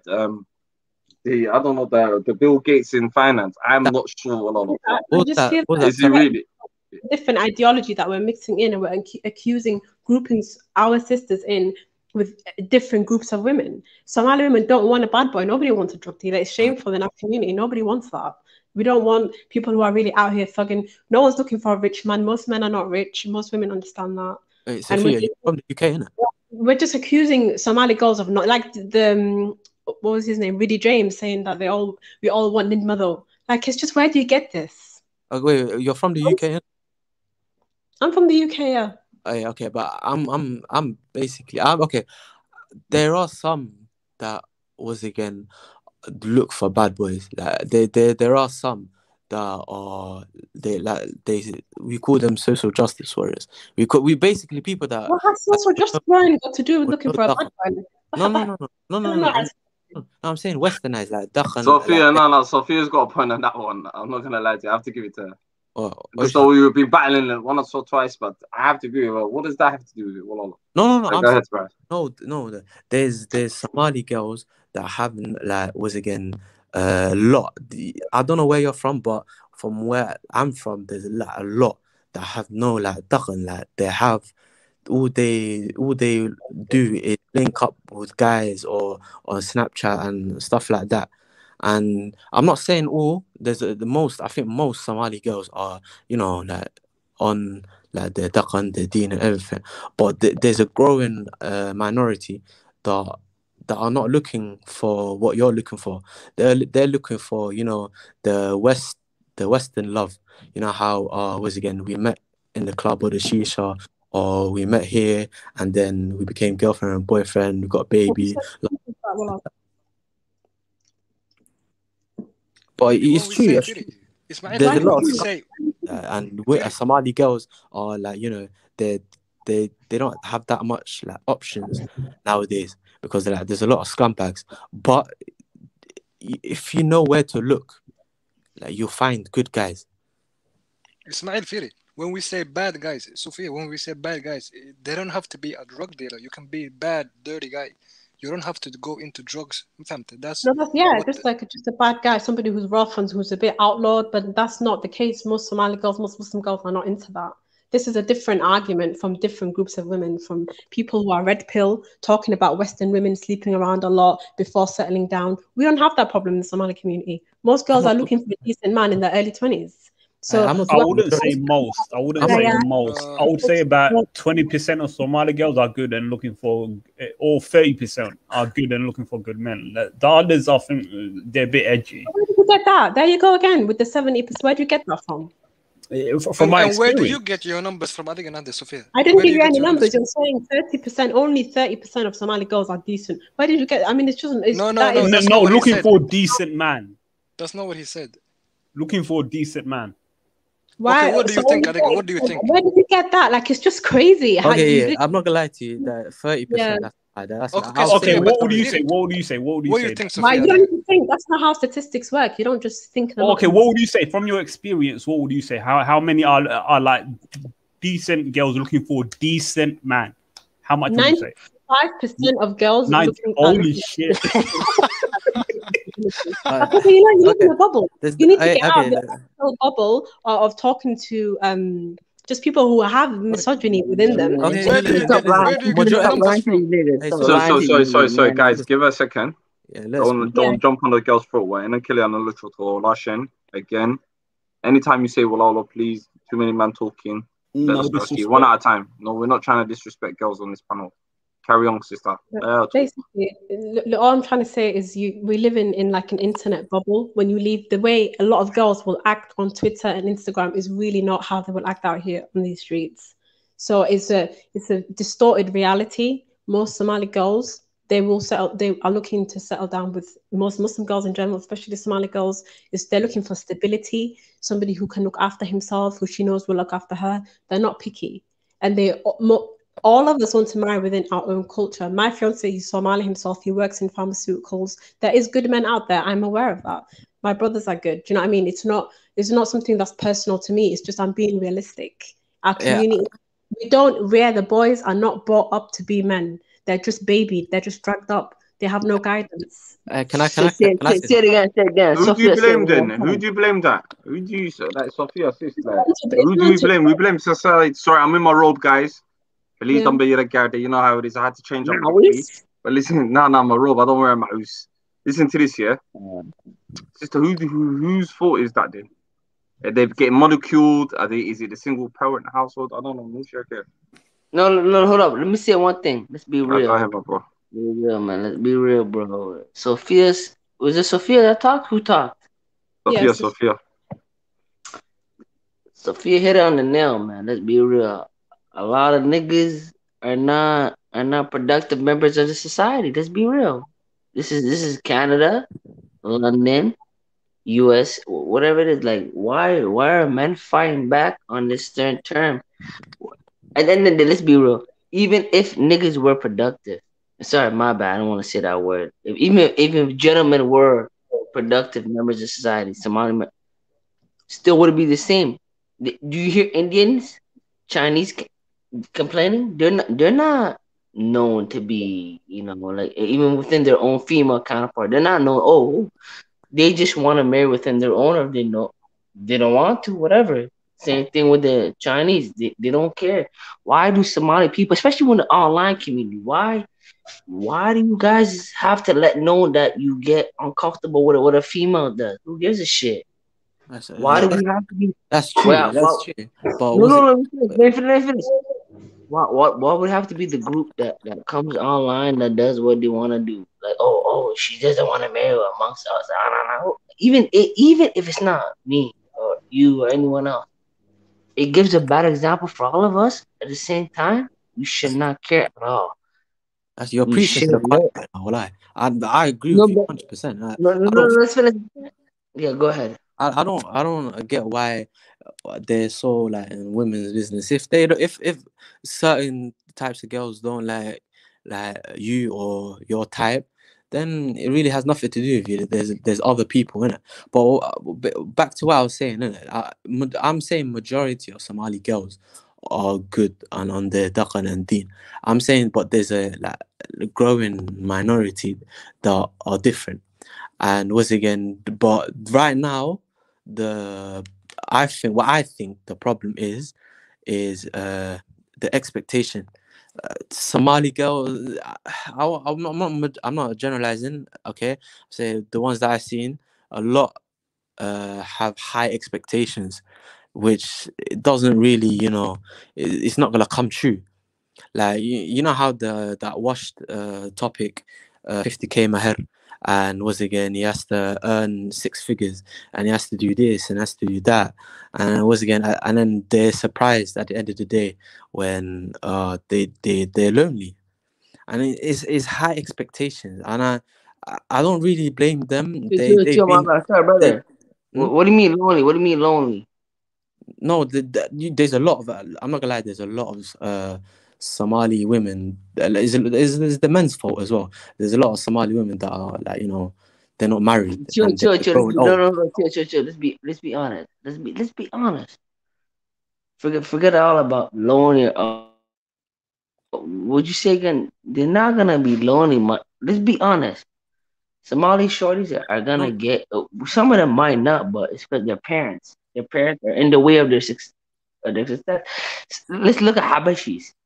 Habashis are getting married at a higher rate. Somali girls are getting go check the. You guys see the last video in November? Especially the UK, y'all people in the UK.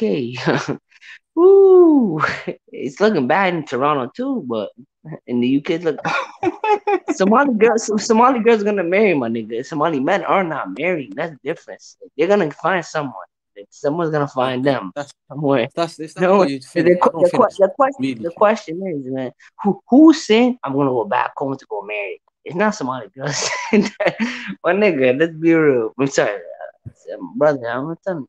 It's not us, man. I mean, it's not them. It's us. At the same time. I'm not even talking about that. I saw with the thing. I just add in, it's not when you say that a lot of the time she marries somebody at Ajnabi, there's no meher, she marries a Somali guy, it's 50K. That doesn't matter. I didn't say that. No, but a lot of the time that's something that's raised, but that's not really the girl, that's her family. Because they want the family says no, his family says no for the man too. Same thing. Yeah, but the meher thing is like it's a non-issue because it's not really up to the girl. Can I be honest? To me, marriage that's a foreign concept to me. I just learned about that like the last 2 years. I never when I first found out about that, I was shocked. I never knew that existed, to be honest. And people something that everyone Let me ask you a question though. Mad is a Somali thing, right? Yeah. So if a Somali girl marries someone else, right? That shit doesn't exist, no? Or No, does it's it? Islamic thing. No, it doesn't. It's Islamic. It's an Islamic thing. When a woman has her nikah, she can pick. So let me ask you, so if a white man marries Sophia right now, he pays mad? Yes. Yeah, anybody who married me. But the difference is with a white man, my parents might not feel like they have something to prove because he's not in the community. If they marry me off, no, that's a lie. That's a lie. Galos don't pay mad. Let's be real. Even if he's a Muslim, he doesn't pay mad. No, they do. My sister That's married too an Arab. awkward. That's too awkward. It's not awkward because you That's ask too for whatever you want, and he's gonna be a Muslim. Why would it be awkward? So hold on. Somebody felt nice said that. That's not really true. No, that's what I'm saying. It's a lie. He doesn't pay mad as much. Do you have what agenda do you have? No, of course, a white man will have to pay mad. He has to call the dowry. For me? It's called the dowry. He would have to pay it. Oh, okay. I'm just okay. I'm different because I don't even know about. I just don't feel like a guy that never came from that culture will pay that type of shit. It's not cultural. Of course, it's religious, Sahib. It's religious. Okay. Thank you. Told me something new. I never knew. I'm thinking like I know me. I'll have to pay it, but a guy that never learned about it. Because let's say if I'm not Somali, someone tell me I have to pay $10,000, $5,000. I'm like, what? It's not that serious, miss. You know? Yeah, no, they would have to pay because it's Islamic, but it doesn't have to be money. It can even be a Quran. It can be whatever the woman wants. Oh, you see what I said that again? Say that again. It has to be money. It has to be money. Yeah, it doesn't have to be, but the parents usually will pressure the girl, and they usually will pick. Like they want a cut. They want to go shopping or wedding. So. Oh yeah, exactly. Give me some dollars. Never heard that. I swear all of it goes to the women. No one else touches it. I don't get it. Really? No, they will. No. I believe in bride price. Yeah, you have to go. You have to eat the woman. I know. I thought the women, like it was just the woman's money. I didn't know money is money, but in our culture we've twisted it. Even in Arab culture, even Afghanis, it's twisted. It's a commission fee. The family see it. Ismail, if the meher is low, the family see it as aib. Oh yeah, I see it from that commission, from that point. But I thought all of the money goes to the woman. Like, okay, if she wants to give it to the family a bit, yeah, she could. But I thought like it was just like wajib, like that's what you give to her. But we've changed it. Yeah, that's mad. That's a commission fees. What the fuck? What's that?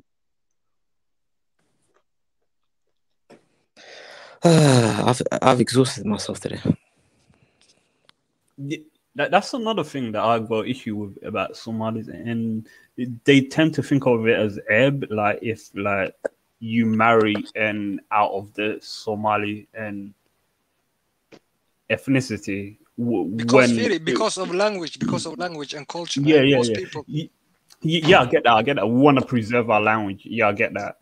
And earlier I was watching a video about a Somali guy, an Australian Somali guy, and he married an Australian white woman, and she's actually Muslim. They went back to Somalia, but they got videos of it on YouTube actually. Yeah, I seen that, nigga. Yeah. And like the kids, they don't speak it that well, but they're like learning the language and stuff like that. Yeah, the kids look white as hell, man. They're not Somali at all, those kids. Oh, yeah, I nigga, like I don't have no problem with people. I wouldn't say no problem, but if it's not really any of our business. I think but they're not Somali though, they're half breeds. You know the way I look at it. If the dad's Somali, they're Somali. The way I look at it, yes, but no. Let's be up to. If you see how they look, you wouldn't call them Somali. It's not about look. It's about they still they still got them features. Really, I think. They still got. Let me say one question. So, okay, your dad is Somali. Okay, cool. If you have to, let's be real. Do they deserve land? compared to the Somali indigenous people that are there, or no? You get land from. Okay. Riddle me this. Riddle me this. If a white man was born in Somalia, born there, raised up, speaks Somali, is he entitled to land in Somalia? But he was born there. He was born there. And he speaks Somali. No, the kid that came from Australia. No, forget the kid. Forget the kid. I'm talking about a white man that gets born in Somalia. What would you think? That white man is not Somali at all, bro. That nigga will be lucky to even take the stand with him. I'd say that's kind of racist. Like we live in a Western country. We live in a Western country. I am a racist. We live in a Western country, and I don't even see that from white people. I think that's shameful that Somalis could actually be that way. And another thing, that's a fact. What are you talking about? What do you mean? Our land is I get it. And another thing about and the interracial marriage and the way I see it is something that God has allowed. He allowed women and men to do that. If it's a Muslim man, you misunderstood what I'm saying. Muslim man, he allowed. You misunderstood what I'm saying. I don't give a fuck if a man or woman want to. That's individual. Let me finish. That's the individual situation. Let me finish. That's the individual. Somalia has no responsibility for what a human being does. Its action. It's the land of. Let me finish. Okay. It's the land of indigenous people. So if you're Somali, that's your country. If you're half, no, it's done. You know, I'm not giving no land to no. You can visit, you can come have a good time, but you have no land. No, your mom or your dad has no land, and that's cool. I'm gonna die for that. Probably one day, yeah. No, but isn't that common sense though, Wugan though? But listen to that, it's even in our constitution, yeah. Well, that has to be Somali for you to be Somali. I'm saying if you're no, he's saying go around and you're half, you're not entitled. Even if your dad's Somali, you're not entitled to any land. No. Yeah, that's different, bro. Exactly, that's what I'm saying. Plus, Riddy. In our constitution, what else? You telling me a half breed gonna have a land more than your son, or the kid that was born in Somalia too? Come on, be realistic. One of his parents is Somali, dude. You see, you're being hypocritical. You're being hypocritical. You're being hypocritical. That means the woman still do it. One of his parents is Somali. He has the genes.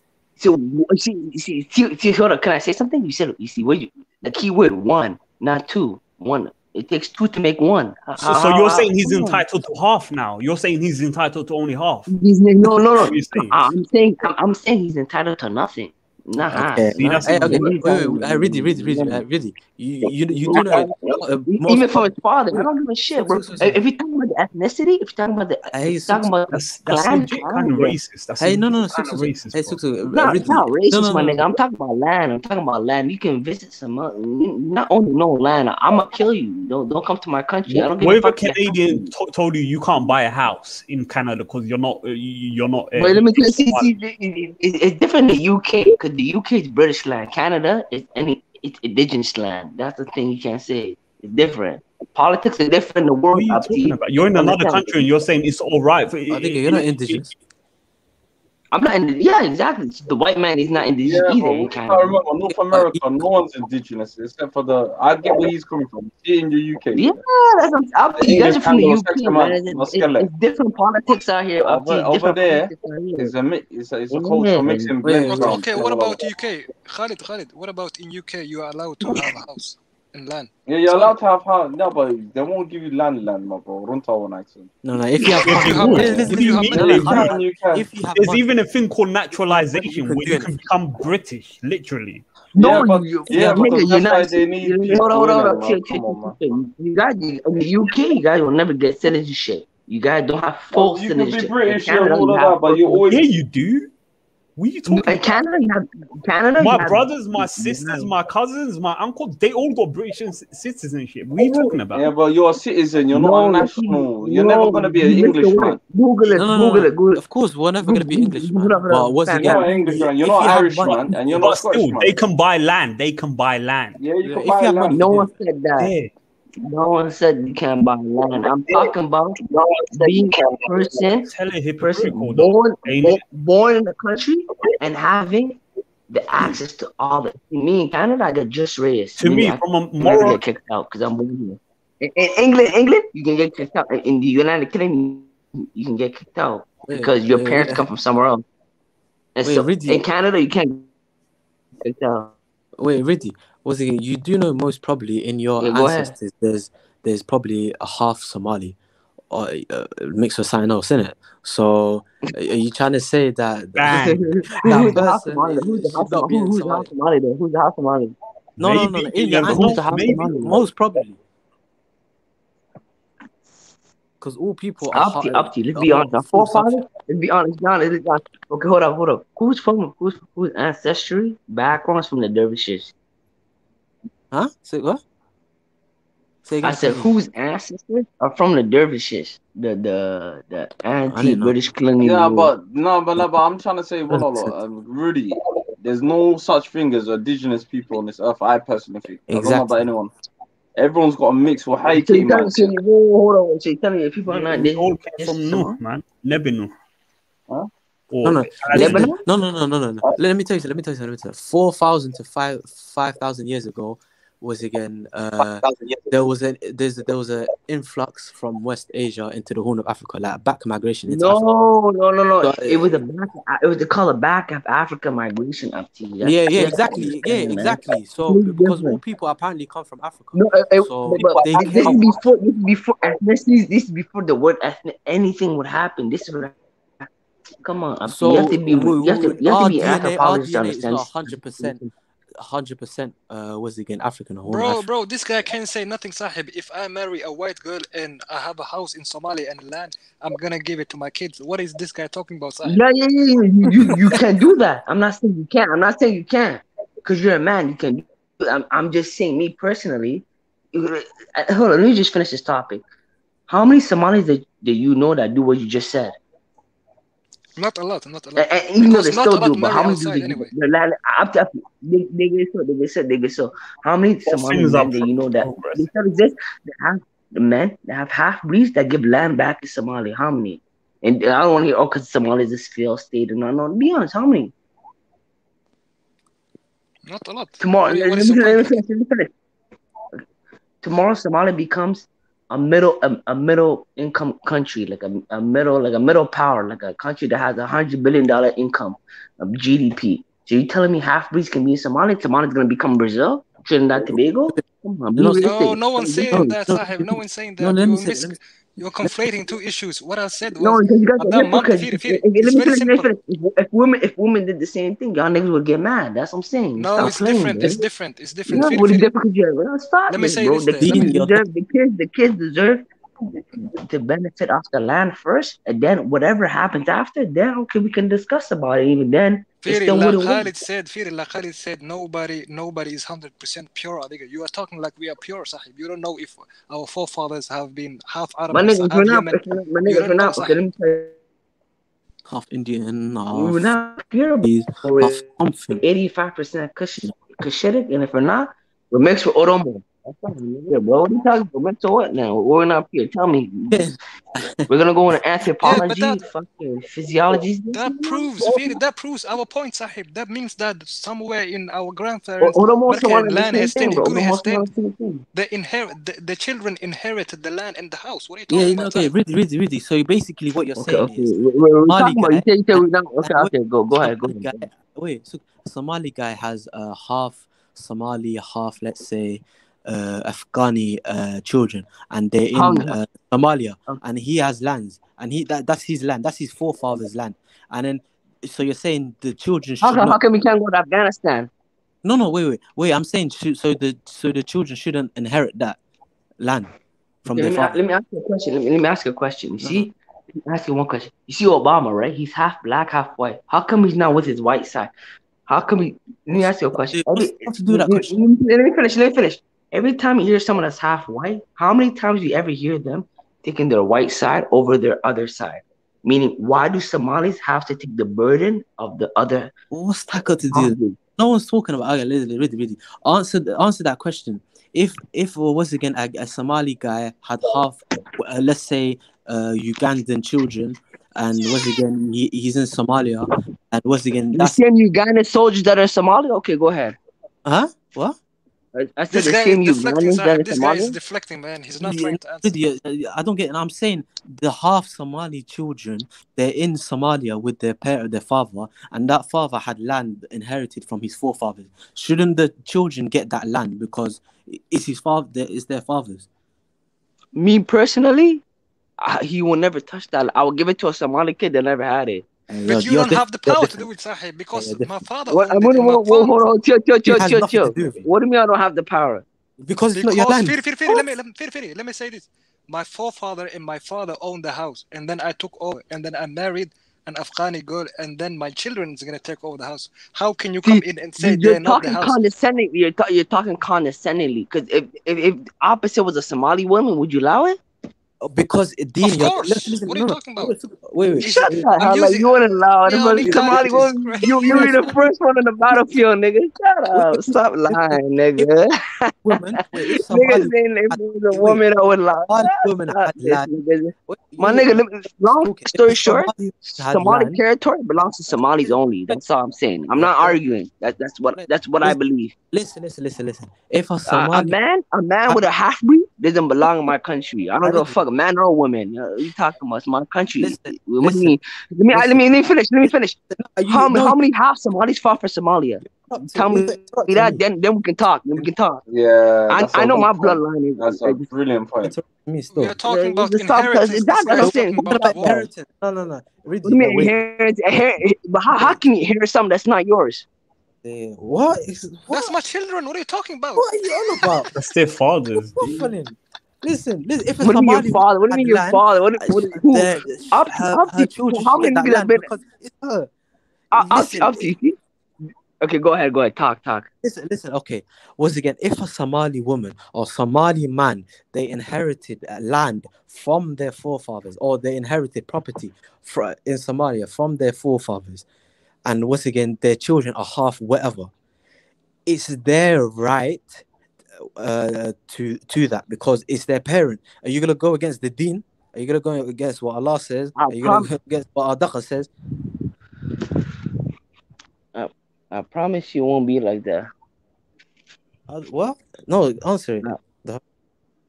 I promise you it won't be like that. No, it wouldn't happen. The country will not allow it. What are you talking about? That's my property. How can you come and say the country? What are you talking about? That's not me. The people won't allow it. The people do allow it. What are you on about, bro? That's only you. That's my property. You think the people in the country allow that? You think that anyone from the situation allow that? Listen, what about like Arab people? And they're like mixed or Barawa people. Are they Barwani? But shouldn't they be able to own land? Of course they should. Yeah, but those people are not Somali at all. But I don't even not Somali at all. They're Somali, man. They're not. No, they're not. Those people are not Somali at all. Wait. What about Somali Bantu? They're Somali. Yeah. I mean, those are more Somali than Barawani. How? I said those are more Somali than anyone else. How? What? No, I mean compared to Barawani, yeah. How? It's just how they look. Come on, let's be real, man. Let's stop the talk, bro. You can't talk half breeds how they look. Listen, man. Come you on, have man. no basis to what you're saying. Now you're saying because of how a person look. I don't get it. Okay, who's homogeneous? Who's homogeneous? Who's not homogeneous? Let's be honest. What are you on about? Homogeneous people. Bro, Firi. Ismail Firi, let me ask Ridi. Dean says, if I have children and I can marry somebody who's Muslim, Sahib, they're gonna inherit my property, Sahib. What can you say about that? What? Deen Ahan, if my children inherit my property, how can you go against that? In Islam, the children inherit the father's property. I'm not. See, you're saying that we have access to the land that you have in a country that's homogeneous. So do you understand what you're trying to say? Listen. Riddy, you're Muslim, innit? You're Muslim, innit? Yeah. Okay, So, your deen. Okay, don't give me that bullshit. No, it's not bullshit. Don't say bullshit. You inherit from your father, your parent. So let me ask you a question. See, Saudi Arabia, how many Saudis do you know that are from an Arab father, a non-Arab mother that own land in Saudi Arabia? How many do you know that? I don't know Saudi Arabia, how many do you know that? Saudis say they're Muslims, no? I don't know about Saudis. They probably do. So what are you talking about then? So what's Somalia is an exception? Inherit from your father. That's man. Come on, it's the same thing, you know? Wait. That's a blueprint for all Muslims. You inherit from your parents. In Saudi, they do it. Parents or father. Choose one. Parents or father. Choose one. Parents or father. It's different. What? I said parents or father. Choose one. You can't inherit from both. In Saudi Arabia, it's not like that. In Arab countries, you can't even get a citizenship because you come there. If you're born there. Not only that, if you're not Arab fully, you're not gonna own no land in Arabia. Like the red herring, on, man. Be realistic, man. No one's talking about that. No one's talking about that. That's a red herring. We're talking about let's go for the Saudi thing. If a Saudi man married a, let's say, Somali Moroccan or Somali woman, that will get nothing. In their legislation, in their in Islam, the child must be retarded if you think a kid half Arab, half they inherit Somali. In Saudi Arabia? Yes, that's what Islam says. No, whoa, you Google. You are in denial if you think I'm in denial. I'm in denial. I have family members that are born in Saudi Arabia that have no citizenship. What are you talking about? We're not talking about born in Saudi Arabia. We're talking about your dad's a Saudi Arabian man. We're not talking about citizen or wahas. We're talking about your indigenous to that place. So hold up, Tio. So you're saying this: a Saudi man, Somali woman, and the child from that relationship in that union has land in Somalia? No, not in Somalia. In Saudi Arabia. Saudi Arabia.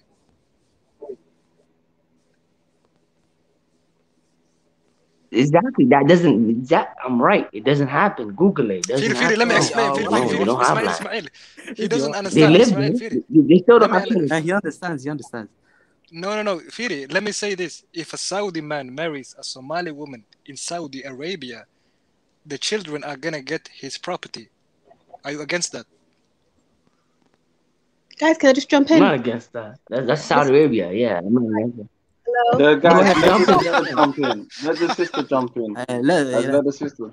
Okay, yeah, I know. I'm just saying. Somalia, that's not nothing, brother. We're too poor. We're too poor. Guys, one second, man. What's wrong with these guys, man? Yo, would you say Sophia, sis?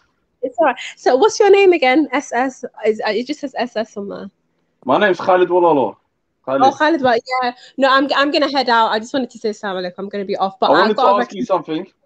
Yeah, go ahead. Yeah, go ahead. You just gonna say you're recommending what? You know, like when the topic just goes like left and it's just they're talking about something completely random. No. There should be something in place like to keep it on topic because that happens a lot. Like, I know, sis. We're gonna stay focused, but the thing is, we did about 5 hours, and I was thinking just let it flow.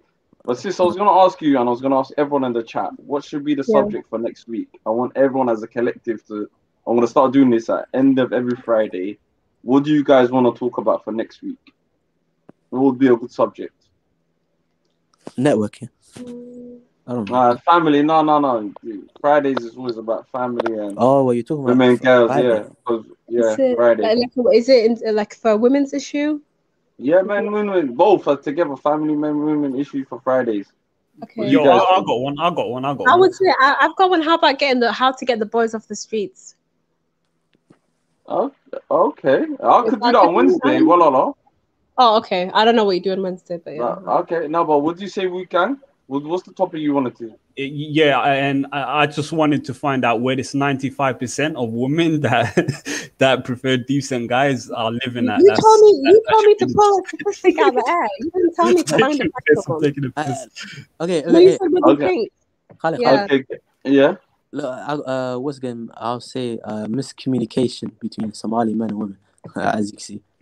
There's no miscommunication, my niggas. Only a few people have that. Miscommunicate, like how we don't really understand each other. Like we just always button heads. Okay, on, what you guys that's a personal problem. That's not a big problem. Personal problem. See, it's been happening the whole time and throughout. Like I'll see that. You say that, but shisha bars open. That shit don't happen. No, so guys, what are you saying? Sophia said something to do with crime.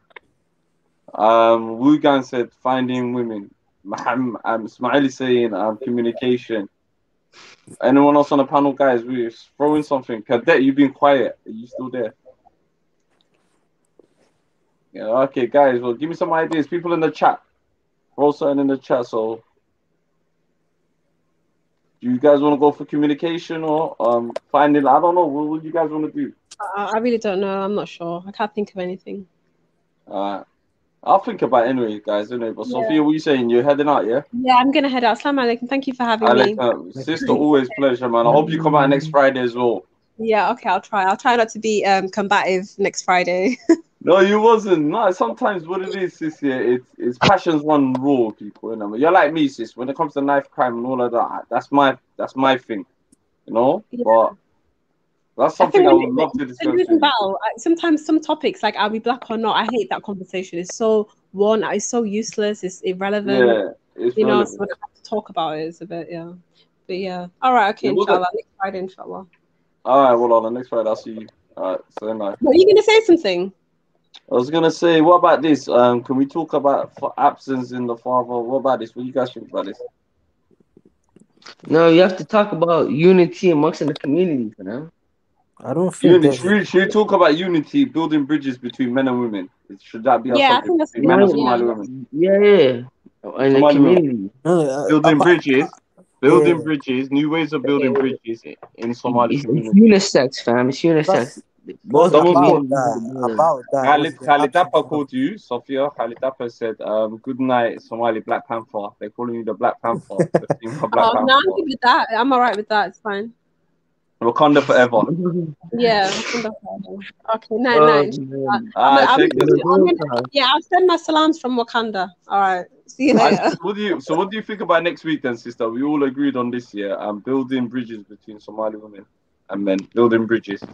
Yeah, I think that's a good one, but I think we need to acknowledge like a lot of sometimes when we talk about the problems, it's like it's just kind of focused around women a lot of the time. Now, should we focus on the solutions then? Yeah, the solutions. We don't have to blame men. There's no one to be blamed. Okay. Sophia, what do you think about these solutions to fix Somali families? You're not happy with that, yeah? Yeah, but Solutions to fix Somali families, yeah? All right, saying nothing. We're going to keep it positive next week. Somali Feminazi even says, let's keep it positive. I don't know who you are, Somali Feminazi. You got gorgeous emoji. Yeah, go ahead. I just want to say Black Panther was whack, Sahib. He's in the Black Panther, the film. Film. Yeah, the film was whack, man. Don't bring that up. All right. That was awesome. Huh? That was an awesome film. I think that was a good film. I'm a big Marvel fan, but I'm a DC fan. I'm not gonna lie to you, I'm a big DC fan, yeah. But I think that Marvel. No, DC sucks, man. Don't come here with DC movies. DC's worth, man. They're worth. You're not gonna see the Zack Snyder cut. You ain't ready for the Zack Snyder cut anyway. They're going into here. Yeah, chef mode. Yeah, so guys, what do you think about that next week? Solutions to fix Somali families. I don't know. Simple. It's cool. It's whatever, man. It's cool. I think that's going to be the topic for next week. Tuesday, we've got the Siyasat coming up. We're going to be speaking about what happened today. And yeah, but guys, okay, let's go. It's just the lads now. Cadet, are you there? Cadet, Waria Cadet. He's been awfully quiet. Yeah. The guy's eating, man, or sleeping. I don't know, man. He's sleeping and eating. Ooh, no, bro. I was just here doing something on the table. Yeah. Okay. I heard that. The Black Panther was a good film, man. I think that was a good movie. No, Black Panther sucked, man. What I don't tell you, that was a bad movie, man. It was hype. They hyped me for so many months, and I was like, "What the fuck is this, man?" It was so bad. Man. What do you think about the Infinity? What's it called? Endgame. Infinity War was the best, and Infinity War, yeah. Infinity War, then Endgame. Nah, man. You lot. I'm not gonna lie to you. You lot need to watch the Snyder Cut. What is that? What is that? They fixed. Basically, Justice League was supposed to be a bad film. Oh yeah. But the director, his daughter died, so they had to cut it. But now they made it into some. Yeah, I'm not gonna lie to you. Watch it again. When is coming out? When is coming out? It's coming on HS. It's coming out. I think it's coming out soon. Is it remake? I watched it. I'm not gonna lie to you. I watched the Wonder Woman the other day. That was a waste of my life. 2 hours. That was bad. Yeah, that was really awesome. 1980. They fucked it up. The first one was alright, but they fucked up the second. It's like the Ghostbusters. Did the Ghostbusters film? Yeah, I was a big fan. I grew up with Ghostbusters, and then they made that trash. No, they you know the best DC movies are the Dark Knight and the Dark Knight Rises. Yeah. I'm not gonna lie. Yeah, that was. Now DC for me is animation. DC animation at the movies. Marvel is kind of kicking them. But have you lot watched WandaVision? Have you lot got a Disney sort of thing? WandaVision. I have Disney TV, but I will lie, that's not for me. I'm not gonna lie to you, bro. What they're doing, there's people in the movie, bro. I'm not gonna lie to you. You see, the series and the new movies are gonna be similar. Do you get where I'm coming from, my brothers? Oh, so like, they're tying all of it. You have to watch some of the series to collect the next big films that you see. Yeah. Dark Knight and the Joker, Junior could knows, but bruv, in the Zack Snyder cut, there's the new Jokers in there. General Leno, bruv, you don't need to watch the trailer furthermore. Let me find the trailer for you guys furthermore. Yeah, you know the Dark Knight Rises, the Joker there, he died. He died in like, I think it was in production. Like, he died in character. In character, he couldn't get out of that. But I think that's bullshit, fam. No, I just think he was depressed. I just think he was depressed. No. You know, there's a what's it again? You know how actors, there's a lot of actors, all they do is like stay in character 24/7. Yeah. And their mindset is just that character. So imagine a character as fucked up as the Joker, and you're trying to be him 24/7. I've got this little 2-minute clip in it. Yeah, watch this. This is the Snyder cut that I was telling you about. Watch it.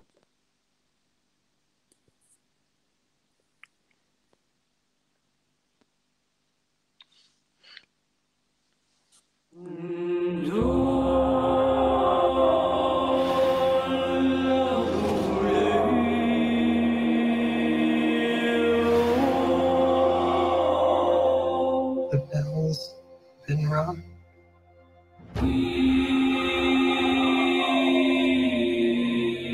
But in the dark, among the stars,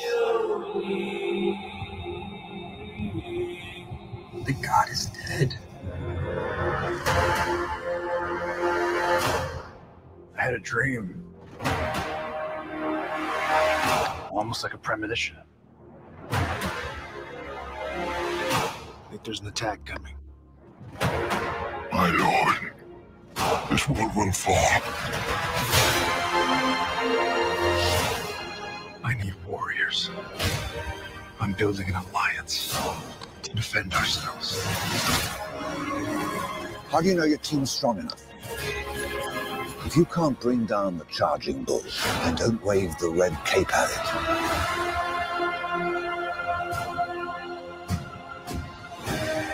You were sent here for a reason. And even if it takes you the rest of your life, find out what that reason is.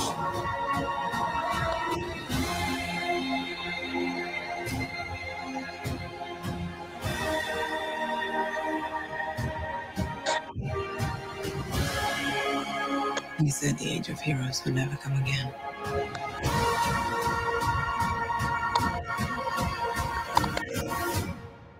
It will. It has to.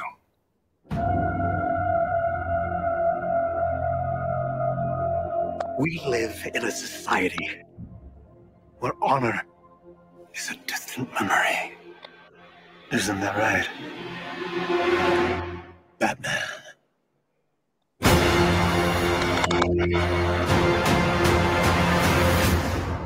That's 30, well, I'm not gonna lie to you, it looks 30. It's coming out in 2 weeks, bro. I'm not gonna lie to you, Fab. It's coming out in 2 weeks. The Snyder Cut. I told him. You know, it's the Snyder Cut. It's the Snyder Cut, innit? Yeah, this guy was supposed to do the film, and then his wife, his daughter died, innit? And they stopped what's it called. Whoa, that looks dead. Babatula, he's not really, man. Babatula's a mad. So this is the second one, yeah. This is the second one. No, this is the first film. But because what he did is the guy died, didn't it? His daughter died. So he stopped halfway and some next director took over. He fucked up the film. And they're like, you know what that film is? It was shit. So they decided to remake it. And it kind of looks, I don't know, man. I'm a big movie fan. It's a remake. Yeah, it's his cut. It's called the Snyder Cut. Yeah, it's looking serious. Okay, it's looking much better than the first one. And plus, what do you think of the Joker in there? What do you think about the Joker? I didn't watch the Joker, man. To be honest, I didn't watch. Bro, you know those two directors? There's two directors I don't like in Hollywood. Yeah, this guy J.J. Abrahams, the Yehuda guy. He's ruined the Star Trek franchise for me, bro. He is the worst director I've ever seen, and he gets the most jobs. And Zack Snyder, I really don't have a lot of faith in him. I like Christopher Nolan, Sahib. Christopher Nolan is good. Of course, come on. This guy, Zack Snyder. What about Quentin Tarantino? Yeah, him too. All of his movies, everyone. Tarantino's got to see it. What about what's his name? But the last one was bad, man. The last one, I don't remember the name. The last one, the Hollywood one. Yeah. There's a black guy that did was it Training Day? I think he's done a few other ones. That guy's good. Yeah, the one who works with Denzel most of the time. Yeah, I'll tell you why I don't like DC, because I think they're going into shirk, like, and associating and partners with God and stuff like that. Like with these characters like Superman, it was fine. Like he's a different race, but then they went into like Wonder Woman and come she's on, like, man. Marvel does the same too. No, they didn't. What character did they do that with? Thor. They didn't. No, they didn't. No. They didn't mention God. No. They said that they're different race. They God of Thunder. No, they didn't. They didn't. What about your thing, fam? Listen, fam. Watch the full movie again. When he went down, they clarified this. They said, and he they used to be there before, and humans worshipped him as a god because he had powers and stuff. But they didn't say like he was the son of God. Like in actual fact, that's what he is. They didn't say that. All of this is shirk, Sahib. If you want to go deep, all of this is shirk. Fam, listen to this here, Wugan. They call in the Marvel in the books here. They call him the God of Thunder. Yeah, you can't be that one. Okay, they call Storm. They call Storm in the Marvel comics here. They call her the goddess of the weather. You can't get out of that one. No, they have Zeus. They have Poseidon in Marvel. You know, Hercules. Yeah, but they don't portray them as actual gods. They don't. They just say the humans on Earth that lived in a different planet from where they lived used to worship them as God because they had powers and stuff like that. I'm talking about Zeus and Poseidon and that. In Marvel, there's Zeus, Poseidon. They call them gods. Yeah. They call them gods. And Odin. Thor's father too. He's a god. Come on, man. Come on. We got you on this one, bro. You can't get out of this one. No, they don't. You concede, fam. No, they do. Then Black Panther. What about Black Panther? Yeah, the spiritual god when he went to Bark. What was that guy's name? The Panther King, the spiritual Panther God King.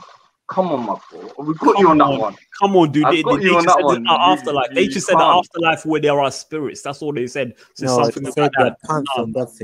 Nah, man. You guys are just wanting to see something that DC actually did that and Thingy didn't do. How does DC say someone's God? What?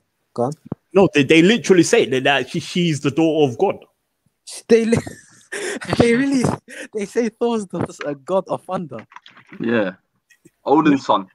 Same thing, Fury. Same thing with Supernatural. Have you guys watched the series? Yeah, I used to watch it back in the day. They start talking about jinn and all of this stuff, man, and they're starting to have Muslims prayer and all of this weird stuff.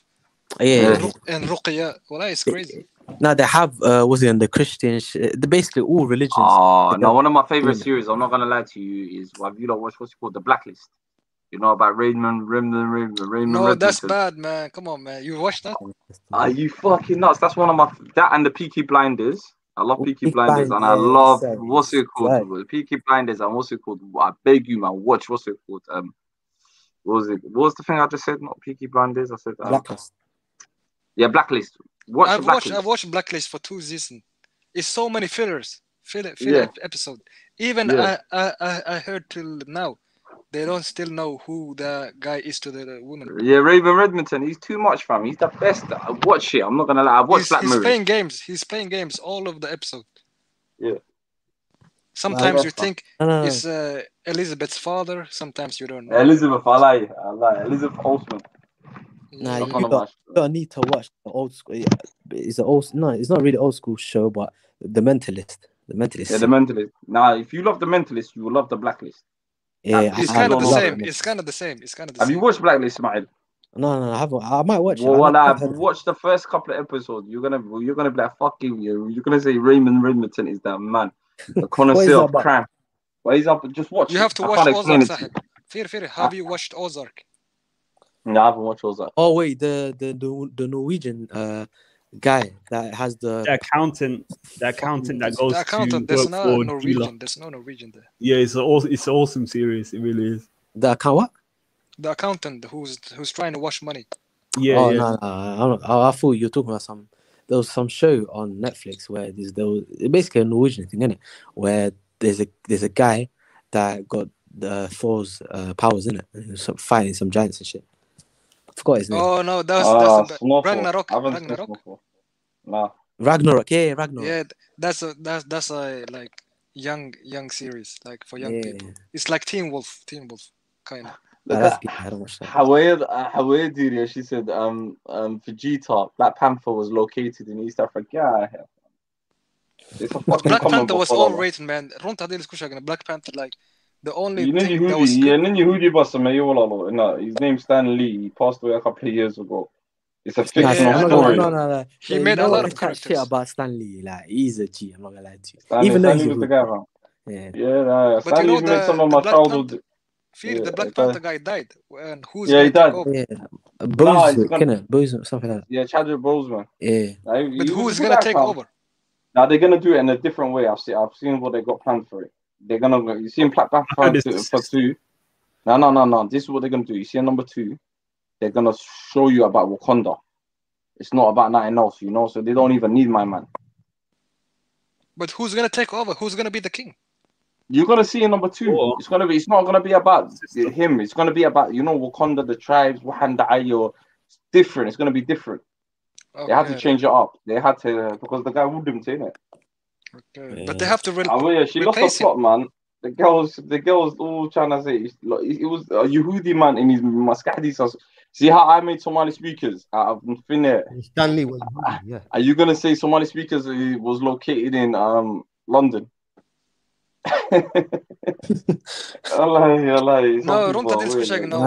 Most people in Hollywood, the people who make movies are Thomas comment I've seen all night, you know that. Sorry sister. I hate to say that. That's really lot. Like Seth Rogen and them guys, they take the piss. Who is there? And you know that Yehud's running.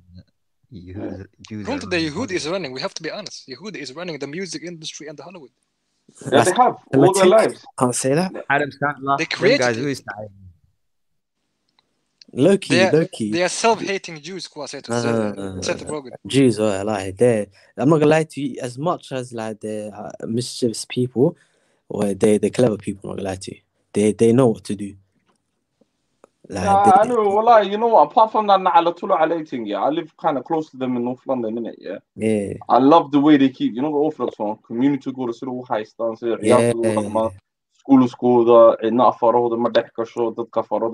I love that about it. Bro, people in Norway. People in Norway. I remember when I was young, people used to fight over if you be called Jew. people used to fight over that shit, man. It was crazy. And the crazy stuff is we don't have almost no Jews in Norway. Yeah, Europeans. The other Europeans. So the white people will call each other Jew and they will fight over each other. I'm not a fucking Jew. In Norway. Yeah, in Norway, yeah. Well, Norway, the thing is, they're all ethnically the same, innit? Norwegians, guy. Yeah. Most of them. The majority was 99%. Yeah. Vikings and shit, innit? Vikings, Italian Vikings, and all of that shit.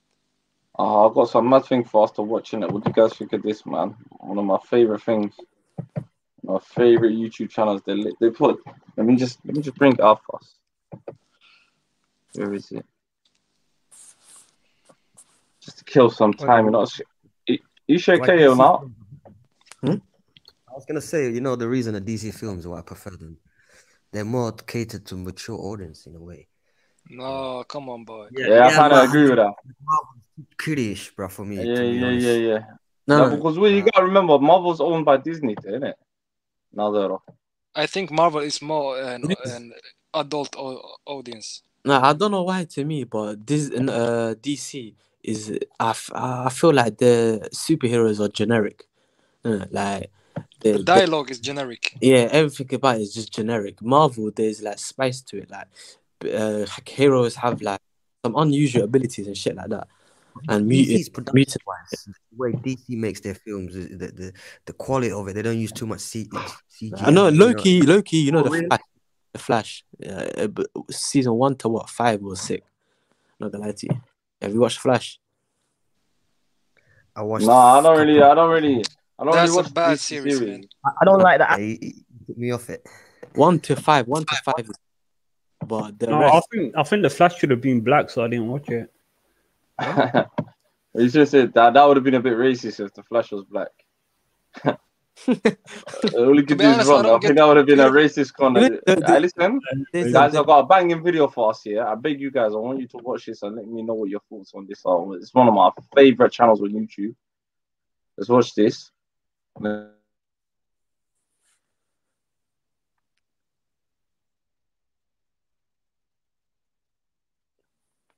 For what it's worth, Grammarly can, that's long. We can get rid of that. The block also seeks to enhance the pre-existing. Demographics is destiny. Within 4 years, Demographics is destiny. Within 4 years, Africa will have over 100 cities with more than 1 million inhabitants. By mid-century, the continent's total population will eclipse 2.4 billion. Africa will steadily displace the economies of East Asia as the leading destination for offshore manufacturing. Production and consumption will grow, while new value chains will be created in the process. Even now, foreign investors are constructing ports, railways, and highways across the continent. As a result, 3 new trans-Mediterranean corridors are emerging that will glue Europe and Africa. However, the configurations will have to traverse North Africa's gatekeepers, giving Morocco, Algeria, Tunisia, Libya, and Egypt the leverage to dictate terms. In this new scramble for Africa, it is as much about resources as control over corridors. For control is the source of strategic power. I'm your host Shirvan, and welcome to Caspian Report. This episode is sponsored by Skillshare, an online learning community that helps develop your skills using online classes. There are thousands of topics to choose from, including video and film, productivity, marketing, etc. Personally, I've taken a class on creative writing by Daniel Jose Older, who is a New York Times best-selling author. It's only 40 minutes, but it has helped me to get my writing to be on point. So while the lockdown measures will likely remain in place throughout much of 2021, why not spend your time at home in a meaningful way?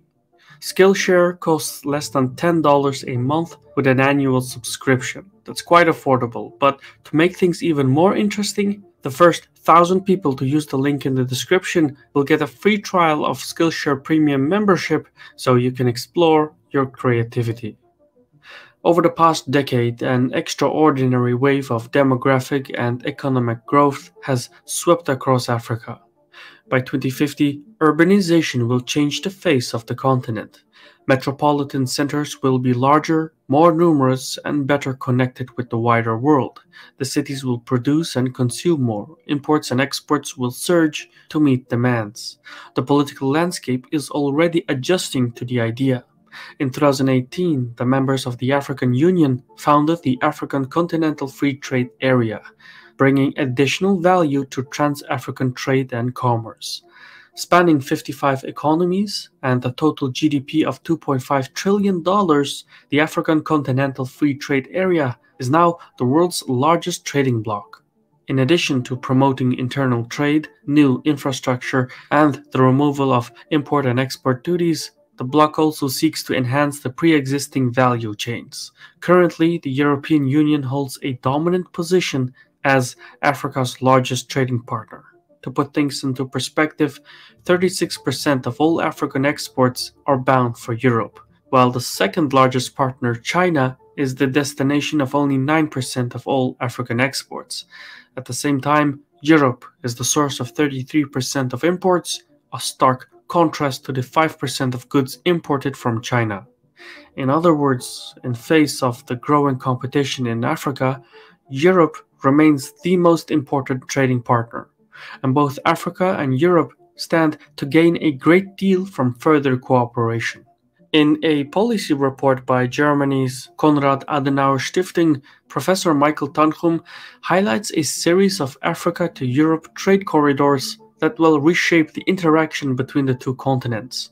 These corridors follow the trajectory of the Trans-African Highway system, but are expanded by railways, ports, and possibly industrial zones. They are necessary for Africa's growth. More generally, they are necessary to improve commercial connectivity to consumer markets and a larger industrial manufacturing base.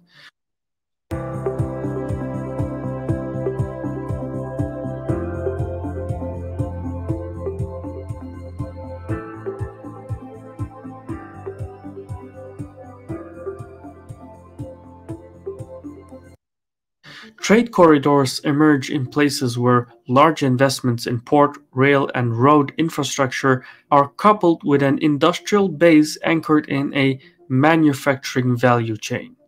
There are three such configurations going from Europe to Africa and vice versa. Control over these configurations will decide the geopolitical framework for years to come. Nowhere is this more evident than in North Africa, where the Trans-African highways connect with the trans-Mediterranean nodes of Rabat, Algiers, Tunis, Tripoli, and Cairo. With a triple heritage of Arab, African, and Mediterranean culture, the North African nations stand as the gatekeepers of Africa. The collective pivot of the African corridors hinges entirely on the northern portion of the continent. Such a position endows Morocco, Algeria, Tunisia, Libya, and Egypt with a once-in-a-generation opportunity to cultivate partnerships on favorable terms, and in doing so, remake North Africa in their image. To the west, Morocco hosts the Atlantic Corridor. Part of Rabat's allure stems from the considerable investments in transportation infrastructure and industrial base. For instance, the French-financed El Borak high-speed railway links the commercial heart of Casablanca to the industrial port city of Tangier. Here, the recently completed Tangier Med Port reigns supreme as the Mediterranean's largest port. Goods and commodities coming as far afield as Senegal are exported from the Tangier Med Port. From Tangier, cargo vessels carry the goods a mere 45 kilometers north to Algeciras, the largest port in Spain and a vital point of entry into the European market. From the Spanish port, the corridors travel north into France and Germany. Interestingly, in 2019, a major French automobile conglomerate opened a manufacturing plant north of Rabat to make use of the high-speed railway to Tangier Med Port. Since then, Morocco has emerged as Africa's leading auto manufacturer. It is this type of smart infrastructure investments that will determine the success of the Atlantic Corridor. France has been the leading investor in Morocco, but a stream of newfound private and public investors has flocked to the country in recent years, raising the strategic bar. There is now competition from Russian, Chinese, Turkish, and Arab Gulf patrons in addition to the French. Each investor is making more grand promises than the other. For instance, China is building a $10 billion high-tech industrial zone known as Tangier Tech City. Russia is constructing new oil refineries, and there is a plan to expand the high-speed rail infrastructure as far as La Guaira by 2040. This is how fast YouTube is with Brave. Notice how there's no pre-roll ads? And here's how you can... For its proximity and available infrastructure, Morocco is often dubbed as the door to the Sahara. However, the greatest challenge in the Atlantic corridor is the dispute in Western Sahara. The town of La Guaira, for instance, currently lies in ruins, and separatist forces control the nearby areas. So, to realize its commercial corridor, Rabat needs to restore its sovereignty over the occupied territories. In this context, Washington's recent recognition of Moroccan sovereignty in Western Sahara is a crucial turning point. It also explains the recent clashes in Western Sahara. Further east lies the Maghreb Corridor. Beginning at the terminus of Scandinavian-Mediterranean Corridor in Taranto, Italy, the Maghreb Corridor extends southward through Malta and into Tunisia. From there, the corridor links by highway to Algiers before traversing the Sahara and reaching as far south as Lagos, Nigeria. Alternatively, the Tunisian corridor flows along the coast, crossing into Libya, and then continuing more than 2,300 kilometers south to N'Djamena, Chad. Facilitating the flow of trade are several key developments. In July 2020, the Turkey-Italy-Tunisia multi-module transportation route began operating across the center of the Mediterranean. As a symbiosis of Turkish and Italian interests, the maritime arc connects the Maghreb region to southern Europe and the Black Sea. The corridor's central hub is Italy's deep-sea port of Taranto, which recently underwent a $480 million renovation and is operated by a Turkish firm. Meanwhile, Chinese firms are commissioned to construct a new commercial port in Chechel, Algeria, and the African Union and the African Development Bank are currently considering further enhancing the Trans-African Highway network to increase the operability of the land routes. Italian and Chinese firms stand a good chance to win additional contracts in Algeria, while Turkish firms are likely to gain commissions in Libya. What makes the Maghreb Corridor stand out is its versatility. It involves a number of major powers, and it's the only corridor going into Nigeria, a nation that will double its population to 400 million by 2050. Yet here too, the Maghreb Corridor faces numerous complications. While Tunisia stands as a beacon of stability, the corridor needs both Algeria and Libya to work. Libya is the real problem.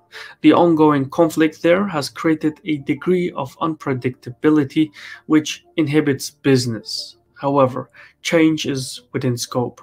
The arrival of Turkish troops in Libya and their support for the international government in Tripoli has guaranteed Ankara a strategic beachhead in the Maghreb. This then explains the strategic value of Libya and the numerous foreign interventions there. Interestingly, 1 month after the Turkish intervention, Algerian and Turkish lawmakers signed a trade agreement pledging to raise bilateral trade to $5 billion. At the same time, China and Algeria have agreed to deepen the latter's participation in the Belt and Road Initiative. So while the immediate road ahead is difficult, unstoppable long-term plans are in the making.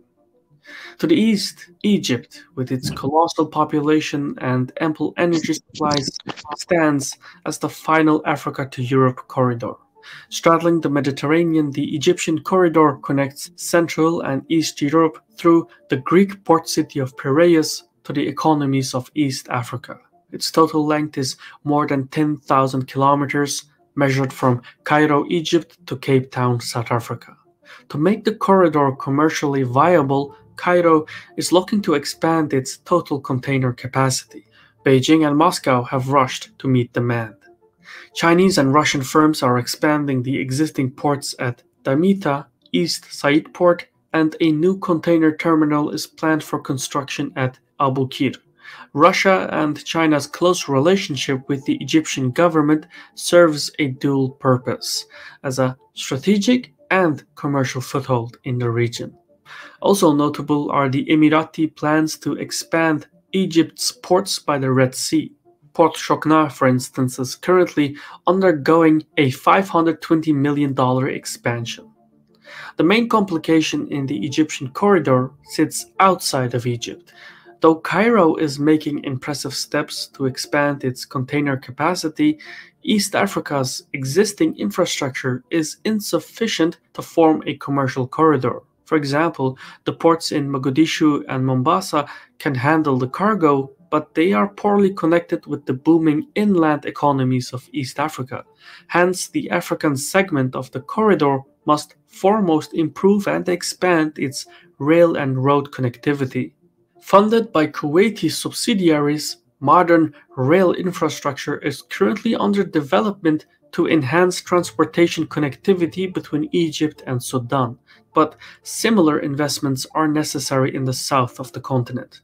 This will not be easy. In Ethiopia, through which the Cairo-Cape Town highway passes, there is an ethnic insurgency by the Tigray region. Also, Egypt is in a stalemate with Ethiopia over the latter's Grand Ethiopian Renaissance Dam on the Blue Nile River. These conflicts need resolution if the Egyptian corridor is to be viable. That said, it's also possible that Egypt avoids Ethiopia entirely by steering the commercial corridor towards the White Nile countries with whom it has better relations. This is very much a process in the making. All in all, Africa is changing, some areas more rapidly than others, depending on factors such as demographics, economics, politics, and geography. Places that were previously neglected are now dominating geopolitical agendas. There is a window of opportunity in Africa, especially in the north. Though Europe remains Africa's largest trading partner, Russian, Chinese, Turkish, and Arab Gulf patrons are filling the geopolitical vacuum. Still, the power brokers may not want to celebrate too early. As is often the case elsewhere, every successful venture only buys an admission ticket to a more difficult problem. The scramble for Africa will play out for years to come. I've been your host Shirvan from Caspian Report. If you want to learn more about this topic, check out the full article by the Austrian Institute for European and Security Policy, which is a think tank that specializes in systematic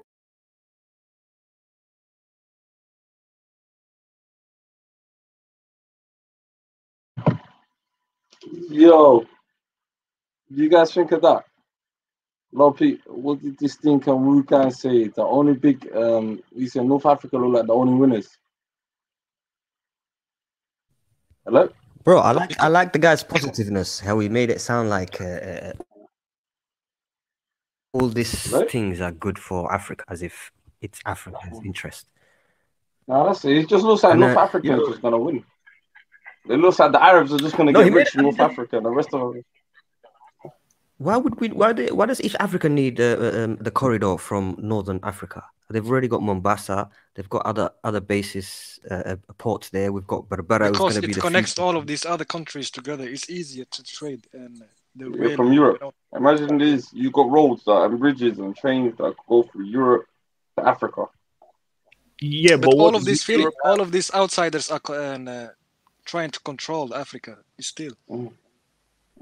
What does Europe has though?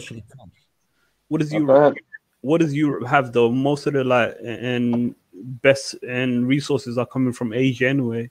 They're the biggest exporters and stuff like that. So we're closer to them. We just need to build bridges with them. And anyway, soon it will trickle down, innit? And they are neighbors after all. So sooner or later it's going to develop. I don't have problem with the North African.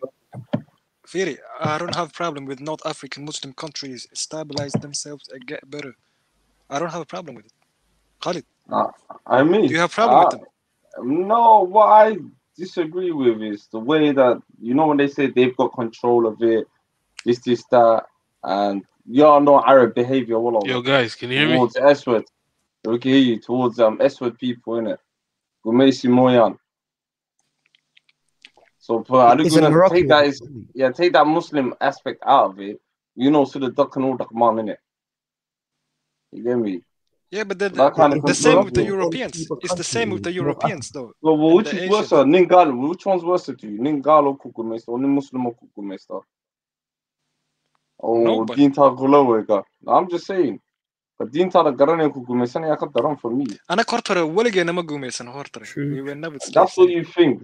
That's what you think. One of kukumesta walala. But actually, you know when they say Gumesi is still in our head. No, Gumesi is still in our head. You know what Gumesi is? The fact that Wadden Kenya is Tom president. Gotcha. You see what's going on Hammer today? Did you see what's going on Hammer? Well, that's Gumesi. That's real life Gumesi. One on the highest time we're still in Gumesi. So when Somali do play Mulligan on Gumesi, I can come on Gumesi. But if they stabilize, if North Africa is stable, the rest of Africa can get stable. You know, it's a good thing for Africa. Yeah. That's what I was saying, yeah. Yeah. I'll be like, yeah, but we'll see. So Libya, you know, is a failed state. You know, you have Algeria being in problems. Like, if those countries get together, in Sudan also, it's problems in Sudan. If they get stable, they can become rich. They don't want Libya to be stable. They don't want Libya to be stable because it benefits Italy. It benefits France. It benefits all of them. They're in the same position as Somalia, yeah. But you understand, Libya is different though. Like Libya is a large country. They can't control the desert. Yeah, I gotta make. No, what I'm saying is, if your neighbors, if Africa is stable, it's good for you. Man, we have two different. You know, we got the some of the males who are anti-black, and we got some of the girls who are digmatized. Who's talking about that, bro? You want to? We're talking about Libya. We are talking about Libya. We're going past that, Ahmed, man. Yeah, I know. A couple hours late, bro. You came a couple hours late, bro. Even the other day, he told me I want to be coming in this conversation. The man comes 7 hours late. Again. Hi, me, man, brother. That's what you call root at Somali timing. Man, come 8 hours late. Like Libya, you want to they trade them. Economics. Economics right now, man. We're gonna break something down, bro. I don't like what's happening to Africa, though. Really, what this Europe is doing, what they did to Libya, Egypt is literally. Guys, we're gonna do our last half an hour. Yeah, 6.5 on cleared enough. So carry on for last half an hour. And I think Sahib, what these Europeans are doing is the same that they've always been doing. They're trying to divide and conquer and get all the oil, all the resources. But these African countries need to get stable and fight them off and play their own game. That's the best way you can win. You have to play the white man's game. But how can you, bro, when France has its chokehold countries? You know, French old kind of colonies from French countries. Yeah, they own Algeria, Morocco. Man. North Africa's doing good, man. North Africa's doing very decent, man. They're doing their job. They're helping their people at least. Like they can go back home, decent infrastructure. Their GDP is decent. Like, come on, man. North Africa is definitely killing Africa, sub-Saharan Africa, by thousands of miles, man. They don't play the stereotype. You don't see North Africans begging for food. Because they play the game, they understand. Even if they are gonna be colonized, they have their biggest trading partners. The biggest trading partners are Europe, Morocco, Algeria. Algeria is selling oil to fucking who? France, and like they're getting the pipeline. Italy and all of this. Not even that.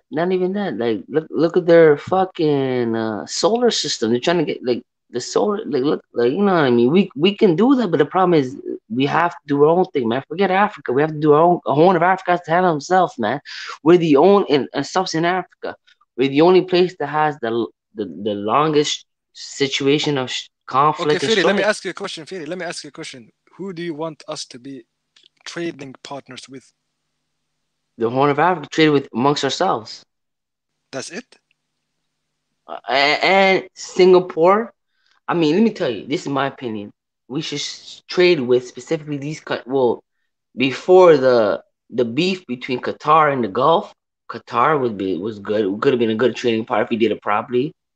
Qatar, Singapore, China, Japan, South Korea, and North Korea as well. That's the country we have to. Indonesia and Malaysia. You know, those are the countries we should have traded with.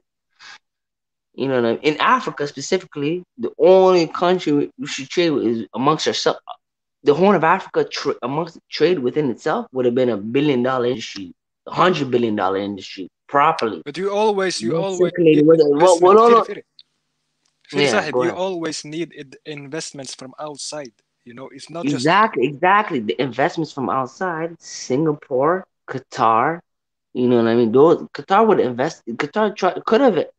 It's lack of leadership. Qatar would have invested in that back when they were beefing with all the Gulf countries. That would have been the best time. It would have been. They try to give what's his name? Mohammed Abdullahi Farmajo. They try to give him 80 million to not get to not have ties with Qatar, and he said no. You know what I mean? He avoided, and then in UAE sent him 80. I think it was UAE. They sent him money to avoid the trade. I remember that. And then they took it and they threw it away because the UAE were using money to make Somaliland not fuck with them. If you look at the whole Somalia federalism, each country is being funded by a foreign power to divide itself. You know? Yeah, I know that. Yeah, but if Somalia, let's say Somalia United, they have a government, they get security, then investments is Qatar is not enough, Sahib. Qatar is not enough. You just one country. Qatar is a $300 billion economy. We can easily take $3 billion. Trust me. Because trust me. Who else are you gonna touch? So you tell me, what would you do? All of the rich Gulf countries. Oh, you're crazy. What would you want Saudi? Saudi's a fucking loser. Bro, what are you talking about? The only thing these Arabs buy from Somalis is cattle, bro. They're not gonna buy anything else. Let me finish. Abdi. What do you mean? You see, you don't understand the livestock industry.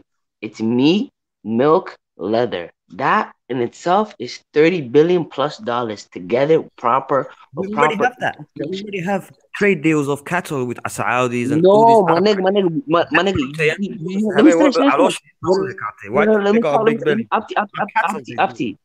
Abdi, can I talk? We get lowballed. Do you know the system? There are Arabs in Berbera right now who are staying there, controlling the pricing. Forget that. Even fish. There were Yemeni selling Somalis gasolines for their motorboats and then selling fish. That's how poor we are. We're very poor. We don't have. Let me finish. We don't have. It's been set in stone, bro. It's not something we agreed to. It's just like the French countries. They all agree to these agreements, bro. I didn't agree to that. Did you agree to that? What do you mean we? It was people that can't barely read and write or sellouts. Come on, Abdi. You know we're not agreeing to that. The coffee industry. What's happening to African countries? They're making raw materials, sending it to the Western countries, and then the Western countries sell it back to them. But it doesn't matter. They're making more than us. Why are we making? We're making less? How Somalia with mineral resources, everything, living off livestock? Let me tell you one thing. Forget that. We need to organize livestock properly, not only to sell, but to feed our population. Abdi, what are you talking about? We are here skinny as fuck, no food. Prior to colonialism, you think Somalis were starving? No, we weren't like that. We were strong enough to fight. How do you think we're strong enough to fight colonialism? Off of hope? Off of hustle? No, we have food at least. I know we're eating 3 times a day. We have some. You know what I mean? Today, we're dying. Let me finish. Let me finish. Before oil, how do you think the Saudis were surviving? Who gave them their meat? Who gave them their meat to survive? You think Saudis had camels in the desert? Somalis were feeding them. What are you talking about? You wait, bro. They're humble.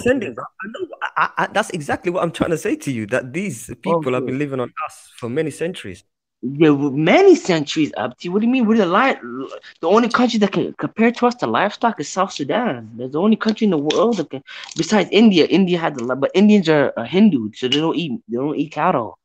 But they still sell it though. They make a little bit of money, but I mean the Indians, they don't make that much money. But you know, that's $1 billion industry right now. Right now, China, COVID, they can't eat their bullshit bats and their pangolins and all that fucking wild animals. You know what I mean? Forget they eat everything. They eat koalas. They eat koala. You know what koala is? They eat monkeys as well. Because that's how they alleviate themselves from poverty. Chinese sold everything, man. That Somalis have to follow the CPP style, man. Wallah billah, follow the Chinese suit, man. You think China became part of the Security Council because they wanted to be white? No, because that's how strong they are. Japan used to fuck them in the ass. Look at them now. They're better than Japan, and Japan is very small. Like, and it's possible for Africa to be like this. It's possible, you know. Forget Africa, man. We have to focus on our country, man. Africa can do what they want to do, man. Look, Africa is better than Somalia. You know, Africa wants Somalia to be poor.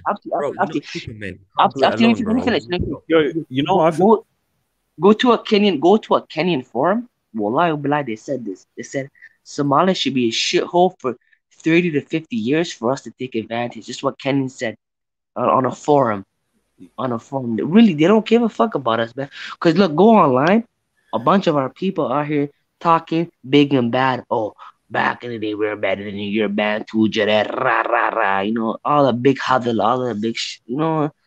And look at us now. They have two strong nations, Ethiopia and Kenya. What can we do about it? They're too powerful. So it's literally reality. Sam, look at it today, though. If we're so powerful, why are our female counterparts moving like Filipinos and Thai women? What does that mean? What's that, bro? Filipinos meaning they're concubines. That's what it means. What else it means? What are you talking about? So you're saying they're marrying outside? It's not that they're marrying outside. Oh, he said they're prostitutes. No, well, honestly, I mean, yeah, a lot of them are. In Atlanta, where? A lot of them are. Yeah. Oh, okay. That's Western Somalis, sure, maybe. I don't know. Allahu ya'lam. No, 100% they are. We're talking about Somalia, though, man. No, because you have to look at it like this. A weak state creates prostitution look at Philippines. Philippines is a decent country, but how can... Bro, there's more prostitution in Dubai than there is in Somalia. Yeah, there's more prostitution in Dubai than there is the whole of Somalia put together. So okay, let me finish. Who do you think is doing prostitution in Dubai? It's the royal family. It's the royal family that spearheading this. Why are we talking about prostitution? Why are we talking about it? No, I'm talking about the females that are practicing this.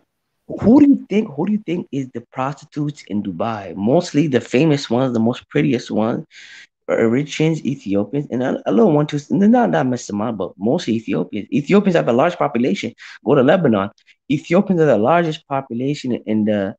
What's your point, Sahib? What's your point? Bro, there's more European prostitutes in Amsterdam than there is Dutch people. That's not the point. The point is there's more prostitution in Dubai than whole of Somalia. So I don't know where you're coming from with making it look like we're some sort of a seedy ass place. What is he saying?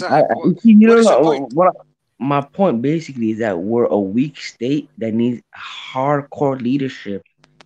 Somalia needs authoritarian. Somalia means authoritarian state. It needs a dictator. A strong person that makes the state strong. It's not going. You know what I mean? A revolutionary, we need a female leader.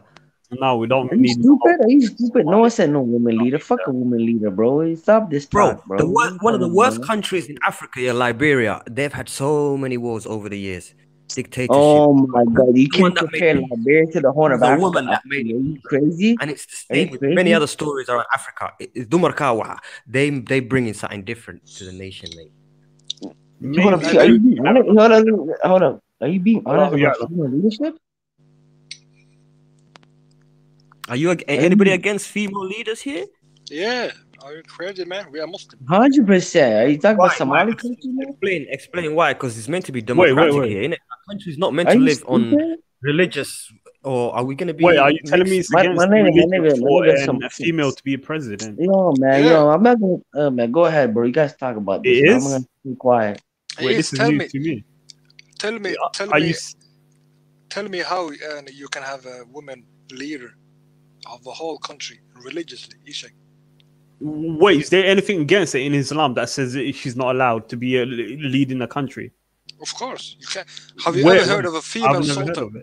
No, never mind about ever hearing about it. Did the Prophet or did Ilahi forbid it? Yes, no, they didn't. Okay, I won't say 100%. I'm not sure, Sahib, but it doesn't seem like it. Then there you go. It's allowed. Yo, you can say it's allowed. You can say that. Man. Come on, a thing, yo. Islamically, it's allowed. There you go. So, but you can say it's allowed because you also don't know, Sahib. Oh yeah. I get your point. Yeah. But man, no one said it can be. They can't be a female leader. Look at now in this situation, Pakistan. Women would lead Somalia in this situation. That's you know what I mean. That's just retarded. That just doesn't make sense. Wudang. A man. You know, Pakistan had a female leader. Right now. What are you talking about? Female president. You know that. So like, how can a woman maybe calm down? Read it, James. James. Okay, listen. Everyone is an individual. Just because maybe there was a bad female leader doesn't mean all females are going to be bad leaders. She wasn't bad. I'm not saying Firi. Wudang, she wasn't bad. It was that society didn't accept because they were masculine society, just like Somalis. We are very masculine. The men are leaders. Most bro, right? Israel's first leader was a woman. All right, let's not distinguish how Israel. Don't compare Israel to Somalis and Pakistanis. We're talking about women here. It's not about comparing Israel. We're talking about women, female leaders, and they had one of the first.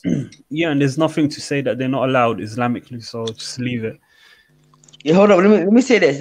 But it's not gonna work. Hold on. Let me finish. I trust. Women leaders. She's a woman. It's not gonna work here because she's a woman. No, hold on. No, women leaders. Unless if God or Muhammad sallallahu alaihi wasallam said it wouldn't work, then it wouldn't work. Sure. But if they didn't, then it could work. If you know anything about Somalis, they're never gonna accept a woman leading the country. What are you talking about? Yeah, then that's the problem within us then.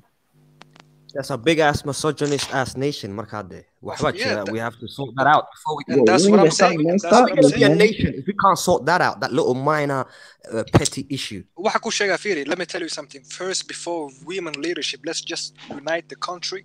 Even a man can do it. How can you expect a woman to do it, Sahib? You guys are going off. Many countries has been worse than us, has had more terrible history than us when it comes to leaders and stability, had a woman and sorted everything out. That's the point I'm trying to make. It's not about America never had it for 300 years or whatever. It's the fact that women actually did change countries that were unstable for 30, 40 years, bro. That's my point. Yeah, look what the men did. What about the civil war that we had? Our country's in that state for a reason. So you can't just say women wouldn't work. Look what the men did. They did. Bro, you guys are crazy, man. Can it be worse? If you really can believe, it be worse? Can it be worse than what the men did to our country in the 1980s, 90s? Exactly. Bro, women leadership is not. We can't even have a man leading the country. They are struggling. You guys are saying a woman leader. We're not ready for that right now. Bro, you know America, bro, yeah? I agree with you. AOC, her name is, 2032 American elections, she's going to be running and she's going to win it. I don't think so. She's a socialist. A socialist will never come to power. Look at what they did to Bernie Sanders. Well, Bernie's dead, bro. What do you mean? There'll never be a female president for the United States, man. Get the hell out of here. You talking about? They said there won't be a black man. They said there'll never be a black man up till we cannot. What do you mean black man? Obama's not black. Obama's biracial. Remember that. Well, he's not white. Okay, mixed race people can't be black here. They have to go to the white man's corner. No, man. Come on, man. Use your brain, man. Use your brain, man. The point is he's not white. The point is he's not white. Okay, chill. You have to understand. Brother has Hussein in his name. He has Hussein. Stop doing this. No, stop real shit. Stop. Use your brain. You're using a bunch of idiocy to argue that Obama was a president because he was actually Obama was one of the worst presidents in United States history. Trump destroyed his presidency. It's not about his policies, bro. What are you talking about? What do you talking? What do you mean? Obama got, bro. Everyone knows Obama got into presidency because he was black and Democrat. And do you know how many donors Obama got? Oprah. Fuck, every celebrity in the world donated to Obama's campaign. What are you talking about? It's such a stupid argument to they say. Might do it for the first woman president as well. No, if that was the first, so then why should she lose against Trump? She didn't have enough donors. Maybe the next one will get enough donors. Exactly. Plus, it was Hillary. Exactly. It wasn't that. Hillary like was the wife. Hillary was the wife. I'm telling you, Hillary. Really. I'm telling you, Hillary had more donors, had more money, had more backers. She lost because the country wouldn't allow her to win. The people didn't allow her to win, not because of money. She had all the money in the world. What are you talking about? Well, she wasn't attractive. So why did she lose? I'm not saying she never had the money. I'm saying why did she lose? She lost because she wasn't attractive as AOC. There. It's not about that, bro. Come on, bro. It's not about that. I promise you, if Hillary looked like Beyonce, she would have still lost. Yes. No, bro. No. She lost because she had the brains of AOC and the looks of Beyonce. Yeah, she would have won. She lost because of the politics, not because of money, man. I'm not saying none of that. I'm saying she lost because Trump was better. That's what I'm trying to say. I don't give a fuck. She had the politics or the money. She lost. You know what I mean? We can talk about everything. Why she lost? If she was supposed to win, she would have won, right? She was supposed to win. Everyone knew. Everyone thought she was, because Trump said right before his whole campaign, the Mexicans are bringing their rapists, they're criminals. He got exactly. Look at her opponent as well. Look at her opponent as well. He was a racist supremacist. He was gonna lose anyway. Like anyone, anyone. Hold up. Do you know Trump? Let me finish. You knew Trump was gonna win if it wasn't for the mail-in ballots. You know that, right? The mail-in ballots are fake. Did you see what happened in Minnesota? You don't know what happened in Minnesota, do you? Do you know why? Do you know why Ilhan Omar won? All the Somali votes were literally because you know Somalis don't vote, right? In general, we don't vote. We don't conduct the census. We don't do none of that. I vote. You know, finish. No. I'm talking about the old school. So let me finish. In Minnesota, there was a Somali collecting all. You can Google this. I forgot what it was, but you can Google it on YouTube. He was collecting all the mail-in ballots in Minneapolis. He was collecting every single. He was getting paid for it. All the old Somalis. Every Somali was collecting it, and he was checking all. Ilhan Omar. Somebody's not voting. I see that. That's true. Yeah, I did see that. That was happening. I'm saying, technically, she should. If all Somalis kept their mail-in ballot, if they voted now, but if let's say authentically they did what they did, they would have never voted. Ilhan Omar would have never won Minneapolis. She would she would have won. Ilhan Omar had a movement. She would never won. No. She had Somali people, volunteers, bro, dropping leaflets. Somalis don't vote. Somalis don't. When I say Somalis, I'm talking about our parents. I'm talking about the Adad, Habos. You might. I don't vote. I never voted in my life. I don't know about you guys. No, you need to vote. You need to vote. If you want a good credit, if you want your name to have a good credit, then put your name into the voting register. I don't give a fuck about good credit, man. I keep cash. You know what I'm saying? Like I'm a different. I'm London, bro. I send my shit to Dive Sheet because the difference between you and me. You're ready? Are you high? No, I'm okay. What's good? I was just wondering. You was waiting on the stream. You can't kill me. Like, what are you talking about? I'm not high. Nah. This guy said I'm high. Don't kill me. Nah. Up to you. Nah, I'm definitely not high. I don't do that shit, man. I don't smoke cannabis, man. I stopped that shit. But let me say you. Yeah, go ahead. Do you know her? Is she Is she well known in Minneapolis throughout the Somali community there? Or is it My just the nigga. media thing pushing her name? Wallah billah to lie, the only people that vote for Ilhan or that fuck with Ilhan is Somali liberals. Most Somali don't fuck with her, bro. She's gala. What do you think? Let me tell you. Let me finish. I know. Shit. Are they good to take? No. Let me finish. You see, this is why I like Ilhan, because now she showed her true colors when she fucked with the Jewish guy. Before that, she was her fake Somali boyfriend or her husband, whatever the fuck it was, just to have kids, because you know what happened when they both broke up? The irony, she went with the guy that she was cheating with. He went with another wife right there. Is it true? This thing. It was so, you know why? Because her abo has so much influence. Because you know why? She loved her abo. Her abo was a soldier. He was like a respected man back in Somalia. Her mother died. He came to go to school. He made him go to school. This and that. So she did it for her dad. Even if her dad had no influence on it, she would never marry that Somali guy. She would never have kids with him. She would never know, man. Ilhan is a typical. You see the girls you see online on Twitter, the ones that hate Somali, man, that's Ilhan, bro. What do you think they love for Ilhan? Come on, man. Let's be real, man. Why are you guys shocked about this girl's behavior? This is what she's supposed to be.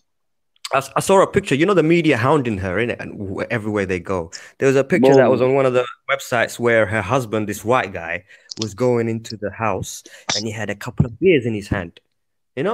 Firi, who is the white guy? Who is? You see stuff like that, you think, wow, that's too much. Who is the white guy? Is he Jewish? The Jewish guy, I forgot his name, man. He was the campaign manager, her campaign manager. I thought she was with an Arab or something. No, he's Jewish. He's an Adan Yehudi. She sold out, man. She didn't sell out, man. She fuck with that nigga from time, bro. She didn't sell out at all. This is what she always wanted. Look at her daughter, man. Her daughter's bro. Ilhan. Bro, her daughter's getting viral videos, Her daughter's like getting off TikTok. Malaya Kucherta, she's into the Matrix. Bro. Her daughter, bro. Look at her, bro. Her daughter's full-blooded Somali with Adan ideology. But how can she marry that white guy? He's not even Muslim. See, my nigga, you're in Norway. That's the issue, my nigga. You don't understand what's going on out here, bro. In North America, out here, everyone does what they want to do. It doesn't matter about that. Dakan is a word. You know what it is? It doesn't exist. When you go to America, you have to become an American, innit? What do you mean? Come to Canada. Canada's even worse. You have to understand. Canada is the staple of Somali bullshit. What are you talking about? This is the problem. The UK, yeah? Why they have terrorism over here? Because there's no integration. That's because you know what I mean? Like in America and Canada, where but you have to understand. The UK is the land of the colonizers. This is where the UK is where everyone got colonized, and I mean brother. Bangladesh stay together, Asians stay together, Vietnamese stay together. So there's here people who's been in this country for 20, 30 years don't even speak English. Hold on, let me ask you a question.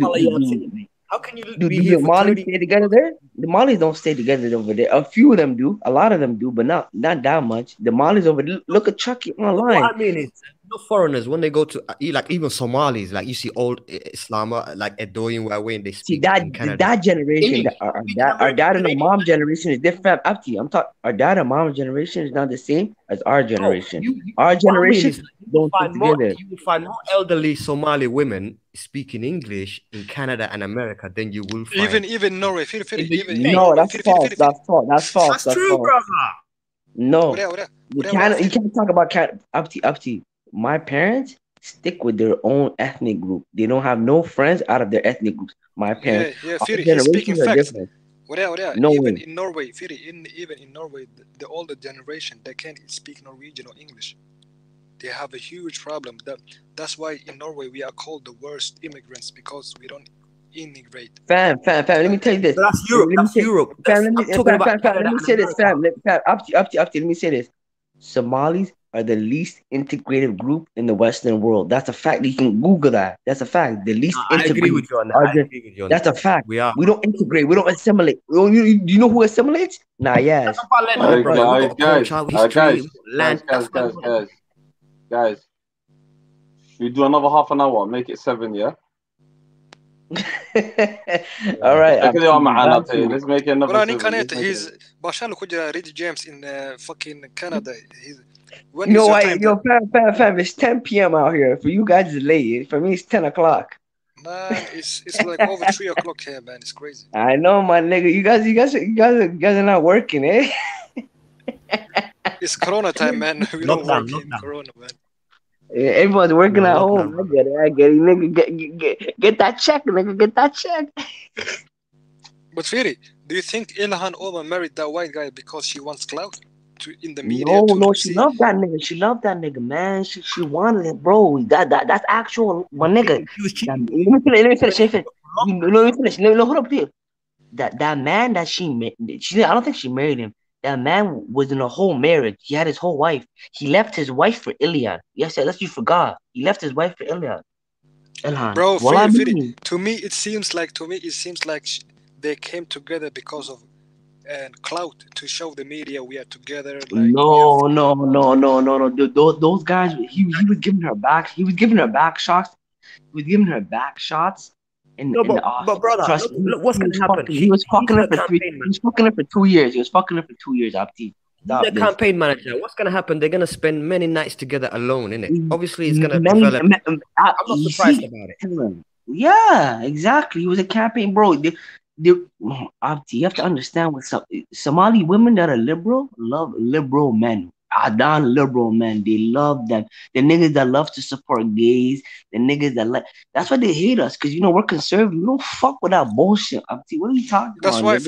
That's why she supports trans rights and all of this bullshit. What do you mean? The average Somali is an Ilhan. What do you think we're so incompatible with these women? Because we don't believe in that Galo talk, nigga. What are you talking about, bro? Tomorrow they say. Whatever, really, you starting to sound like me, man. I thought you was like a feminist simp, a dieter. No, what do you mean simp, bro? I support women's rights. I support women. I'm not a homosexual. I fuck gay. Dumb. I fucking hate trans. I never support gay in my life. What are you talking about? How do you think we're alive? A man and a woman made us, right? So that's why we keep it like that. What the fuck you talking about, bro? You mistake supporting women with homosexual. That's why I see like Ilhan is promoting trans and LGBT shit. My nigga, Ilhan. Yeah, but Ilhan has to. She represents the whole Minnesota. She wants to. That's what she loves. She loves that bullshit. She wants to do that, bro. That's her, innit? But how come you guys only talk about Ilhan? How come you never talk about the brother that's a senator as well? You don't know his name? Which one? The same, and he's in the Senate in the United States, man. Somali, brother. No, I didn't know. The same position as her. No one talks about it, but he's not famous. He's not famous because he's doing his job. That's because Donald Trump didn't talk about him. Yeah. and again, this is the problem with a lot of the men, in our community. Ilhan, or this woman, let's just sometimes leave the woman, let them do what they're doing. Yeah, as well. Yeah, sometimes just let them concentrate on you and benefit our community. Whatever sister goes astray, whoever sister's not on it, because there's 100 sisters, you gotta focus on the community. But I gotta say, 95%. What Sophia was saying is not 95%, Cad. It's not 95%. Yeah, she just made that up, man. She just made that up. I don't know what that. What I feel it, Wudang. You said 30%, and she killed you for that, and then she said 95%. I was like, where did you get that from? I'm sure it's near like 40 or. I didn't hear that, man. I was out. I didn't even hear that bit.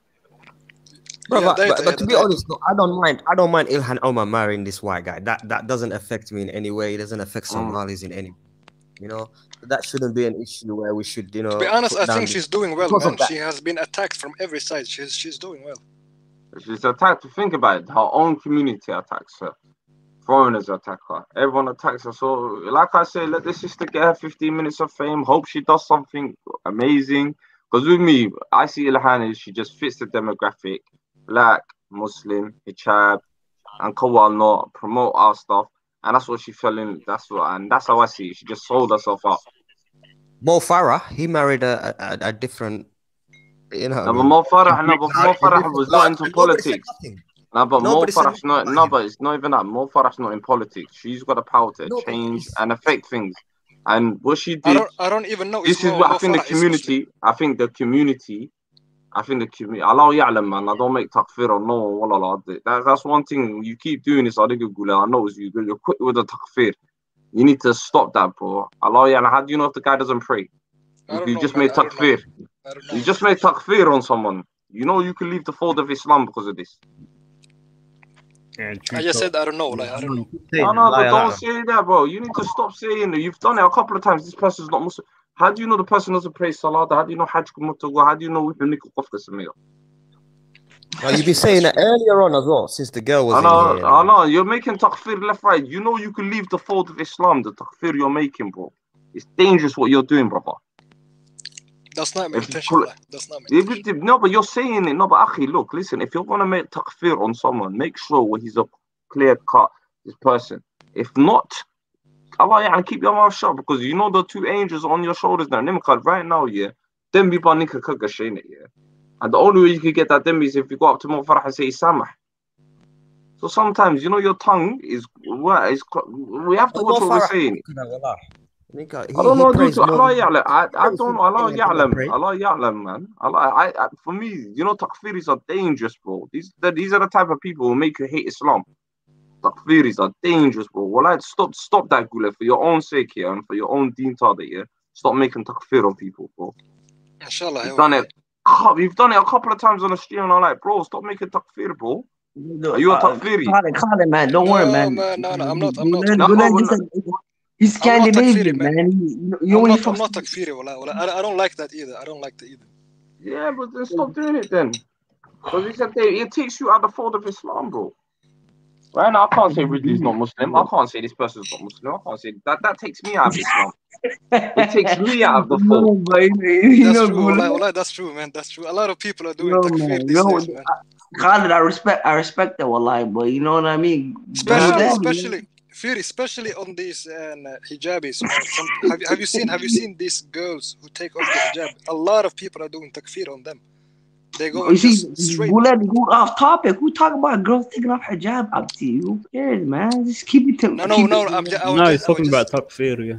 I'm just giving an example of people just straight going to conclusions like these girls are not Muslim. No, because I don't get offense. I don't get offense off that shit, man. Because if you think I'm not this, you should come to Toronto. Up to you would have you'll go crazy. Like your brain will go do 360 circle up to you. Out here, different. I'm the average. I'm a Muslim, yeah. Dave Chappelle says I'm a Muslim, and I know he doesn't really. He felt no Muslim, man. The guy love, man. Well, now you are doing takfir, man. Now you are doing takfir. Yeah, now they do, man. Stop, man.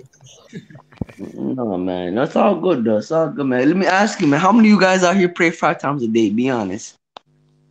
I try my best, man. I try my best. That KO. Okay, that means you only pray what? You don't pray Fajr. I know you don't get up in the morning like that. Nigga ain't getting up at 4 in the morning for that. Are you? What's your point? What's when people ask, when people ask you that, just say Allah. I'm asking a question. I'm not. There's no point. I'm just asking a question. Are you praying? And I just answered your question. So what's your point, Zahid? No, there's no point. I'm just asking. Oh, man. You didn't have to point though. What's up, bro? Like, I mean, niggas get what your nigga, what you definitely high. This guy is crazy. I'm high at all, bro. I'm sober, bro. What are you talking about? I'm sober, my nigga. He has been like this for all of the stream, man. You have been smoking like. Yeah, you have been smoking. I'm smoking cigarettes, bro. I'm smoking cigarettes. Like I've seen you smoke 6 cigarettes, man, in just 5 hours or something. Yeah, I smoke bogeys. Yeah, that's 1 hour. 1 hour is all good. 1 an hour. That's a lot. What are you talking about? People finish 2 packs a day, bro. What are you talking about? I smoke 6. It's not bad. It's still bad for my lungs, but it's not that bad. How long have you done it?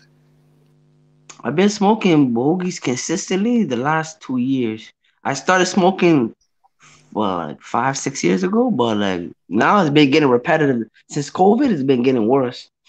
But yeah, before that, nothing like that. It used to be social smoking. Now I just been smoking by myself. You know this thing they talk about cancer, cigarettes. It's a lie. How many Somali or Odayal we know? We used to go to the shop, buy them 20 packs every fucking day, and they Somalis are immune. They immune. 90-year-old. You got to have it averaging in 20 and 30 years back. Somalis got better genes. They immune. They die naturally. A lot of Somali smoke, especially if they chew chad. They smoke a lot. When you chew chad, you have to smoke. You know where like the Asian Somalis. Yeah, it's chad and cigarettes are hand in hand. It's like beer, it's like alcohol, cigarettes. You have to smoke it. Not all people, but a lot of people do. But nobody knows how dangerous chad is. There's not much study on it.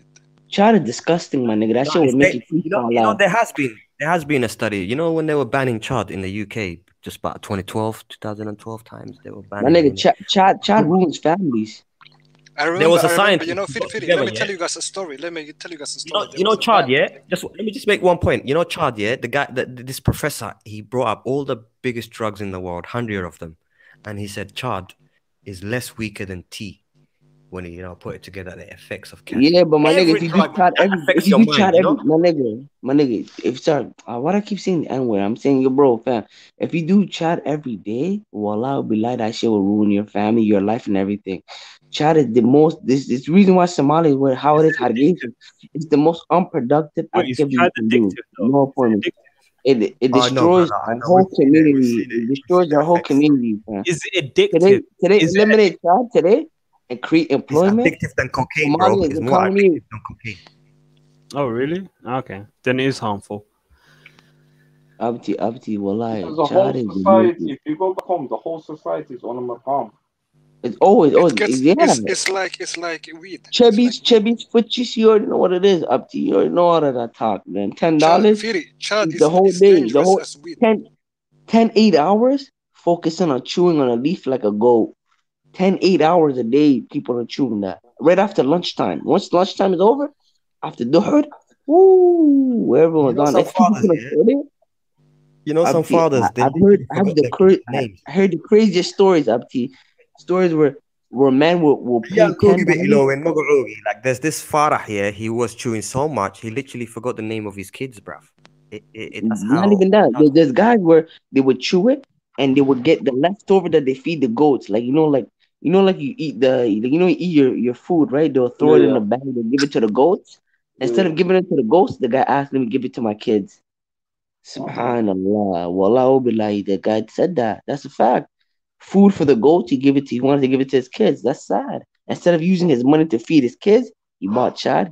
He had the leftover to feed his kids. That's a true story. What do you think we're so skinny and all this bullshit? Lack of nutrition because of that type of ideology.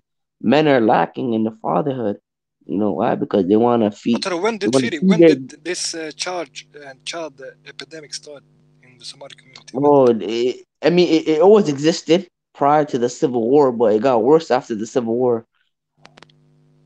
When the people come to European countries, Western, like in Canada, in Amsterdam, in Dutch, in UK, it was legal. Child was added. It was coming in tons. No. It was only legal in the UK. It was only legal in the UK. It was only legal in the UK. I don't know about Europe, but in Canada it was illegal. It was legal in Canada at one time. It was legal.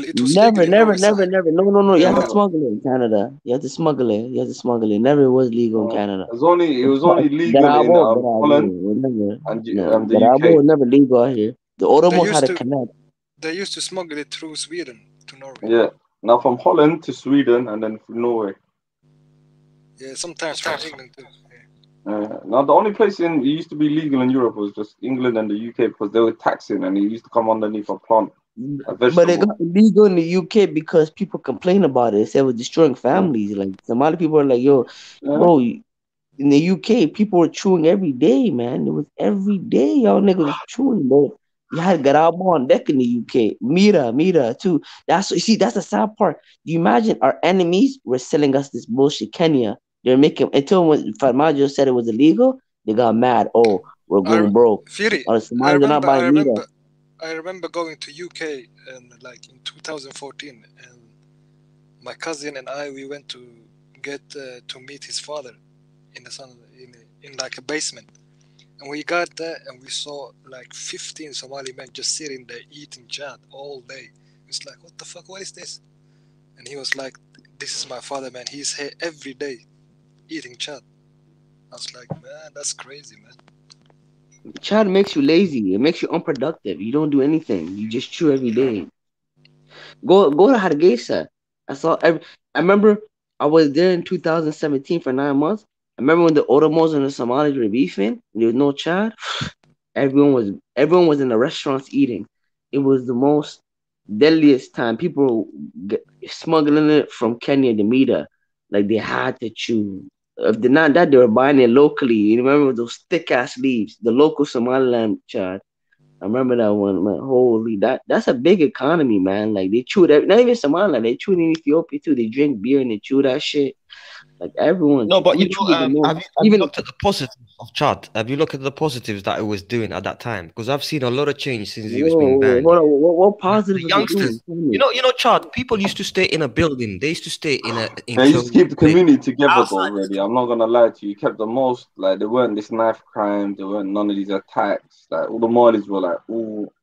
Like together, it did keep the community together. So you are saying it was like our version of a bar? No. It's not even that. You're making it seem like as if they were doing it like, you know, like couple beers and then I'm going home. No. They're wasting 8-7 hours on this. They're wasting, you know, when you work, you waste 8 hours. Bro, there's no positive in Chad, man. How can you guys say exactly? I'm with you, Gulet. I'm with you. There's no positive. No positive. I'm just talking about. I'm not trying to say positive. You know what they've turned to? They've turned to other stimulants, yeah, because there's no Chad, and not even the youth or the Yashi, the older people. It's become like you see people in the streets, or they are drinking. Abti. This is what I said in Canada. In Canada specifically, I said this to Somalis. Some of them almost they want to fight me.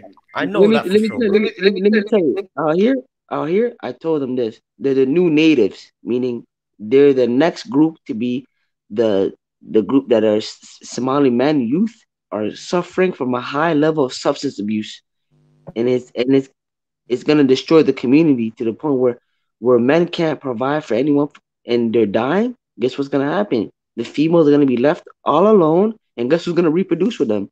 Anybody else, whether it be Madod, Adan, and there's no man. Even if they wanted to, that's why they make fun of us, you know, because there's no one out here to take lead. Like, bro, substance abuse. Go outside. I don't know how it is in the UK and Canada.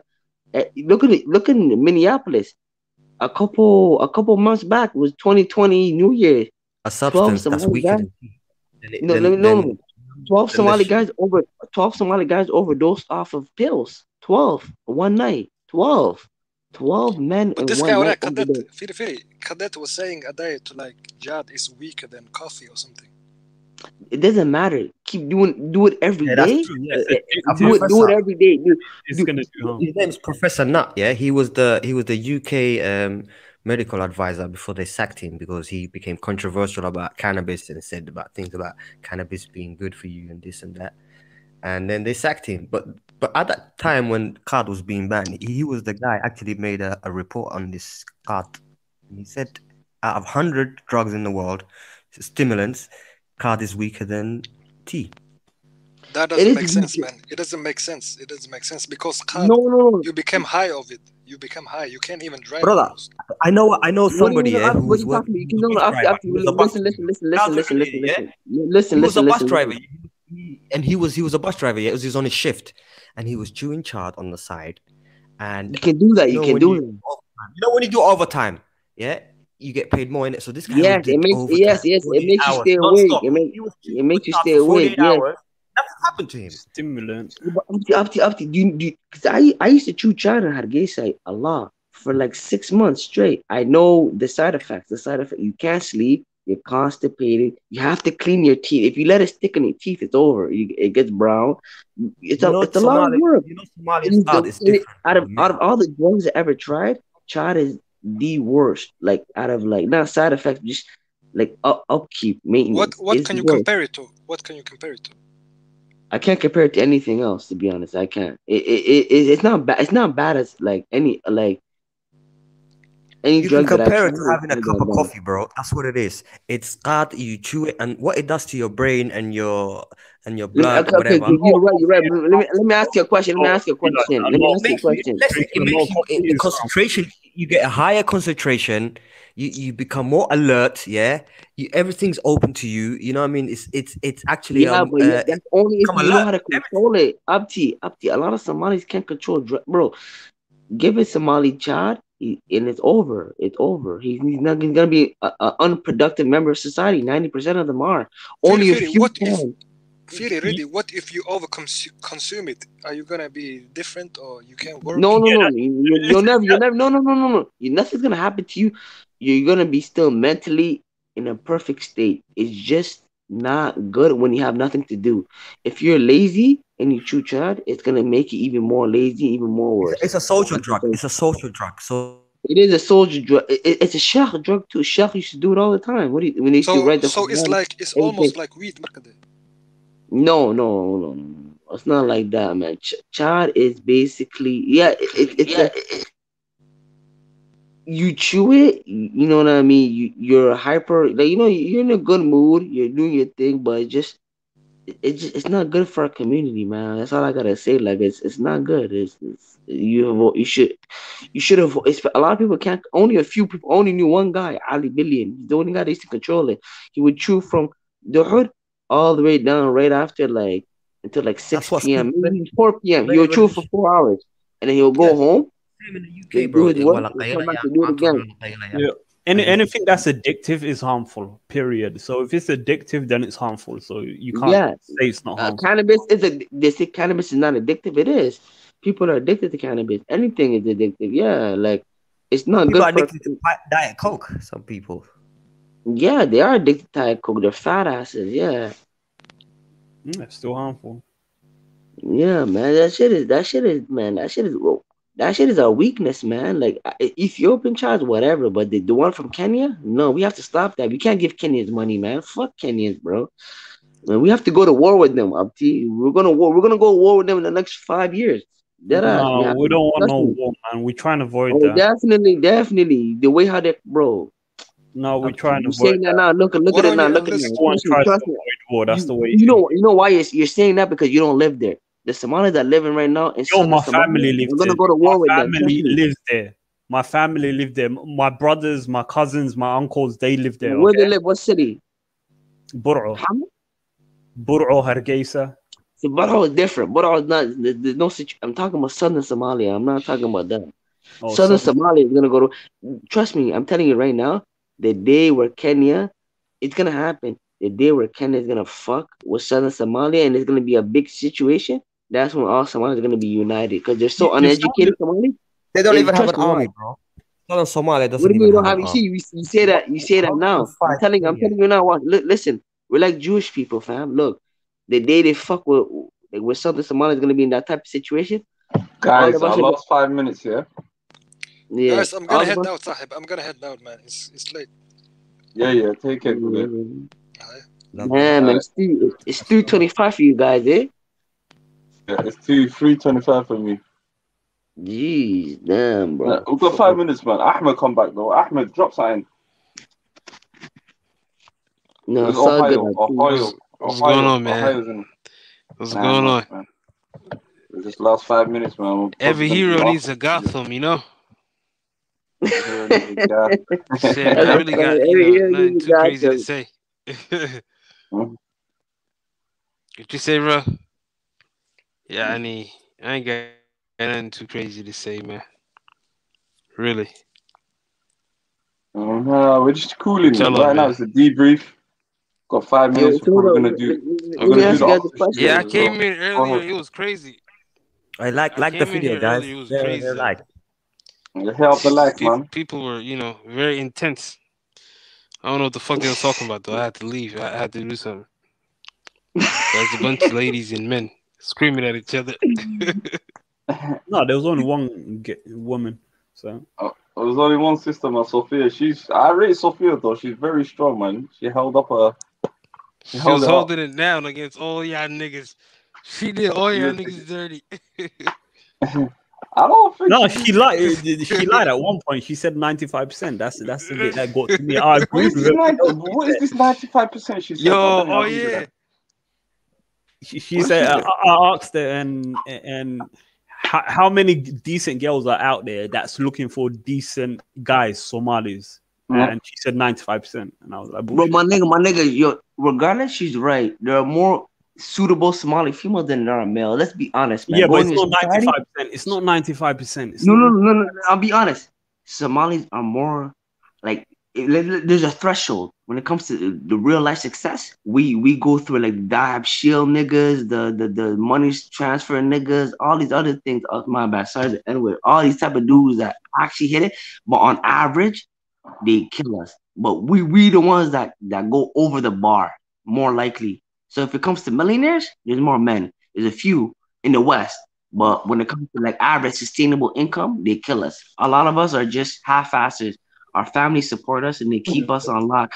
The women naturally, the women have no time, because you gotta understand, and culturally speaking, if the women want freedom, they have to sustain. They have responsibilities. They are built to survive. We're not built. We're built to be like reliant. They're built to survive. You know, they have to. They want to live the Western life. They have to. We're collective dudes. How many Somali girls do you see together unless they wear hijab? If she doesn't wear hijab, how many do you see together? You know, rarely. In the UK, I don't know. In Canada, barely. Like anywhere you go, you don't see it like that, bro. They always gotta. You know, if you check Instagram, if you check Instagram, there's a lot of wallahi Somali girls here with 200,000 followers. Yeah. They're making money. A lot of them have a lot of and wallahi, they're modest. They're wearing the hijab, they're doing the show in fashion, but they're just wearing it and they look. Let me tell you a question. Let me tell you one thing. If you see a Somali girl with a tattoo, she's not fucking with a Somali. If you see a Somali girl not wearing hijab, like dressing provocative, she's not fucking with a Somali. You only find Somali girls with a tattoo in Canada and America, I'm sure. Oh, my nigga, the UK too. What are you talking about, bro? The UK too. There's a lot in the UK, bro. You see, that's the problem with you UK guys. You guys ruin it for all of us. You guys ruin it for all of us. Yo, hold on. I got something to say. Go ahead. I got something to say, man. Yo, I watched some video, right? Some Sudanese shorty. Sudanese people are fucking lost, man. Yeah, I mean, she's like, but I am why, you feel me? And she talking about, she on some bullshit. She gonna be so bad. You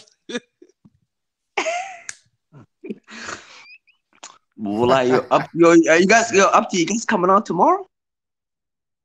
Kali coming on tomorrow? Yeah, tomorrow's open. Yeah, tomorrow's open mic, man. Miss Carlos Ladaya. Yeah, man. Make sure you bring the females too, bro. We're gonna have a big convo, man. We're gonna have some Sudanese shorty, bro. Some Sudanese shorty, bro. She's Muslim, right?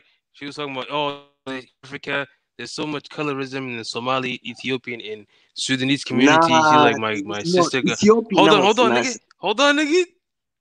She's like, my sister got married to some Tanzanian nigga. He's the greatest. But my family's talking shit about him because he looks Negroid and he's black and Sudanese. Like, black is bad, and they just talk shit to my family members. And hold on. I'm gonna point her next to Somali girls. Hey, kissing me, barabara. She was like, she dissed the religion. So when we see these that I claim to be feminists, believe this. Muslims women are not allowed to marry Christian men because they're emotional and they cannot make people convert. She said, which I think is BS. Said because men are allowed to marry non-Muslim women, but guys, Muslim women are not. We're gonna carry this. And she claims to be a Muslim. Ahmed, sorry about that. We'll carry this on the aftermath. You guys hit up the like button. So I'm saying, One second, bro. Love everyone. One second, guys. Catch you guys tomorrow. Open mic, 8 o'clock. Hit up the like button. Hit up the subscribe button. Stay